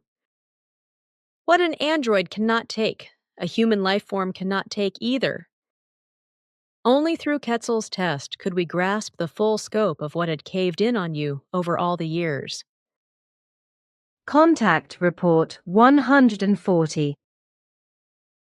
In the next few hours, Quetzal will set a programmed pulse emitter to function on you, which will immediately inform me if you should call me, no matter where I ever am. For we, although in ignorance of many things, have also failed, so we must charge ourselves with guilty actions. Note, please see the full contact report for the context of this entry. Millions of humans on Era, on the other hand, would be very happy if they could at least greet you on the viewing screens, by whose communication possibilities they could convey their greetings and wishes to you directly. You are well known to all of them. They know your face and your wonderful stories, which we allowed to be spread on our world. Therefore, and I love you very much, which you should know, I will, therefore, explain to Quetzal that he should not set his pulse emitter to function for anything but your health. Come this with love. It will remind you of me when you can think more clearly again, and then call me. Contact Report 141. We never had the intention, and we never gave such praise to you, to portray you as a superhuman, etc. All such activity is also far from our way of thinking and our ethics, and also from our overall knowledge of the harmfulness of praise speaking. Here, these are 2 photos that I have received from Wendell Stevens. As you can see, it concerns 2 model heads. Can you tell me whether any human life forms are known to you that look like these pictured heads? Are you of the assumption that these head replicas have true backgrounds? Well then, here, I consider this green head absolute nonsense. Note, the pictured model head relates to the book UFO Contact from Planet Yarga. During the Great Journey, see Contact Report 31, I had the opportunity to see your recordings of human life forms, which you kindly demonstrated to me with your viewing devices. But I cannot remember a single human life form that looked like this or substantially similar. Moreover, there were, as you explained at that time, about 30 million different races, which you let me see visually. With that, you are quite right. No human life form exists in the universal space within reach of us that bears even a slight resemblance to this imaginary product pictured here. For about 40 days, there has been another station on Earth, created by human life forms similar to us, of extraterrestrial intelligences from the planet Hastur in the Geron system of the Genome Galaxy. This galaxy is located 483 million light-years away from the Earth, and 413 different human races live on the habitable planets there throughout the entire galaxy, which is, relatively seen, very little for an entire galaxy. Just a few years ago, we entered into connection with the highly sophisticated inhabitants of the planet Haster, who have progressed so far in their overall development, as it will be for the Earth humans in approximately 1,120 years. With ethically and very highly distinct lifestyles, the inhabitants of Haster are very peaceful and loving, and besides this, they live in the same time level as the Sol system, thus in the present level, as this would be said or called by you. Because the Haster inhabitants are now interested in life forms in the remote vastness of the universe, which is still inaccessible to them, but cannot yet reach these areas with their technology. We have extended our connections with them in such a way that we brought an expeditionary command of the Haster inhabitants here in the Great Spacer. We also helped them build their station, which was created in the depths of the North Sea, and from where they will expand their expeditionary work across the whole world. Since their mental, physical, and consciousness-related development has not yet progressed as far as ours, we can only maintain physical contact with them using our swinging wave neutralizing devices, as we must also do so with the Earth humans when it is necessary now and then. However, this now means that the Haster inhabitants can freely move among the Earth humans because their swinging waves turn out to be bearable with those of the Earth humans, but only briefly.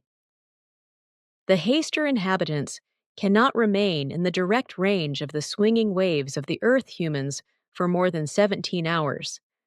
Otherwise, they begin to lose control of themselves. But since they have this 17-hour possibility, they have decided that they will seek contact with one or several Earth humans for their study purposes, and also for the instruction of the Earth humans, but certainly with no more than 3 people, who must remain silent about it for their lifetimes, which is why especially upright people are to be selected for these contacts, who can be completely trusted. Contact Report 142.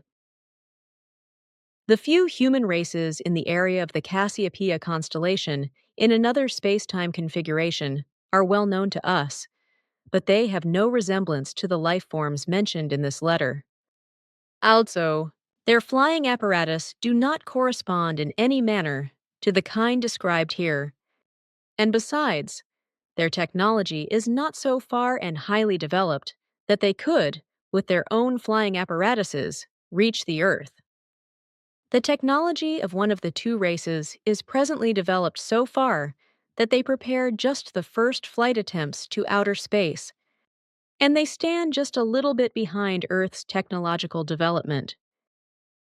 The second race, which is on another planet behind the Cassiopeia constellation, only has flying apparatuses that master their own planetary space somewhat certainly.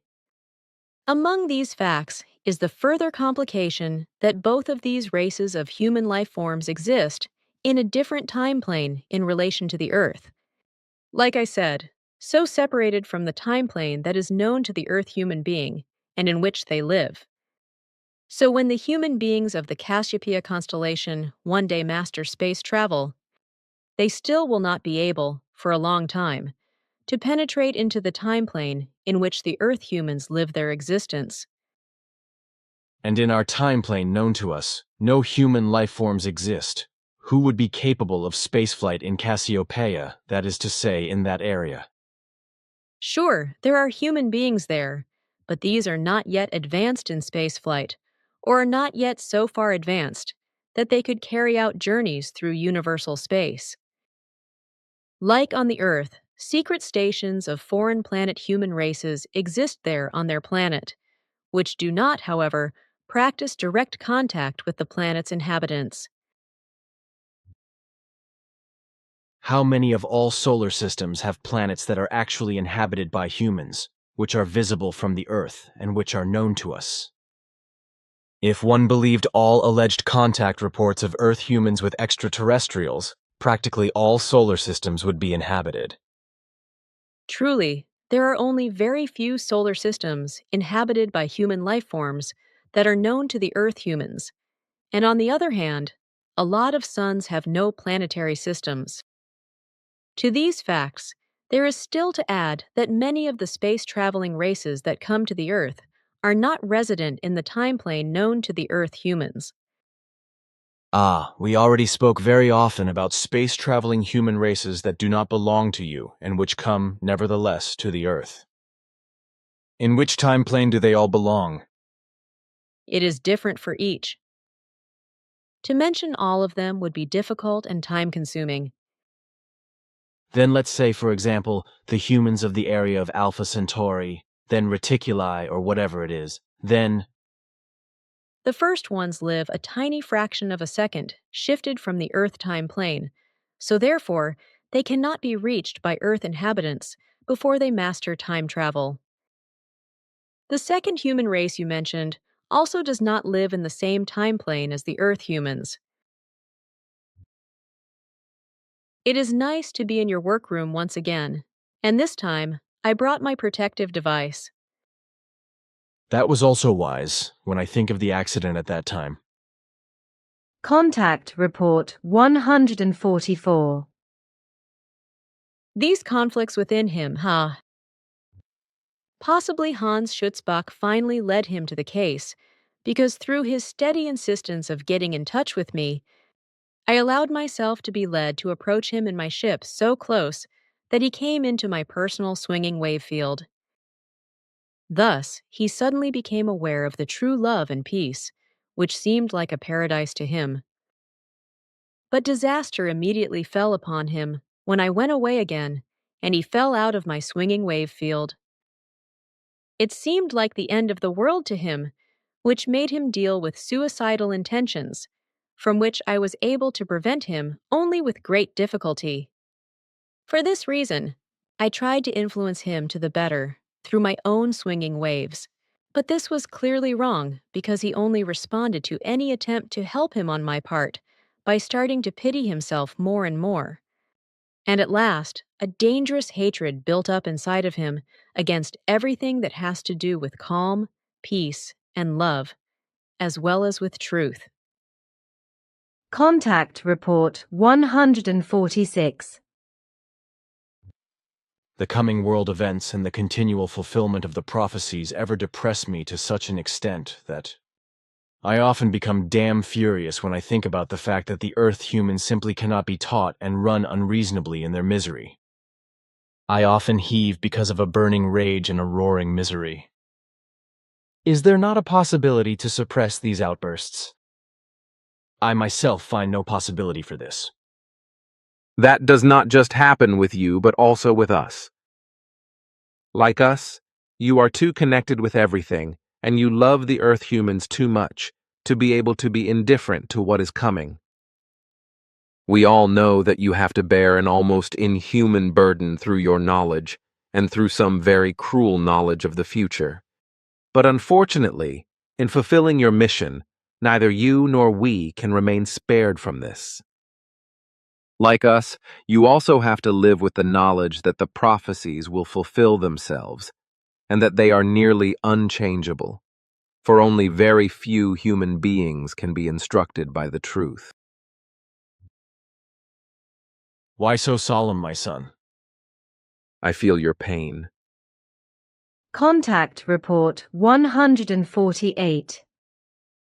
This is also the reason why our own keeping of animals on Era is uniformly handled in such a manner that dogs and cats may only live in the wild or in special and very large enclosures, to which the human beings have no direct access. Already very early on, our scientists of this past recognized what pathogens these animals carry on themselves, which are dangerous for human beings, which is why they arranged appropriate measures for their keeping. Contact Report 150. Not only did we have to remove all of our available forces from the Earth, but also from many other worlds, including Era. We need all available forces because the population of a whole system, which includes 16 inhabited planets and 3 suns, has prepared itself for a space traversal in warlike form because their system is doomed. The targets of these still war-accustomed humans are the habitable planets of the most diverse constellations, whereby also the SOL system is included, and thus the Earth. These rather inhumane human life forms are willing to kill the inhabitants of the planets they have chosen in order to gain their own living space. On the one hand, our forces now prevent these life forms from realizing their plans by breaking out into space. But on the other hand, further of our forces systematically resettle the populations of the various endangered planets in uninhabited but easily habitable areas, while another part of our forces looks for new habitable and suitable planets on which the rest of these human beings can be settled and relocated. Incredible, but cannot the Lyrians and vegans also help you with that? We have also included many forces of theirs for this task. Another part of them will take over on the Earth at the end of this month, as I explained to you earlier. I know you spoke of the fact that Manara's father, brother, and sister will come here, along with 35 others. That is of correctness. But these 38 human beings only represent the first wave that will take over our own station and our tasks. Ours and both of those two other stations, America and Asia, will be fully staffed with our allies. So with vegans and Lyrians, and are they all differently colored? You say that they are chocolate brown. Is there really no way to use nuclear energy without causing great danger to human beings, animals, plants, etc.? This possibility exists, and we are also using it. The destroyer was partially interfered with in its natural orbit by very early ancestors of ours, vindictively causing damage to the SOL system that is not of natural cosmic origin. But you did not say anything about that in all your explanations. Simyase did not talk about it either. We do not know the exact circumstances of that time, which is why we cannot give any further details or explanations about that. Contact Report 151 in note. Please see the full contact report for the context of this entry. But then, I have a question. How do you handle such cases on Era? We know of no such problems because every human being on our world abides by the unwritten laws and recommendations. And how do they look? Or in other words, what do they state when two humans are good for each other, as they say? They state that two humans who come together and suppose that they can develop deeper feelings for each other have to determine during the time of 3 years whether these feelings are actually existent or not. After this time, they are examined by authoritative experts of the matter, after which then, in the case of a mutual, logical consistency of feelings, love, etc., the two can be joined together in marriage. The period of 3 years is divided in such a manner that every 7 days, the two see each other once for several hours, depending on time availability, personally and alone, and spend this time at their sole discretion, but it is absolutely excluded that they spend this time sleeping together or even having sexual relations. Such activity is only acceptable when the examination gives the assurance that they will seal the bond of marriage. If two such people perform an activity that always or occasionally brings them together during the weekly 7 days, then nothing is to be objected against it, but at the same time, a personal togetherness is not allowed. The reason for this lies therein that each of the two should always have time during 6 days to thoroughly process and consider all of the undergone insights and experiences on the 7th day. Then, in addition to this, after 2 years, there comes a 12-month separation period, during which the two may not see each other. Typically, they work on different planets during this time, in order to maintain sufficient distance and to have time to think. Then, only after this, there follows the aforementioned examination. Other harmless physical contacts, as well as communicative forms, are, of course, allowed at any time. Contact Report 153. Our linguistic computers speak very fluently and even correctly emphasize when they are stored and programmed with human voices. The group members should be given the opportunity to be able to direct all personal questions and other questions of interest to them to a special computer, which will then answer their questions for them using the best of logic. For this purpose, a special and soundproof room must be provided, in which only the individual group member, undisturbed and isolated from listeners, can direct his or her questions to the computer located inside there, which is coupled with a repository of knowledge that also holds all personal data of all group members of the past and future within it. Then this computer responds with my voice, while giving the exact answers on a logical basis. Is this right? The computer will not be in this room because it is a device designed by me, which is to be installed in the telemeter disc located high above the center. In the aforementioned room, there will only be earthly apparatuses and equipment, which will transmit the voices of the group members to the computer, and which, in turn, will also let the voice of the computer in space become audible. This apparatus may not be positioned in the room because it is not an earthly device. It is also necessary that this apparatus hovers very high above the earth because it will not have certain data stored in it, which must then be retrieved from the central computer in the station. Aha, now I understand. Now it interests me only whether a meditative process will be necessary for a question. No, because the question has to occur acoustically and through a microphone. But for this, it is also necessary that the psyche is very balanced. Otherwise, the computer will not release an answer to the questions directed to it. Thus, this necessary balance must be present in the human beings so that questions are accepted and answered.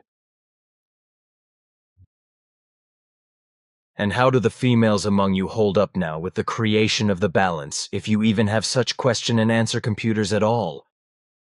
Those actually are there with us, and they are used very often. Our people are all balanced to such an extent that no one must first create the balance. But still, many females use the aforementioned method of application because it not only increases mental balance, but still has many other advantages. Contact Report 154. Of course, that is of correctness. I have overlooked that. I am a little confused. Of course, that is of correctness. You are illogical. Think of Gabriel. Note, see Emmanuel. That you know my earlier personal origin? But of course, and also no one had to tell me this. I have known this since that time, when I first saw you. I had no reason to talk about it, you former half-earthling. Contact Report 155. And you do not think that it is necessary for you and for everyone, that for all those involved, you yourselves clarify the things and obtain the information. You know that we are not allowed to do that, because it would be an intrusion into the personality. We cannot verify the data because we are not entitled to do that. Simyase once told me that I may not take a photo of her because she moves every now and then on the earth among the human beings and may not be recognized. But that can't be the whole reason because this explanation seems somewhat flimsy to me. Yes, there is another reason. And it is based on the fact that a lot of damage and harm can be caused by photos. If human beings with evil thoughts concentrate negatively upon others and upon photographically depicted human beings. Negatively oriented Earth humans could affect us so heavily and viciously and inflict a lot of harm and evil upon us if they could steal photographic images of us. This is the second and most important reason why we may not let ourselves be photographically depicted. With Asket and Nera, we could allow it only because both of them live in the DAL universe and cannot be affected from the Earth in their lives in the aforementioned way, because no forces of any kind can penetrate through the barriers of the universe.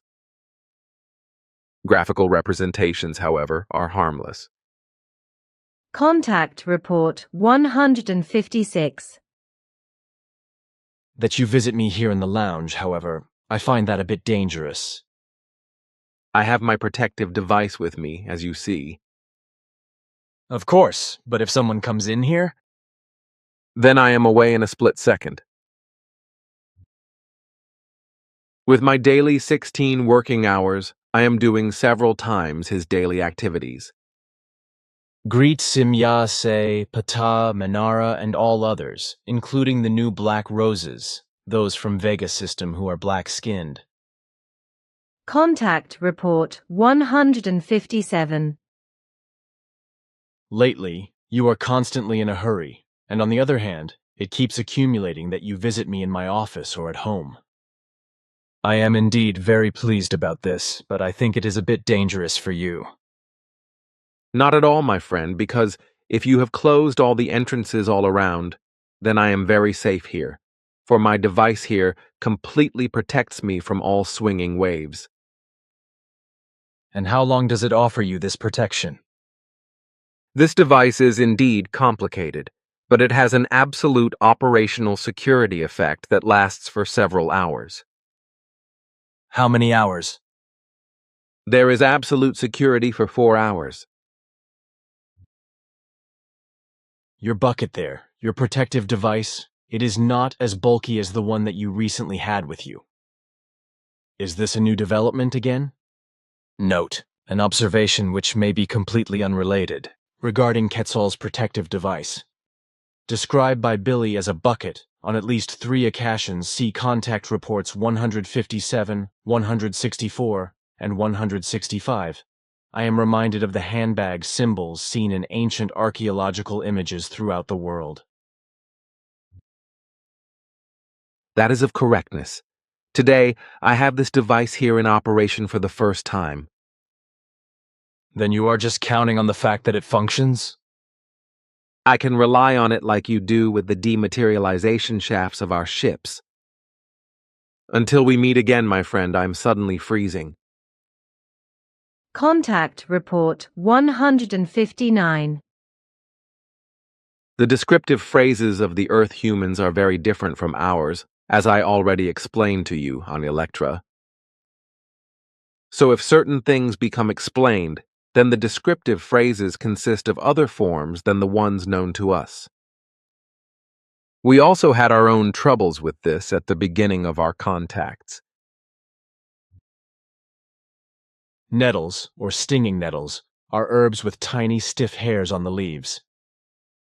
Upon contact, the tips of these dagger-like or needle-like fine hairs break off, burrow into the skin, and empty their toxic sap under the skin. This then causes swelling and an itch-like burning.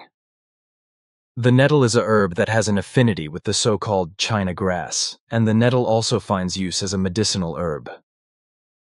Yes, this herb is known to me. We call it urdic, which transferred into your language means that which stings and burns. The names transmitted to you are exclusively those which have been in use among our peoples for ages, and which are still commonly used among our peoples today in a modified form.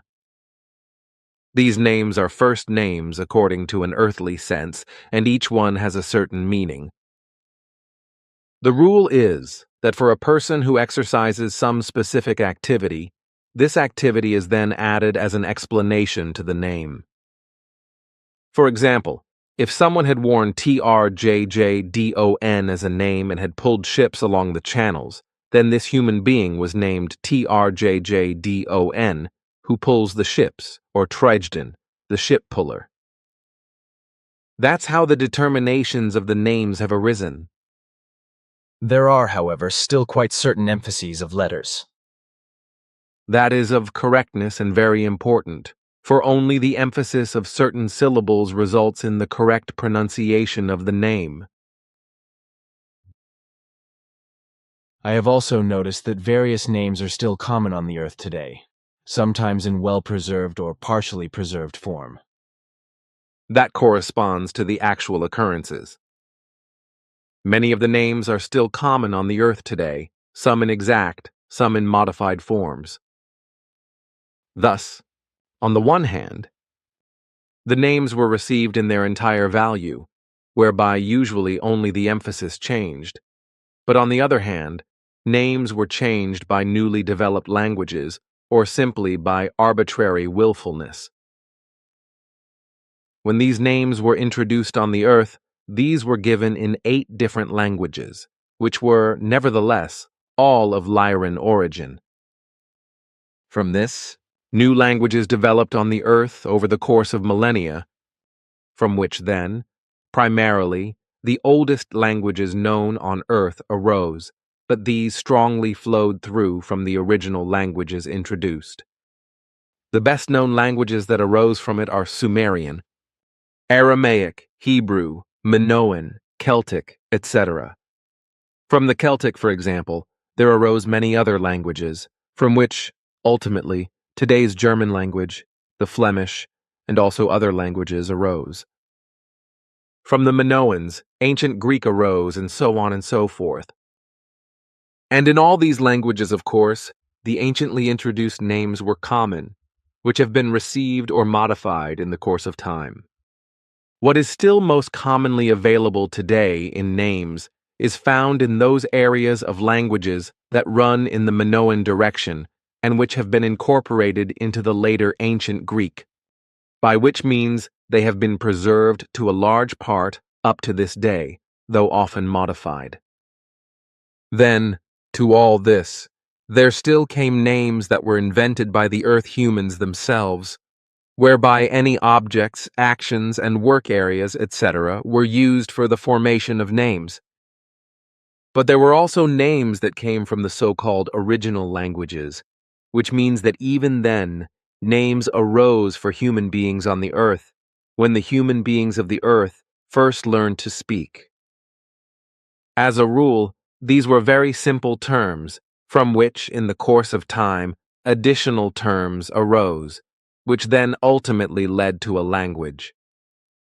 But this was only so in a few cases, because the main part of the introduction of language on the Earth happened when the first cosmonauts resided on this world, who mixed themselves with the earthly human life forms, who still were not strong in their own language. Nevertheless, this goes back a few million years. Contact Report 161. I also have a few things to share with you. In addition, I can perform my investigation on you only in the form that my apparatuses transmit all of the information into the station, after which I can then retrieve it there and work it out. Only then can I give you more detailed information about that.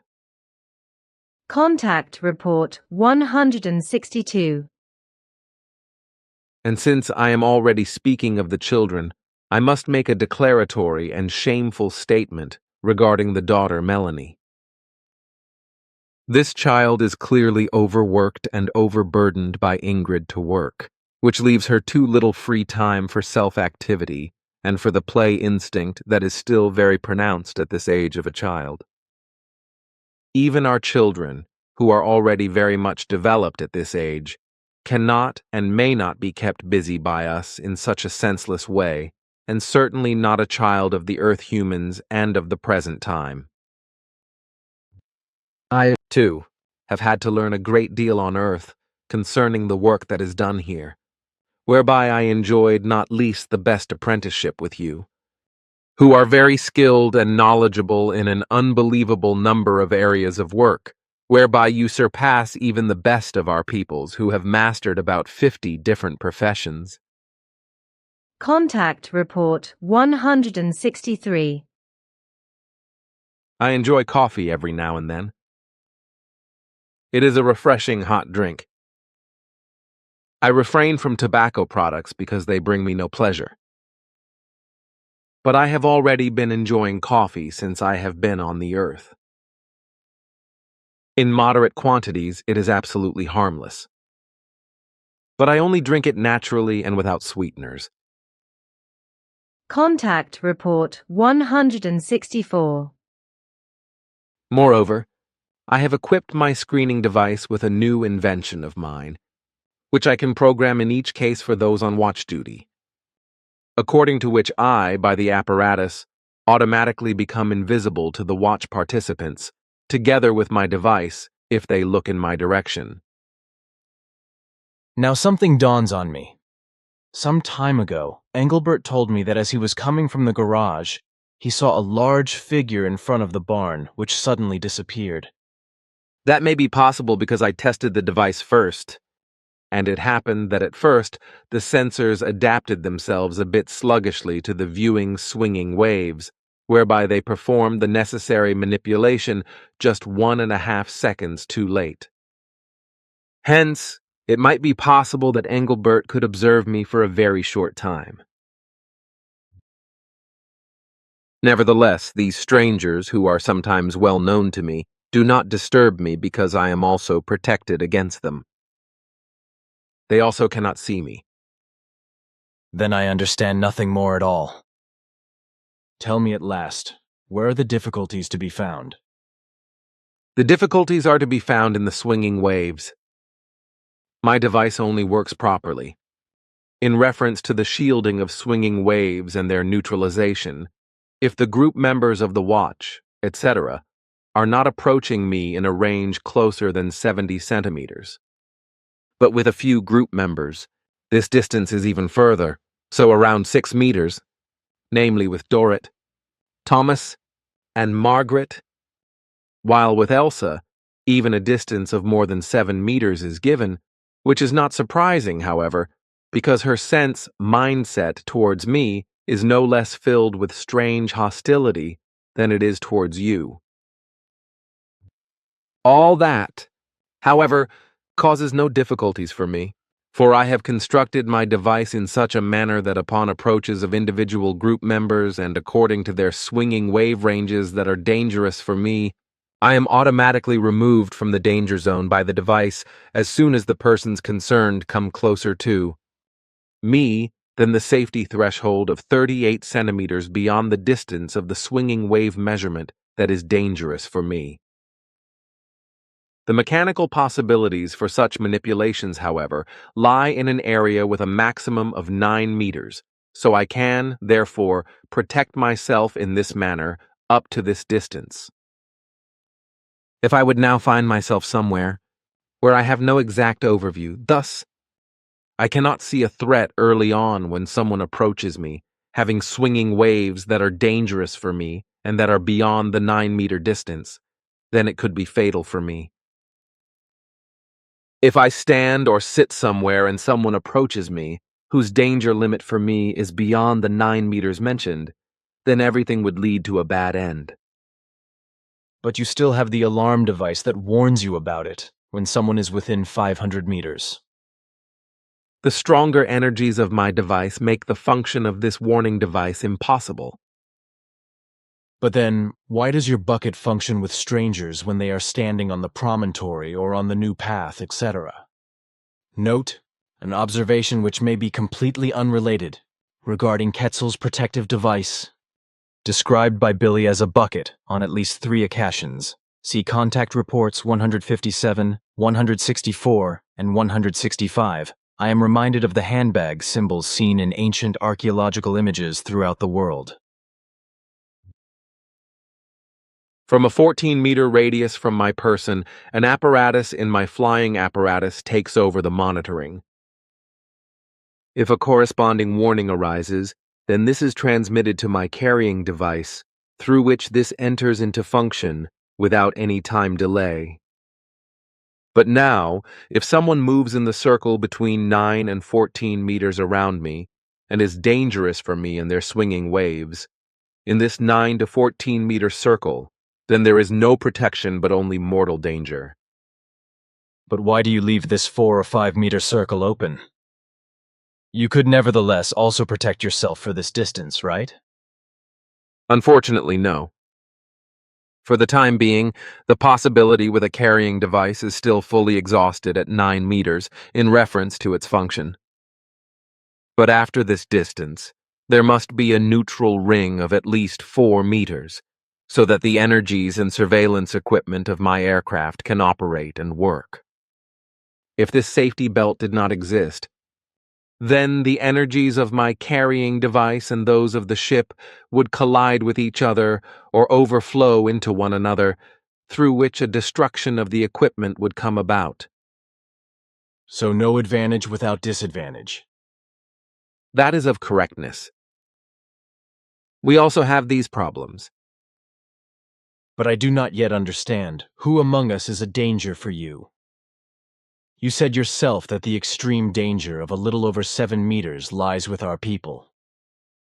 I told you, however, that someone else is present who is to be reckoned as outside of the group members. I do not understand that. U. W. That is of correctness, and he is a constant and ever-increasing danger for me. In the extreme case, he may only come 13 meters and 71 centimeters close to me. Closer than this mark, I run a great risk. That is puzzling to me. His sense toward us is not good. It is even strangely hostile, and interspersed with thoughts that exhibit doubts regarding our actual existence.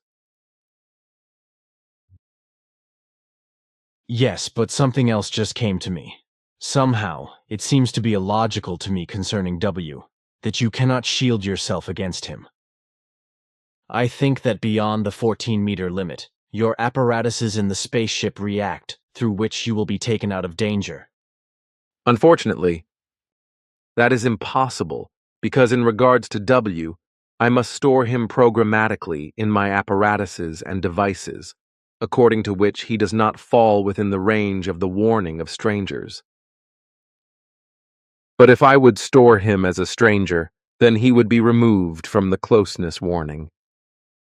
Unfortunately, these devices cannot be constructed differently, at least not for the time being.